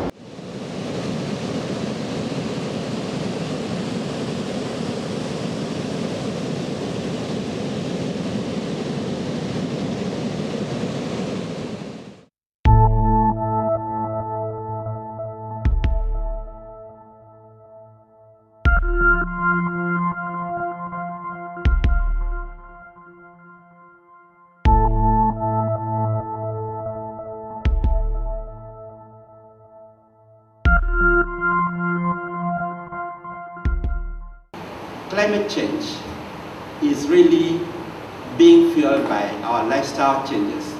And if we can cut back, like we have always been, on eating meat, then we can begin to make impacts, not in 50 years, but within the next 10 years. I've been very interested in the position of meat and health for a long time, because to some extent it seems almost poetic justice that what we do to animals should result in making us suffer so much. And yet in Africa there's this statement, meat is meat and a man must eat, and that's become synonymous, it's considered male. In actual fact, they have found out that, I think, that in with the amount of female hormones that you get in your meat, exactly the opposite actually occurs. Could you comment further on that? And also, one other thing is that could you comment also on the amount of toxins that are in battery farm meat, please, and what effect it might have on our immune systems? Really, we should address the question of what we are eating, what it's doing to ourselves, and stop confusing where our attractions are going. It can be good for a short time, but it's very bad for your heart. And talking about what's happening, whether it's the fast food that we're eating, or the chicken, or the meat, I began by talking about the African DNA, the African gene, being so responsive to input, and especially of the proteins that we're putting in. But it has a lot more to do with the hormones that are in the whole food system, which is suddenly unnatural for the African gene. In fact, there are lots of findings of the Potomac River going to Washington, right? Where they found that fish and frogs have turned from males into hermaphrodites. They have got women's sexual parts in them, along with being naturally male. And when they studied why this happened, because it's not a one-off thing, most of the frogs, most of the fish there are hermaphrodites. And they found that it was because of the cattle and the feedlot runoffs, the hormones that were being given to animals and that were coming out in their dung and feces and was coming into the river. And those hormones had caused fish and frogs to become hermaphrodite. Now, if they can, in a short time, cause a female sexual parts to come in a male, can you imagine what they're doing to the men here? If we are having men that have bigger breasts or bigger behind, it becomes an issue. So, really, if we can go back to eating natural, it makes a lot of sense. Point I raised earlier of the culture, you see. Now, there's two phenomena within our communities. The one is our weddings, that celebration of like marriage, okay? There's a belief, a firm belief that is entrenched, that says that there's got to be blood that flows, okay? For the two families to be united when two people get married. That's the one element. And we have many weddings. I mean, as one would imagine. I mean, we are I think 50 million odd people, half of which are adult, okay? That's the one. The other thing is just, okay, there's another one of Amadlozi, the ancestry, and that's some kind of religious practice, okay? Where we worship, or should I say, we pay homage to our forefathers and then all those people. We believe again that something has to be slaughtered in order for one to still have that connection in a positive way, that is, with their ancestors. How do we now begin to address such things and be able to alter the belief system and the lifestyle, so to speak, of a population that really believes that for me to have luck with my ancestors, I've always looked at a sheep or a cow or a goat and have everybody coming to eat the meat. Sorry, how do we begin to address such issues? And I'm all for this. I mean, I, for one, very much believe in less meat. It's not a cultural practice for us to use cars. So how come we took to them like a fish to water? Yeah? It was a cultural practice for you to not wear clothes at all. So how come you're wearing them? The same way, now last year, I used to go to the mountains, and it was a great cultural practice to sacrifice animals to the gods. So I simply took the Home Secretary, who's in charge of the police, and the Rural Development Secretary, who's in charge of giving money to the villages. And we went from village to village that had the animal sacrifices, and we held arguments. And we heard, oh, this is a cultural practice. So then we talked through the matter. We had lots of hostility, we had lots of people arguing. The end result was this year, there was no animal sacrifice at all. Because I simply said, okay, anybody who does any sacrifice gets no money for the village and gets the police And anybody who doesn't do it gets lots of money and no police. And that was the end of a cultural heritage, right there. To understand, so what we call cultural heritages, I mean, we used to go travel by horses. We don't. We used to kill our little girls when they were born. Now you don't. So what is a cultural heritage? And a cultural heritage that is not sacred. If it's rubbish, it has to be abandoned as much as anything else. So a cultural heritage that makes you sick has to be abandoned. Needs to be. African diet, never really comprised of so much meat, And now when you walk outside, you'll see your KFCs and McDonald's, and they are carrying on expanding. So if one wanted to actually send out the message that people shouldn't be eating from KFC and McDonald's, what would be the best way of approaching it? There are things that societies can do, and there are things that governments have to do.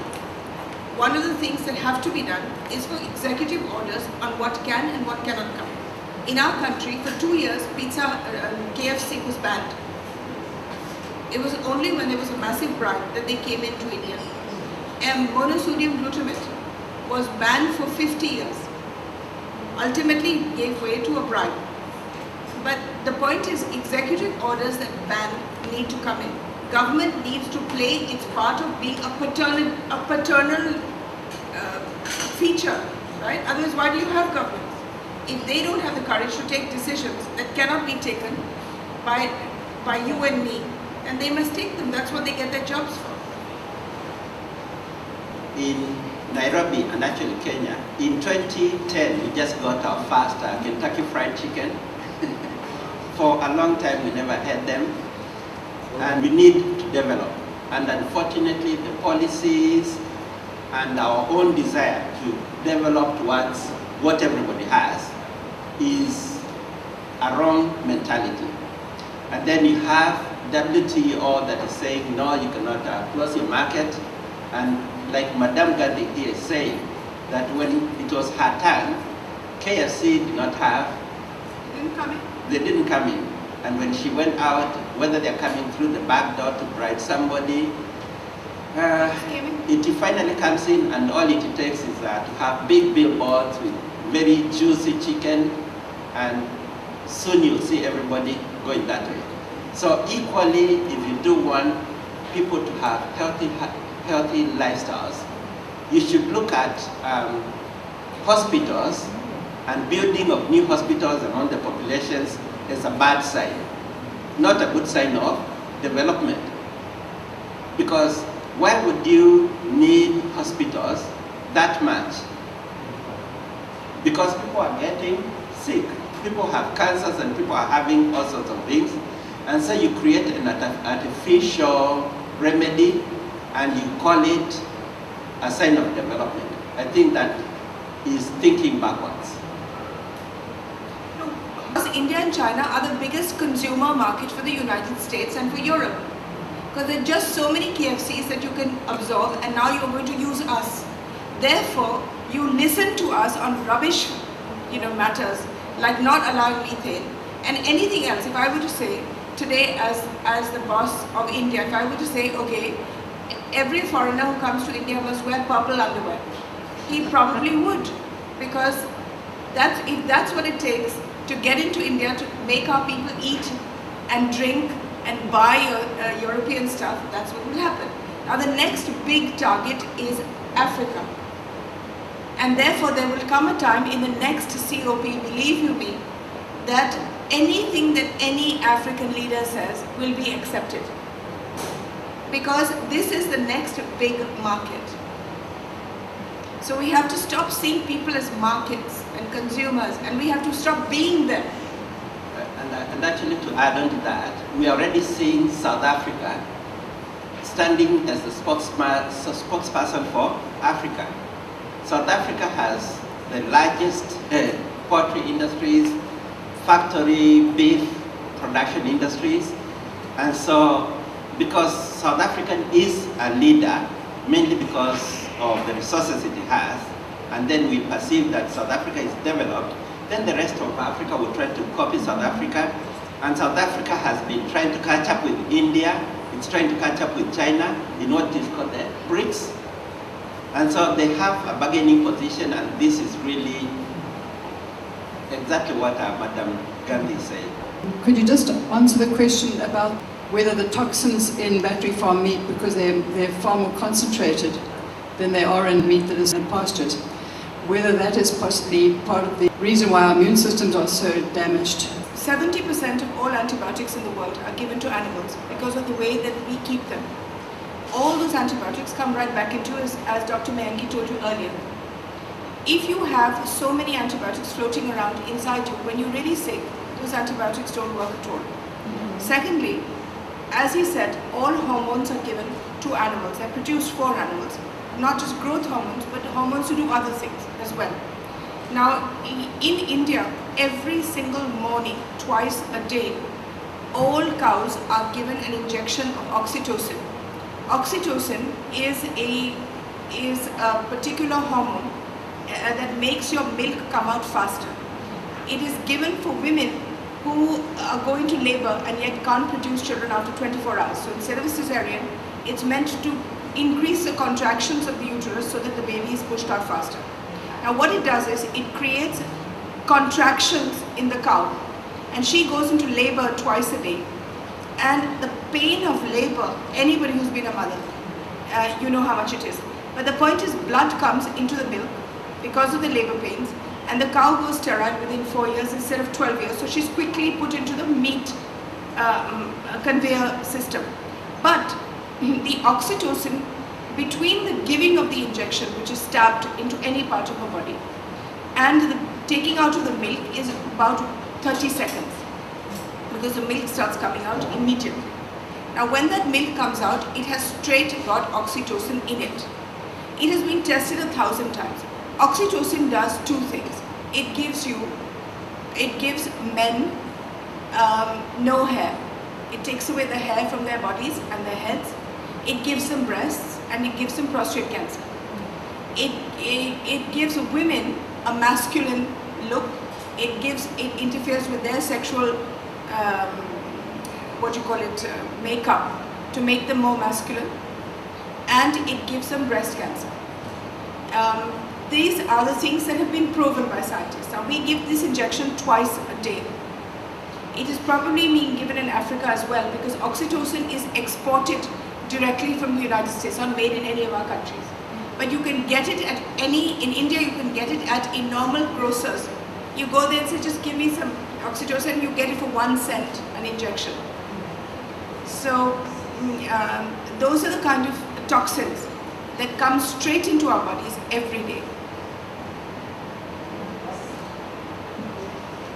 In Africa, we're beginning to get to where the US and Europe is.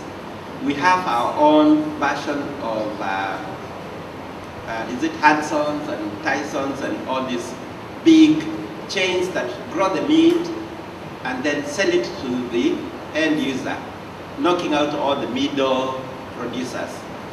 And one of that company, I think it's in Zimbabwe, and it sells its meat into ShopRites, and we are opening ShopRites all the way in Uganda, in Tanzania, in Ghana, and in Nigeria. That same company, which is now becoming Africa's own corporate multinational, has also bought land in Zambia, Zimbabwe, Nigeria, and it's clearing a lot of forest to grow grain that will feed into the cows that are going to be in African ShopRites. Are we going to give it an enabling environment for what we call economic, what are they? Investments, external investments? I know that our biggest company, Tata, has just bought 30,000 acres of virgin forest and has slashed it all down to grow food for animals. Why are you allowing the rest of the world to buy your land for feedlots? That is the question that African media should be asking.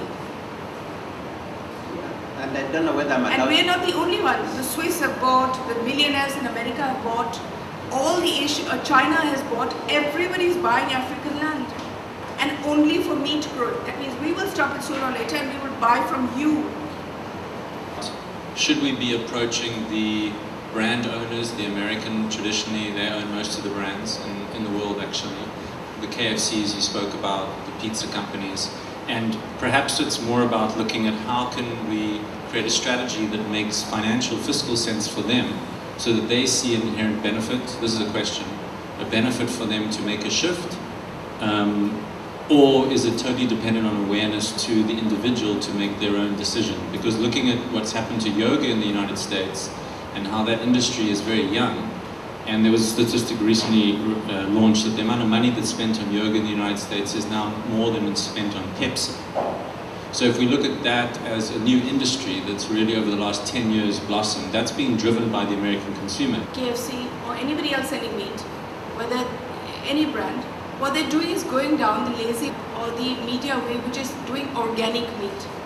Oh, we don't let our animals suffer before we kill them. Or, oh, we let our animals eat nice green leaves before we kill them. Yeah? The pastured animal, the local meat. We don't get our meat from South Africa, we get our meat from the next village. Now, none of these are solutions, none of them. But these are being presented as brand solutions. So the whole of Safeways is, for instance, selling organic meat. And the whole of Marks and Spencer's in England is selling organic meat. And you should only buy, what is that one that RSPCA writes, which is humanely killed meat. None of which we're talking about. We're not talking about humanity, I'm not talking about cruelty, I'm not talking about anything, I'm talking about saving the planet. In which case, organic meat, pasteurized meat, meat that eats leaves before it dies or eats the best grass, meat that is allowed to go freely to the bathroom rather than going in a cloistered area, it's all irrelevant. As I said in my speech yesterday, organically grown animals give 3 times more methane than animals in feedlots. So, but these are the solutions being given. So we have to start using the media to say, no, this is rubbish. Let's not play with this. You need an executive decision now saying no meat. But only the media can bring that about. So on one hand, you go to the normal consumer so that when the government says no meat, they're not immediately chucked out. So you already have to build a climate on this that yes, when the government finally says no meat or no meat export to begin with, then people are ready to say okay.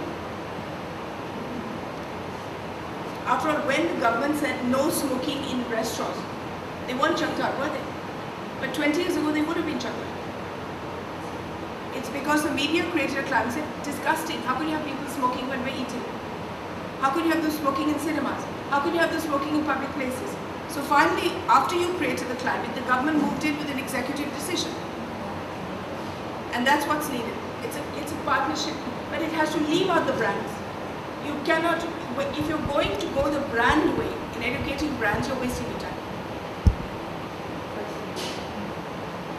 Why is free-range animals 3 times more methane? Because he eats 3 times as much. Because what he's eating is good. He's eating the green grass, it's under the sun. Therefore, the fermentation process. What is methane? It is created by the fermentation of grass in the intestine. So if you're feeding the animal grass and good grass, it ferments that much more. And that much more methane comes out. It's as simple as that. So thank you for joining us. This will conclude our press conference for today. And if you have more questions, you're welcome to write to us and talk to us.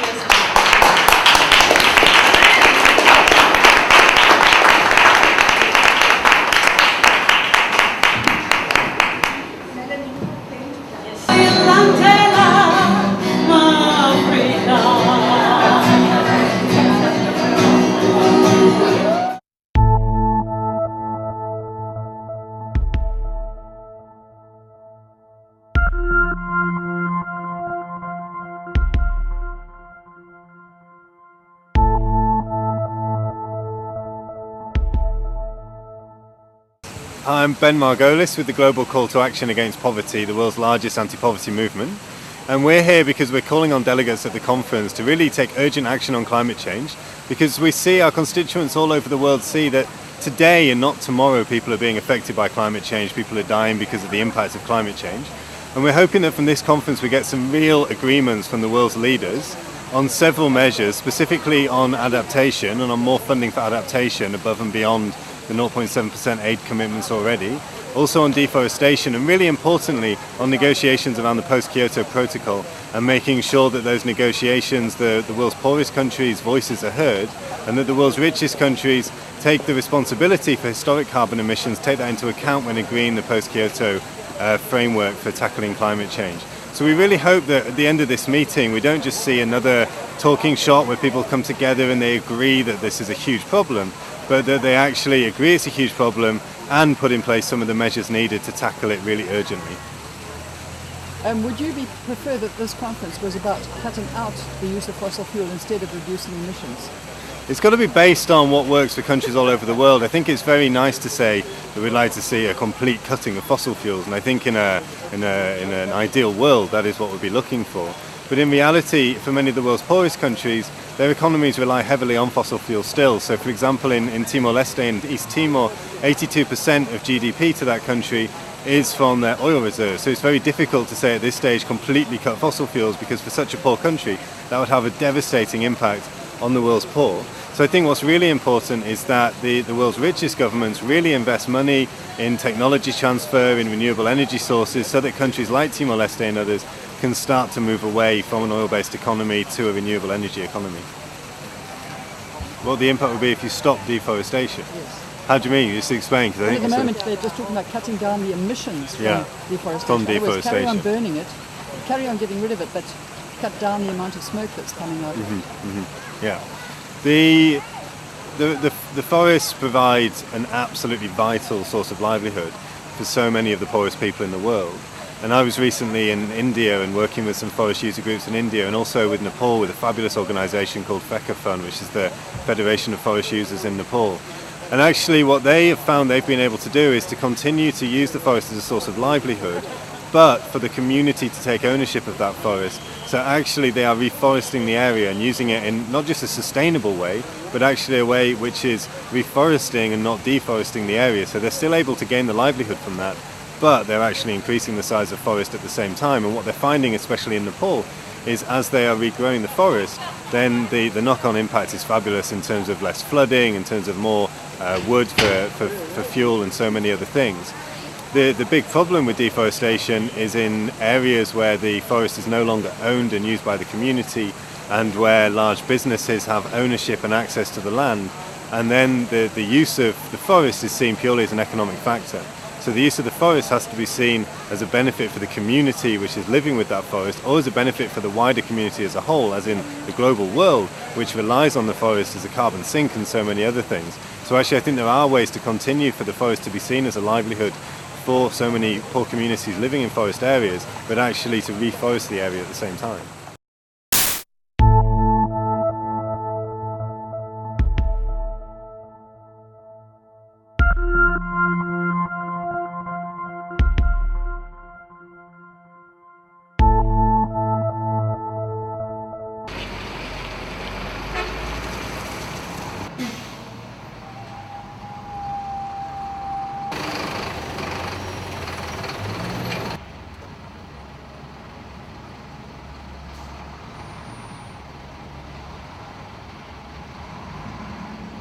Talk to them nicely.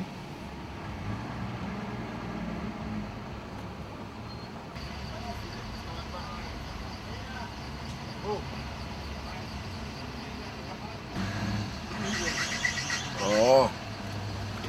What's he going to say?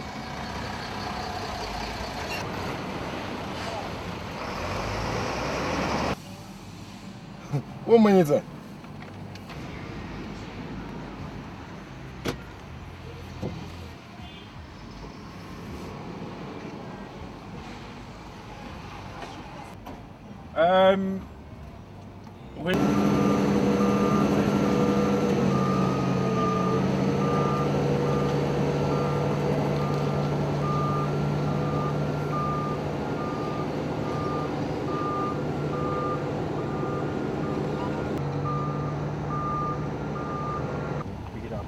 visitors out slowly.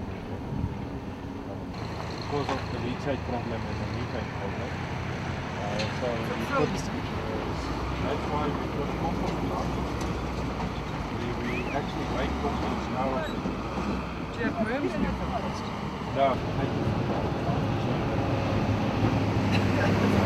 They put a bag of plant in it.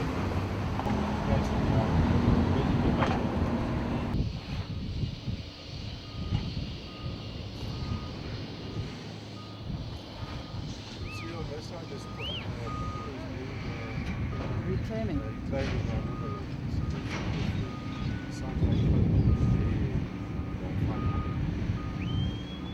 What do they reclaim it for? Themselves? For themselves. We inherited the people, so we can't just say that they've been here for a few years. Do they make money out of it? Big bucks.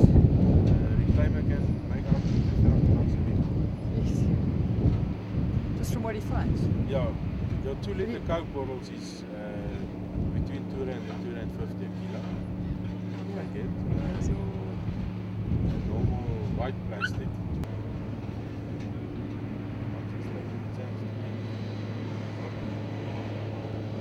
Yes? I'm taking a chance to bring you up here. It's for the public relations. It takes ages. I mean, if every shot that I made, I had to get permission. And I normally have to write for permissions. No, you can write something.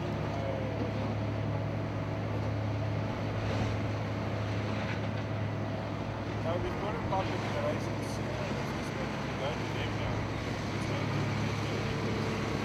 Yes, I know. You can, and I've only got 2 days. So I'm finishing this film. But you've got my card now. If you want to do something like this again. I do all the permissions first. Phone, I'll organize the vehicle. Yes. Maybe do 2 or 3 sites. Yeah, that would be very nice. Because you see, this is the first film which gets all the preparation.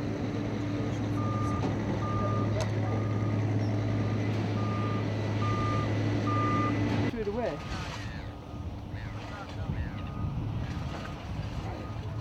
Looks very wonderful. Just by seeing the camera, we're already going out of the way. For the children,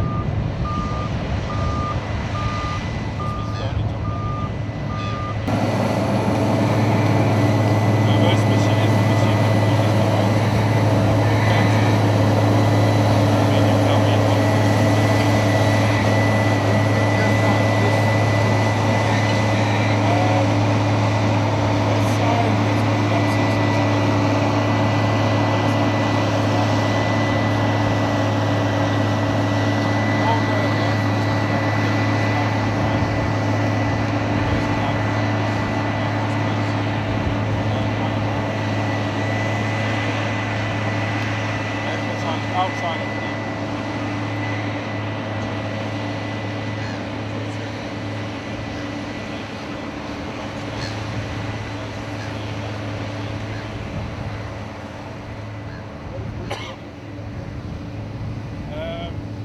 this one, I'm not sure. It's either a sports field or something, but we are now busy with the landfill gas to energy projects. So your landfill gas, landfill like this will be good for 15 years taking out methane gas, landfill gas, producing after 15 years.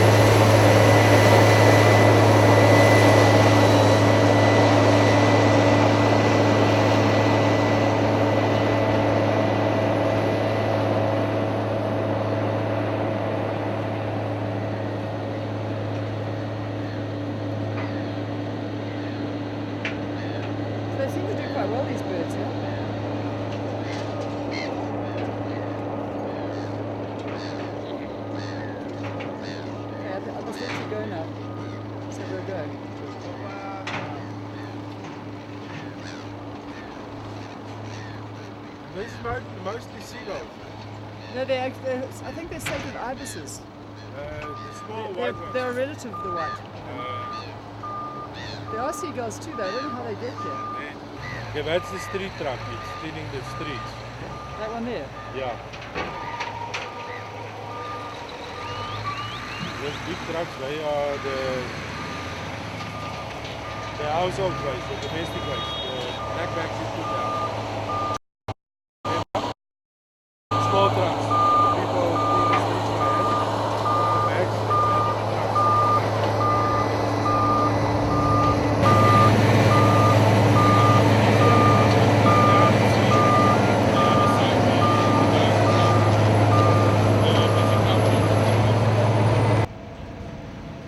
Okay, we've got a small break.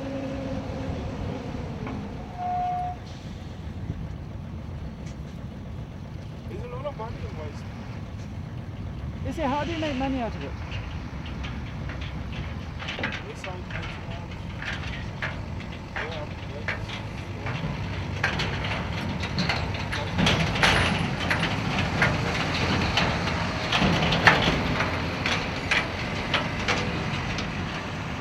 See, after this place is full. See there in the back, the mine is still busy. Yes. Taking, because in the old days,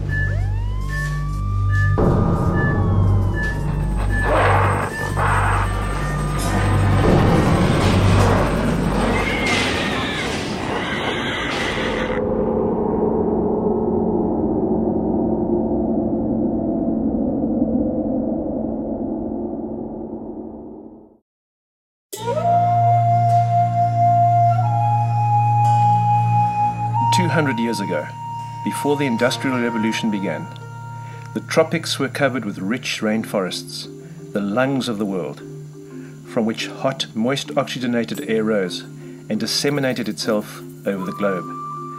Much of the earth was covered by rich topsoil, alive with bacteria and molds and earthworms, making more soils and releasing nourishing trace elements and minerals into the soil from decomposing plant and animal material. Bees, moths, and butterflies flew from flower to flower, pollinating the plants and bringing fertile seeds into existence. The fruit and vegetables that this produced fed humans and animals with healthy food that protected them from most disease. There were more species of life on Earth than there's ever been since life began. The Earth was at its peak of biodiversity.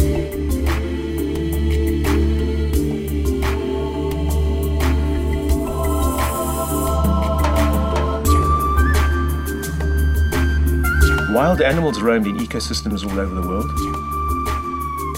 The sea was clean, full of fish, whales, phytoplankton. Rivers of clean water flowed down into the sea, taking silt with them, which fed phytoplankton near the river mouths. Thus, 80% of all fish started their lives at the river mouths. The rest began life in the protected coral reefs.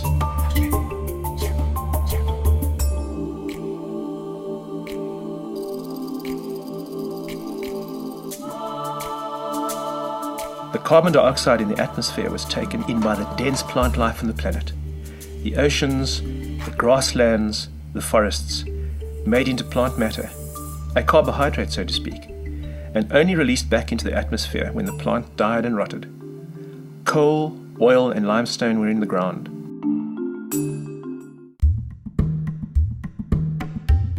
Life, 200 years ago, did have its drawbacks. Slavery, no women's rights, and illness led to a higher death rate. This was the time before telephones, before cars, before trains, before consumerism, before electricity. There were many things people did not have that we have now. But what they did have was nature in its unspoiled state. Clean water, clean air, fertile soil, a planet with a web of life that would sustain them and their children's children for millions more years. We are the last generation on Earth to have even an idea of what they had. Today, most of the forests are gone. The soil has largely been stripped from the ground. The soil-making bacteria, molds and earthworms that make the soil are missing because they were poisoned by pesticides or killed by intense heating of the ground when it was cleared for commercial agriculture. Soils are fed with chemicals which contaminate the water and kill the soil-making organisms. Therefore, are almost no trace elements and minerals in our soils. So plants and therefore humans and animals do not get the vital trace elements and minerals they need from food to resist disease. Bees and butterflies are in serious decline and may soon be gone altogether. If they die, what then will pollinate the fruit and vegetable plants?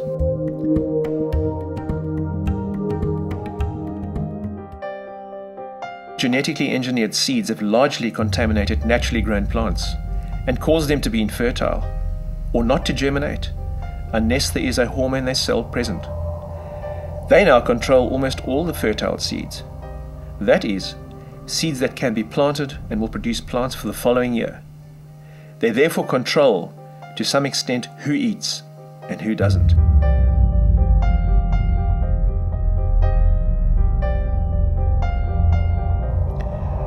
Wild animals in most parts of the world have been largely hunted out or died because their habitats were destroyed.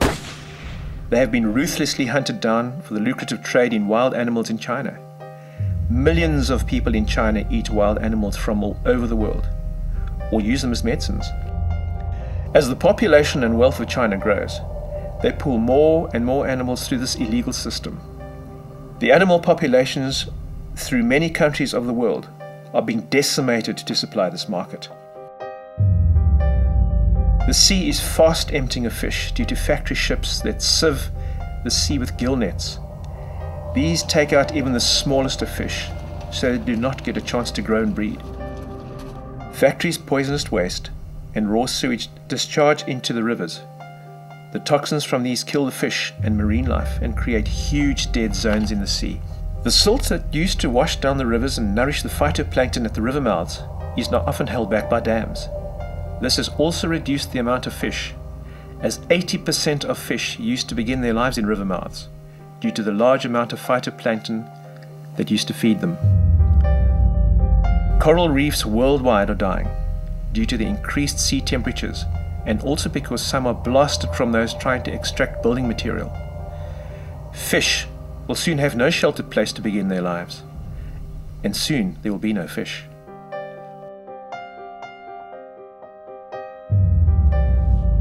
Coal, oil and limestone laid down billions of years ago are being burnt up to give us electricity, industry, heat, transport and cement. The pollution and deadly amounts of greenhouse gases these produce is probably one of the most deadly threats to life on Earth today.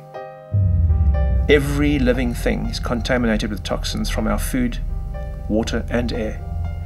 Cancers, allergies and disease are widespread, particularly amongst people who eat battery-farmed food.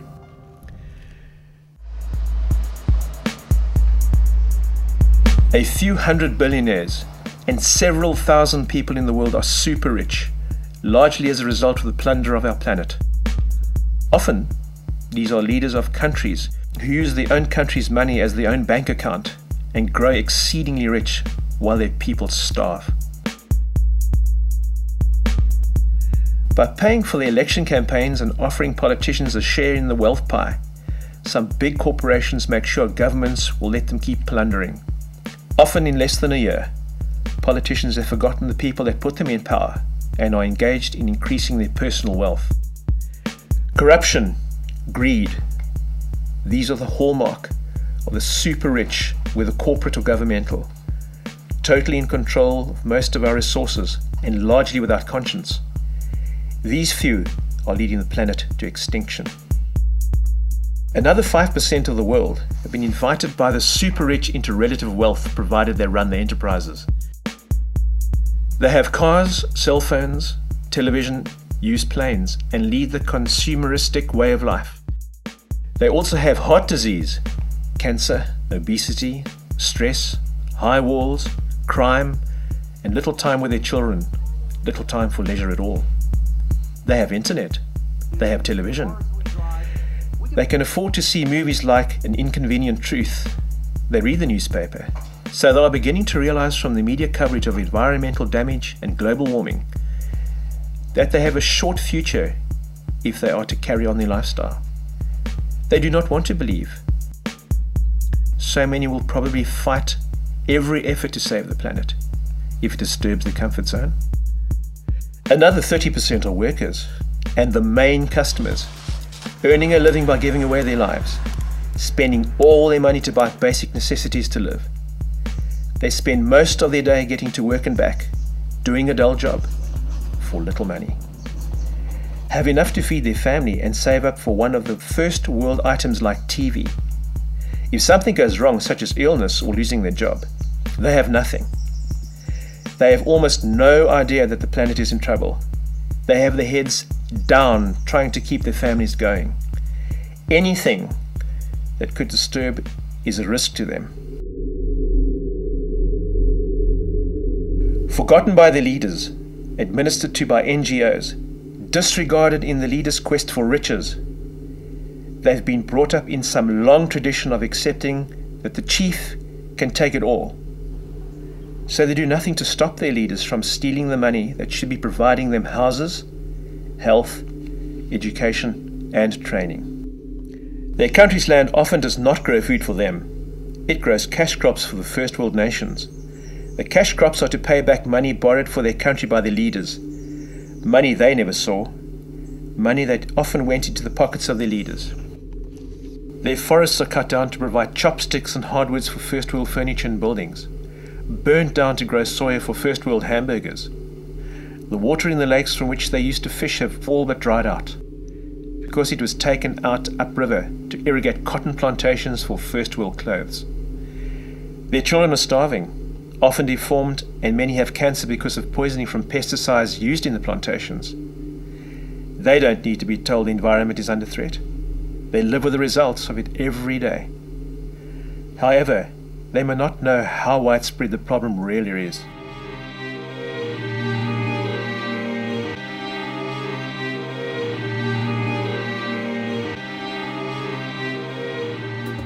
So here we are, 6 billion people, breeding and consuming furiously on a worn-out, poisoned, finite planet poised on the brink of meltdown.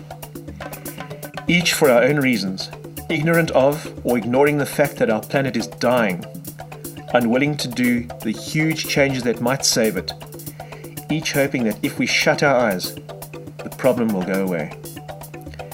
6 billion and soon 9 billion people, billions of fish, animals and plants, being led into oblivion by a few thousand ruthless, greedy men.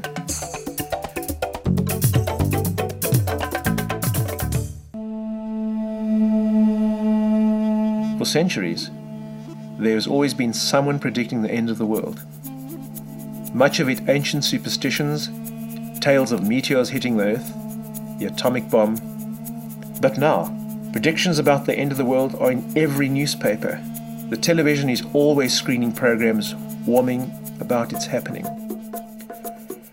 Our own eyes can see that something is changing.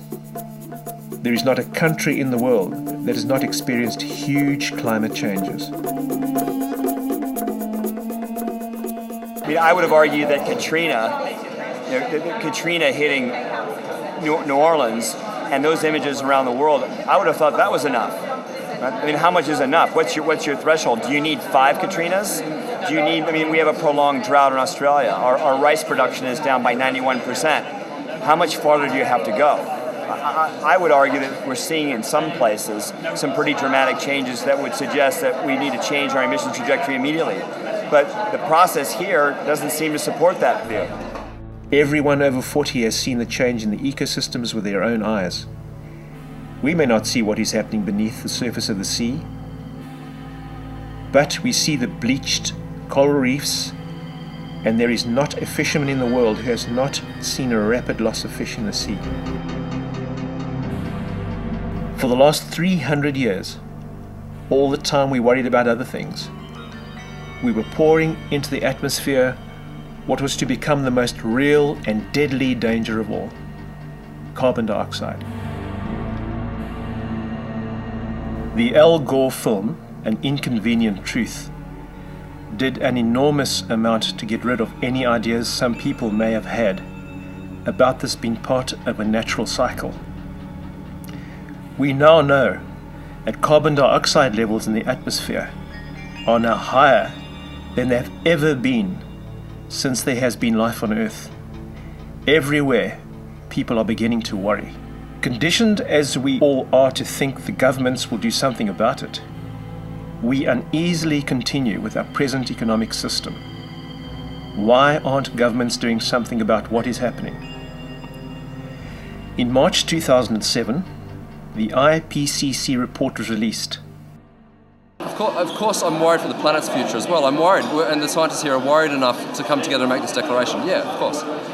Part of this motivation is to sort of make sure the science is at the fore of these negotiations, but we're seeing a planet subjected to greenhouse gas emissions that are unprecedented. The scientists are concerned enough about the future of the planet to come together with this declaration. The International Panel for Climate Change, over 900 scientists and climate experts from all over the world, commissioned to predict what the effects of the increased carbon dioxide and other dense gases going into the atmosphere would be. Few people saw the report. A few brave newspapers published it. The United Nations tried to have it watered down. What was the IPCC saying that governments did not want us to know?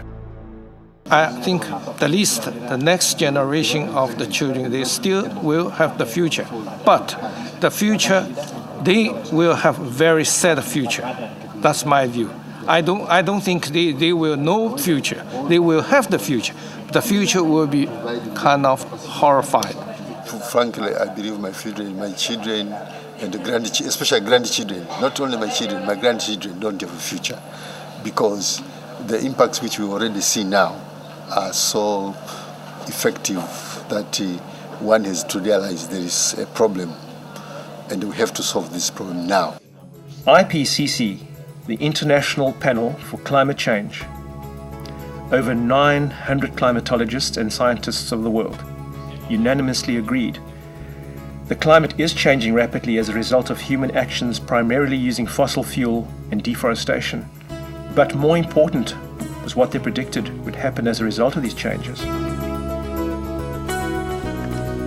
They predicted that the average temperature of the Earth would rise by 6.4 degrees Celsius above pre-industrial temperatures by the end of this century, and would bring about the end of most species, including humans. They predicted that, as the temperature rose, this is how it could happen. Bear in mind that we are already 0.8 degrees centigrade above pre-industrial temperatures. North America would become a dust bowl. The high states would be deserts. Agriculture would be wiped out. Ranching would be wiped out. Sand dunes would be seen throughout the United States. worldwide sea levels would rise due to Greenland being an irreversible meltdown. This would submerge atoll nations, submerge low-lying deltas. The Peru glaciers would disappear, leaving 10 million people without water. The increased temperature of the sea would wipe out the Great Barrier Reef and make coral reefs extinct. In fact, 1/3 of all world species would face extinction. At 3.4 degrees centigrade above pre-industrial temperatures, the Amazon forest could be so dry it could burn in catastrophic ferocity.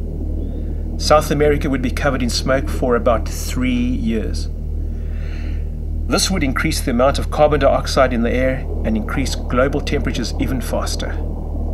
This would also make a desert in the previous Amazon rainforest.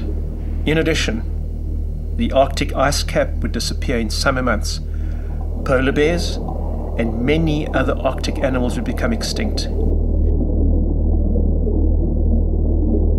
They predicted that at that temperature the Sierra Nevada ice pack would melt. There would be no water in California. In Africa, the Kalahari Desert would spread over South Africa. At 4.4 degrees centigrade above pre-industrial levels, they predicted something even more deadly. And from then, there would be no stopping the process. The permafrost in Siberia would melt, releasing methane frozen in the ice and carbon dioxide from billions of tons of previous frozen dead trees that would now rot. Methane and carbon dioxide gases would vastly increase, and temperature rise would be on the rampage. Rising sea levels from melted ice would displace hundreds of millions of people in Bangladesh, the Nile Delta, LA. Heat waves and drought make the subtropics uninhabitable. Deserts grow in Spain, Italy, and Greece. 50% of the species on Earth die. Agriculture in Australia collapses. At 5.4 degrees centigrade above pre-industrial levels, global chaos, the West Antarctica sheet breaks, adding another 5 meters to global sea levels. The entire planet, ice-free, and sea levels rise an estimated 7 meters higher than today. South Asia collapses, as no ice means drying up of the Indus River. Monsoons, floods threaten millions. Super El Niños spark global weather chaos.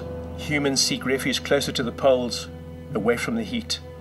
Tens of millions force their way into Scandinavia and UK. World food runs out. At 6.4 degrees centigrade above pre-industrial levels, the rising seas lead to an increased pressure on the seabed. This might trigger the possible release of methane hydrates trapped in sub-ocean sediments. Methane fireballs will then tear across the sky, causing further warming. Oceans will lose their oxygen and turn stagnant, releasing poisonous hydrogen sulfide gases and destroying the ozone layer.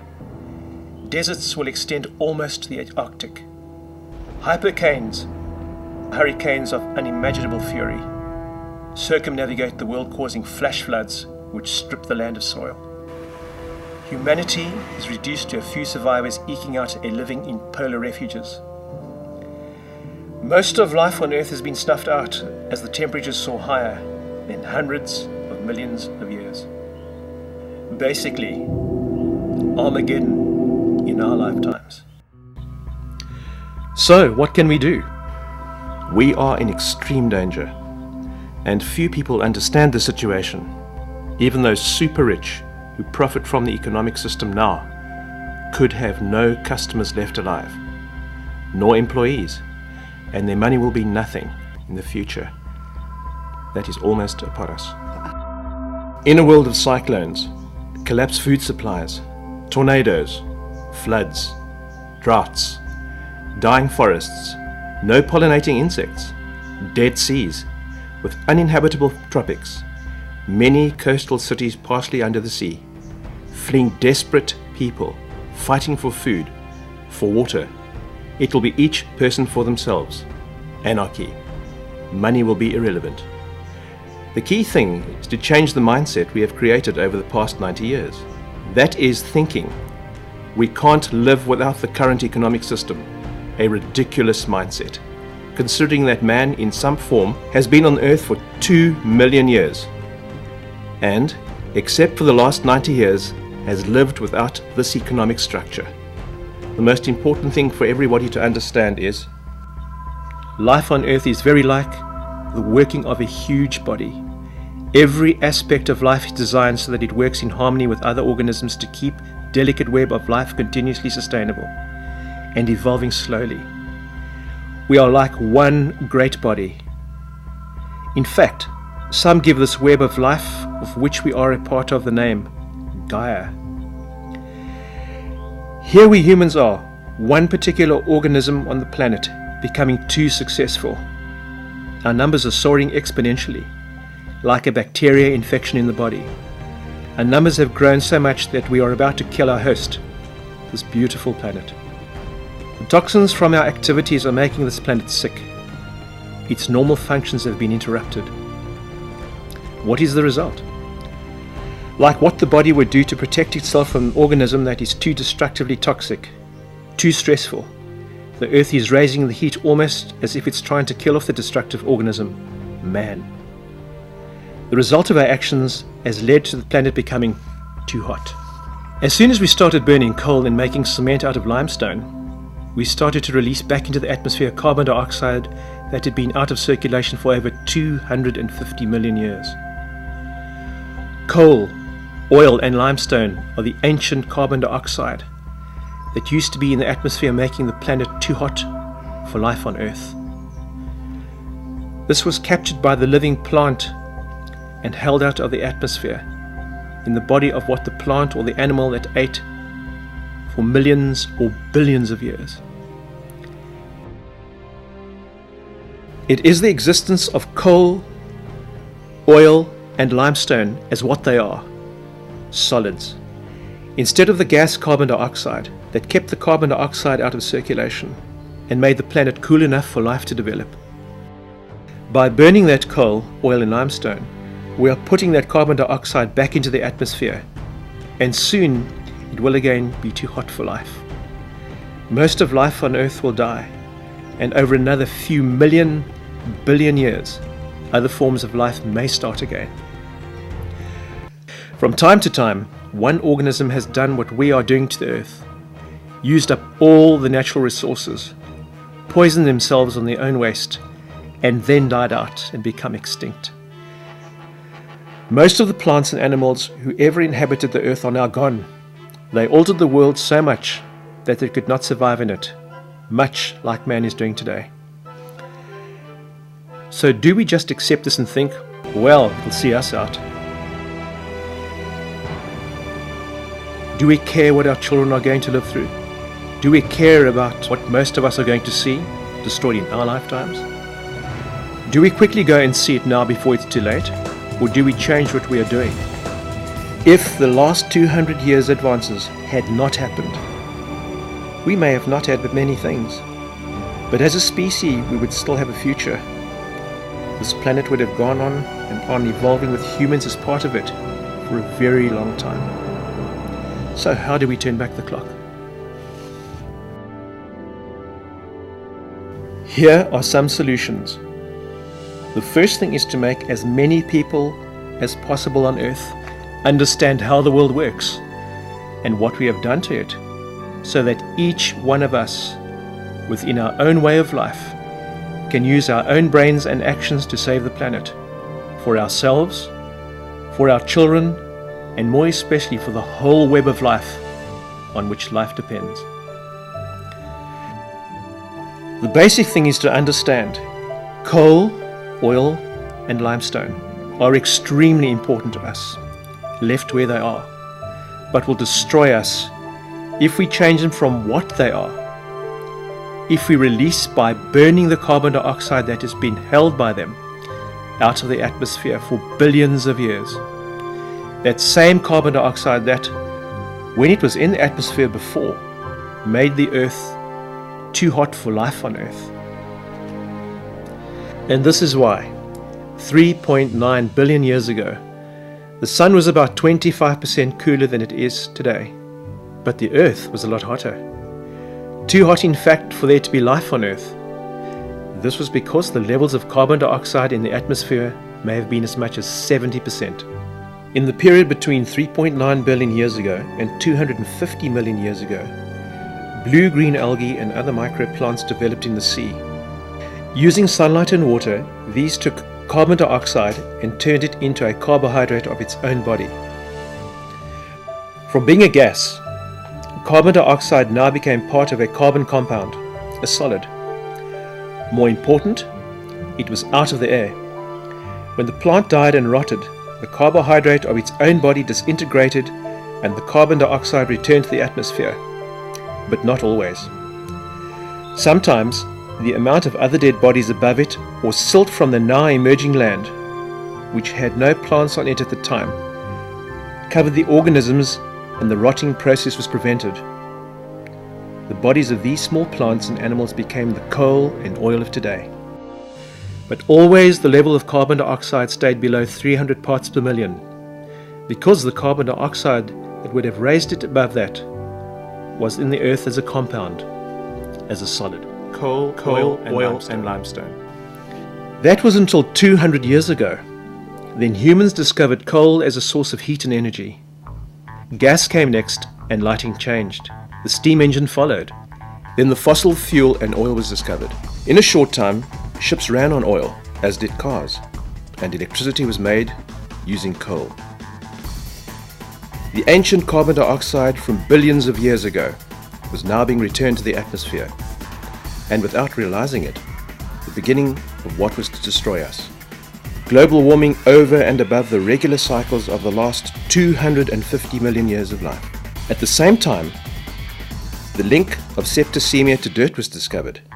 Sterilization of operating instruments was introduced, and the death of women in childbirth became from being common to rare. Then penicillin, insulin, anti-malaria drugs made their appearance, and the number of people started to soar. With oil came the beginning of the tractor and commercial farming, fertilizers, the deadly DDT.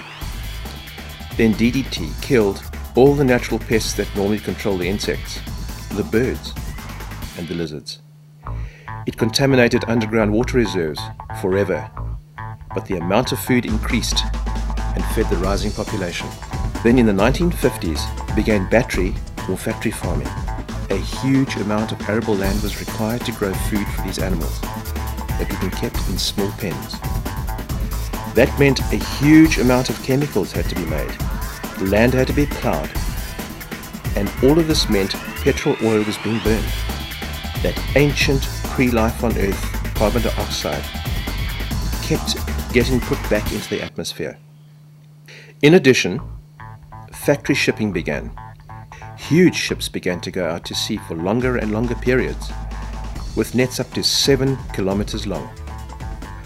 All the time they were burning oil, letting out into the atmosphere the ancient carbon dioxide that had previously been locked up to allow life on Earth. Much of the fish they catch are too small for human consumption.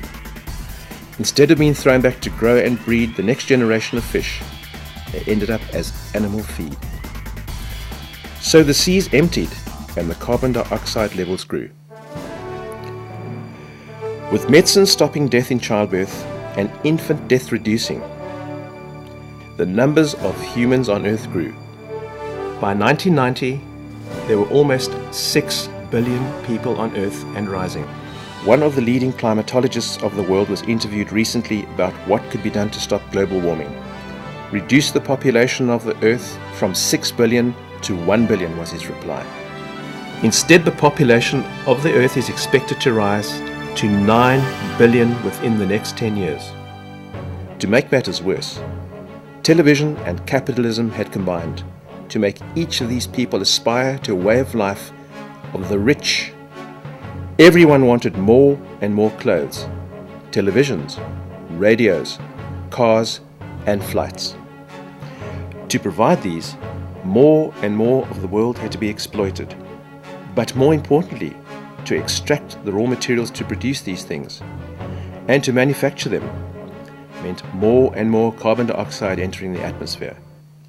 In the 1960s, a man called Roger Revelle the teacher of Al Gore, the ex-next president of the United States, started to measure the amount of carbon dioxide in the atmosphere. He proved that the levels of carbon dioxide in the atmosphere were higher than they had ever been in the previous 650 million years, which is as far back as scientists are able to trace it. He saw that the global temperatures generally were rising and projected that the rise would have devastating consequences. The solution is obvious. As soon as possible, we must stop using fossil fuel and cement, so we don't make the situation worse. But the temperature on the Earth is already such that if we do not lower it, glaciers will melt, millions of people will be without water, and the sea will rise, covering most of the cities and the fertile coastal plains where much of our food is grown. The effect of greenhouse gases tends to lag about 30 years after they've been stopped accumulating. The second thing is to try to reverse what we have done and to take as much carbon dioxide out of the atmosphere as possible. Now, 1 billion years is 1,000 million years. We have 3,700 million years that it took to take the carbon dioxide out of circulation in the first place. We have less than 100 years to get that carbon dioxide from the oil, coal, and lime that we have already used back out of the atmosphere again. But take heart, we have not used it all. Some of the carbon dioxide from billions of years ago is still being held out of the atmosphere as a hydrocarbon, oil or coal, or as a limestone, and is still in the ground. Essentially, we have to stop those intent on exploiting those last reserves. We actually need to reduce the amount of carbon dioxide in the atmosphere. The carbon dioxide which came from ancient times, the time before 250 million years ago. And the age-old way of doing it is to change it into plant mass, preferably plant mass where it will stay for a long time. To grow plants to take carbon dioxide out of the air and hold it out. We call that a carbon sink. What are our options? Grasslands are a huge carbon sink, but desertification, overgrazing and fires wipe them out, and when they die they rot and give back the carbon dioxide anyway. However, increasing the amount of land under grassland would help. Phytoplankton, which are microscopic organisms in the sea, hold a large amount of carbon dioxide out of circulation. The more phytoplankton, the more carbon dioxide is held out of circulation in the atmosphere. But toxins in the sea are killing phytoplankton. The nutrients that used to come down the rivers with the silt to feed the phytoplankton in the sea are being held back by dams. And the increased temperature of the sea due to global warming all mean less phytoplankton. The solution: stop putting toxins in the sea. Redesign dams to let the nutrients out. And still, when phytoplankton die, they rot and release the carbon dioxide back into the air. That leaves trees. Long-living trees hold carbon dioxide out of circulation for up to several hundred years. We need to plant trees by the millions and nurture them to independence.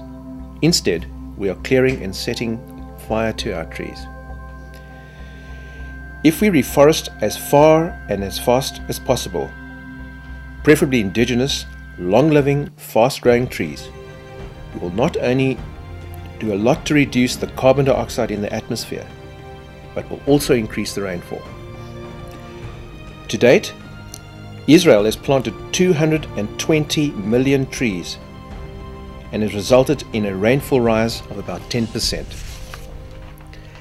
In addition to which, trees hold the soil, prevent erosion, shade the ground, which encourages soil-making organisms to flourish, and prevents the radiation of sun rays back to the atmosphere. Trees also regulate the flow of water into watercourses, so that instead of dry rivers and then flooding, which is always the result if we move trees upstream, the rivers maintain a flow of water year-round.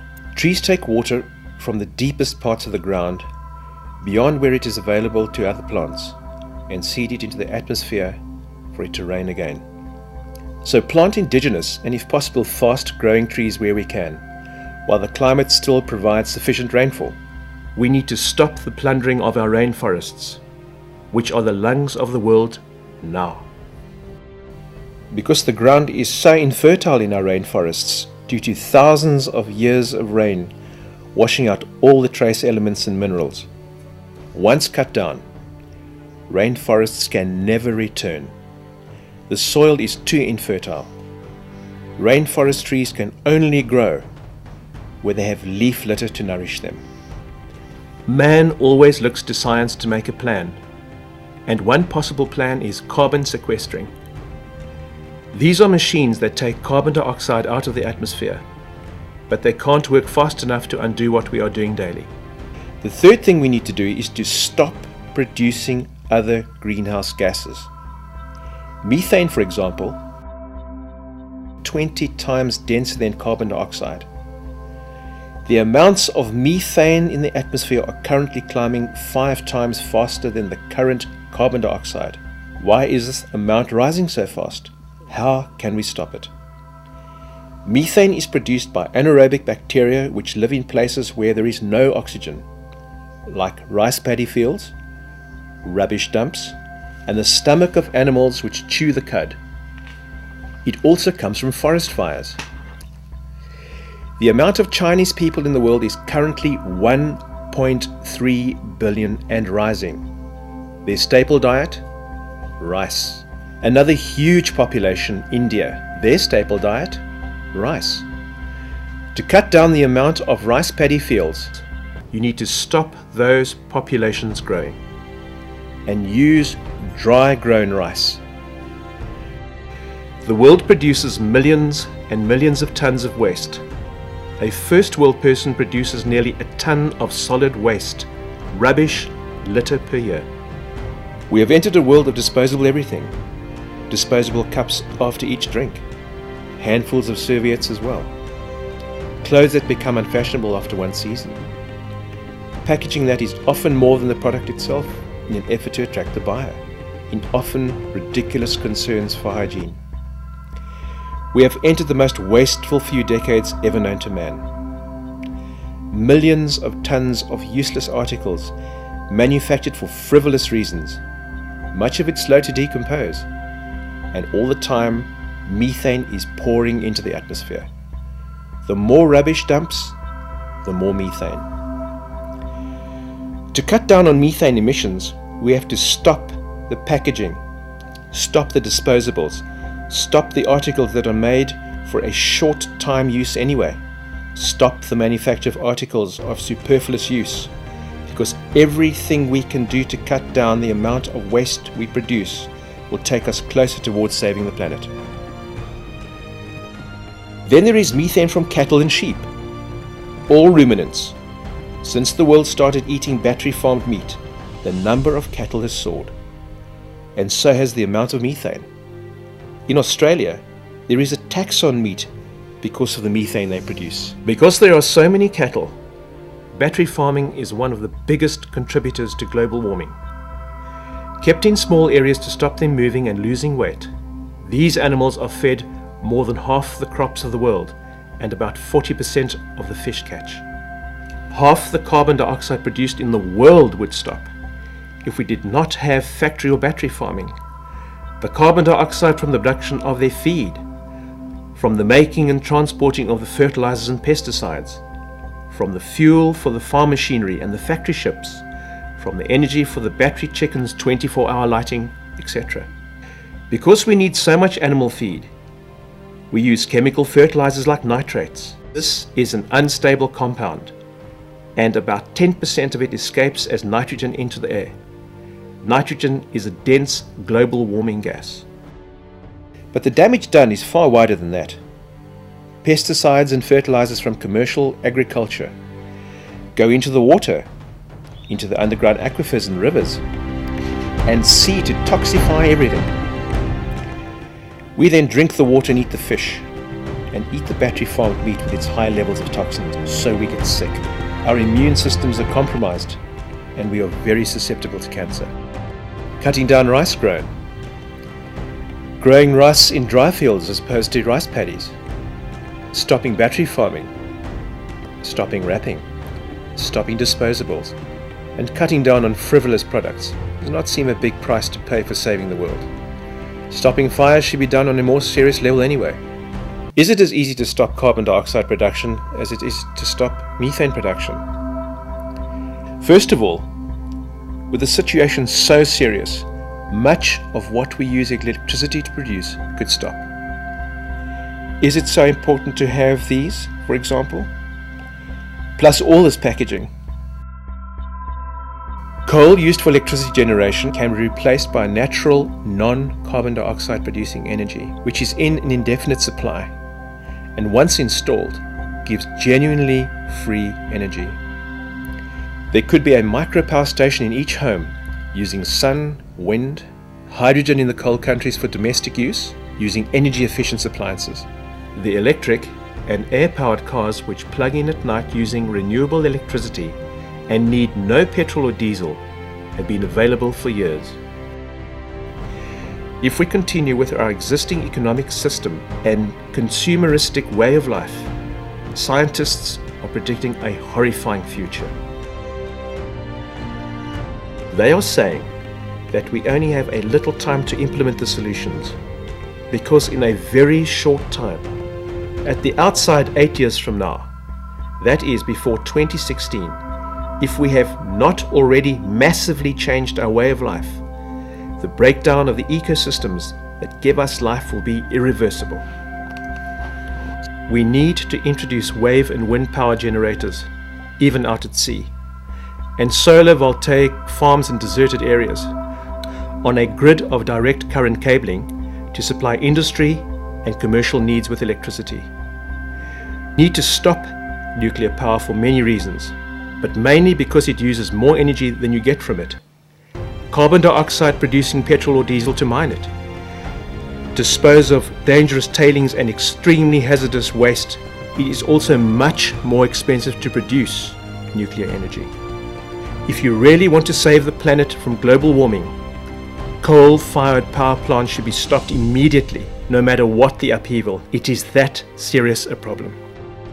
Floods, droughts, and biofuel farming are already causing food shortages worldwide.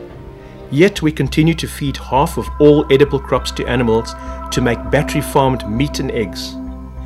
Battery farming must stop. The number of farm animals must be reduced to the carrying capacity of the natural vegetation.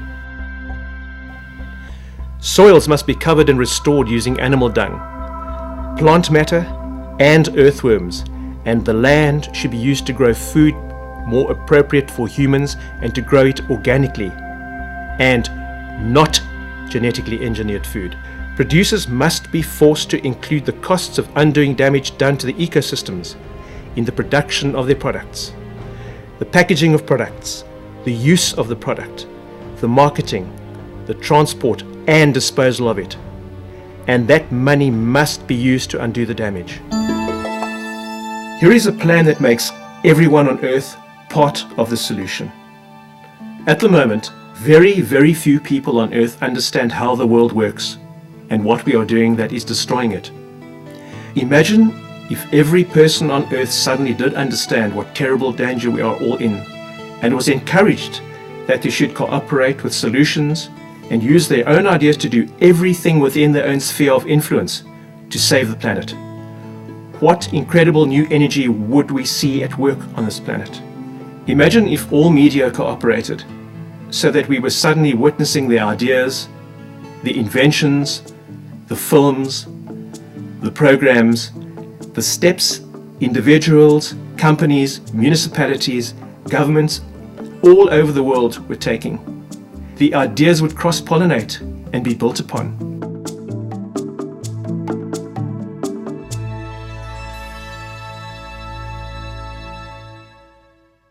So why don't we do it? Part of the reason is who is going to do it?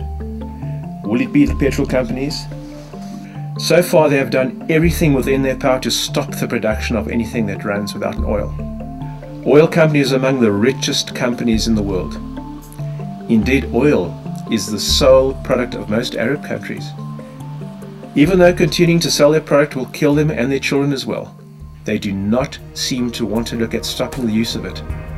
Presumably, they kind of hope scientists are wrong and that the world is not warming up. Will it be the governments? Representative government means that election is required. This should not, but does mean election campaigns. Election campaigns are expensive, and so the oil companies fund them. Now, could they expect funding from oil and energy companies if they then legislated as they must do if they are to survive? No more fossil fuel to be used at all. When you suggest that you should stop using fossil fuel-based energy, everyone points gloomily at China. What is the point of us stopping fossil fuel when China, which has the largest population in the world, is now having this economic boom and building 2 coal-fired power stations a week? Well, we have caused that boom by buying Chinese goods, which are only cheap because the world still allows the cost of what a product does to the environment to be left out, and because where there are so many people needing jobs, none dare complain about low wages or they will be replaced. We are empowering a nation to destroy the planet. The government should introduce environmental impact tax. All those products made with such environmentally damaging power, emitting such a lot of environmentally damaging waste into water, air and earth, would be prohibitively expensive. Then add the cost of removing the carbon dioxide from circulation that was expended in bringing the products to our countries. But would their corporate backers let them? Imagine if the government were to say what they must say if we are to survive. No more fossil fuel. Look how dependent we have become on oil and coal. 24 hours without oil brings many things to a standstill. So our leaders do nothing. So is the answer then to just continue as we are and hope for the best? Look how many jobs will be lost if we stop, is always the cry. In the world as predicted by the IPCC, how many not only jobs will be lost, but lives? Indeed, effectively, our whole planet. We have created a monster that is destroying us. We think we cannot do without our current economic, political and cultural system. A system we have had only for 90 or so years. And those are the years that are racing towards destroying the planet. The time has come for a complete change away from the economic system that is destroying life on Earth. The world as we know it. How many people is it really benefiting anyway? It is an economic system which does not honor life. It is working against nature, and our nature is working against it. It is unsustainable. It uses up its natural capital instead of using only the produce from the natural capital.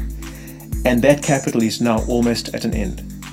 We have entrenched in our constitution the concepts of a human-centered world in which the natural resources are only for our use, none of which vests any rights in plants, animals, soil, water, or air. The authors of these constitutions have always been those with commercial and industrial interests. Immortal entities without any environmental, social, value or moral responsibility. The giant corporations of the planet whose criteria for survival is profit-based. None of this will happen unless the people understand how the planet works and what we are doing that destroys it. Then they will cooperate, indeed welcome the changes that must happen if the world is to survive. No. Each and every person within their own context will become conservers instead of consumers, limited in their number of children, bring in the renewable systems of agriculture, economy, lifestyle, until the world is once again in balance with what it can sustain. Never again to advance into short-sighted, destructive economic and cultural systems. What a vision! A whole world of people cooperating through understanding and acting in harmony of life. This is our only chance, and we have a very short time to bring it about. Will you be part of the solution, or continue to be part of the problem and perish because of it?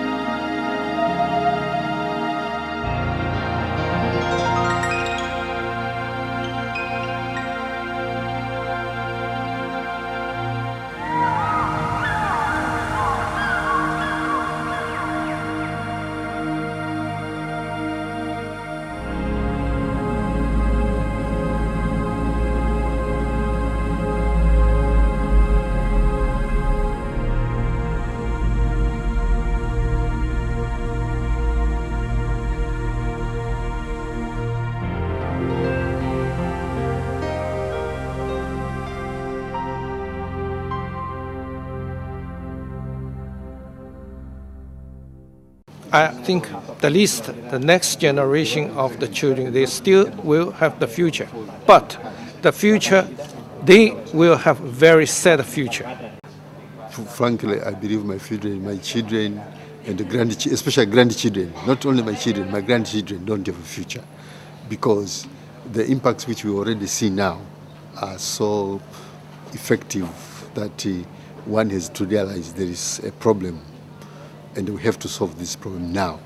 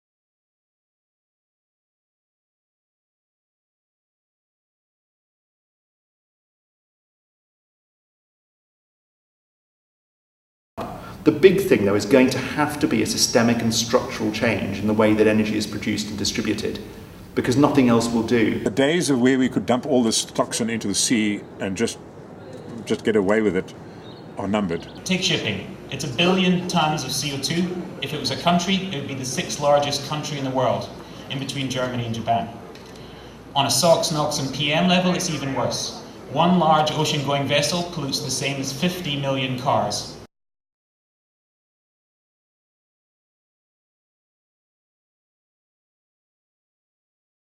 The issue of acting on climate change, on sustainable development, is not always portrayed as preventing people from doing something. First step is to do things more responsibly. Secondly, to look for more intelligent answers. And then you can, from there on, begin to develop a whole set of steps.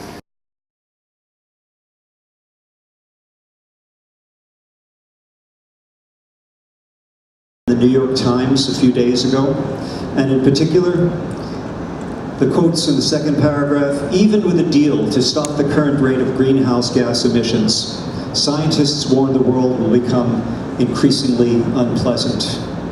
But then it goes on to say, without a deal, they say the world could eventually become uninhabitable for humans. The other thing that we need to push is the enormous economic opportunity for this generation of investing in energy, clean energy.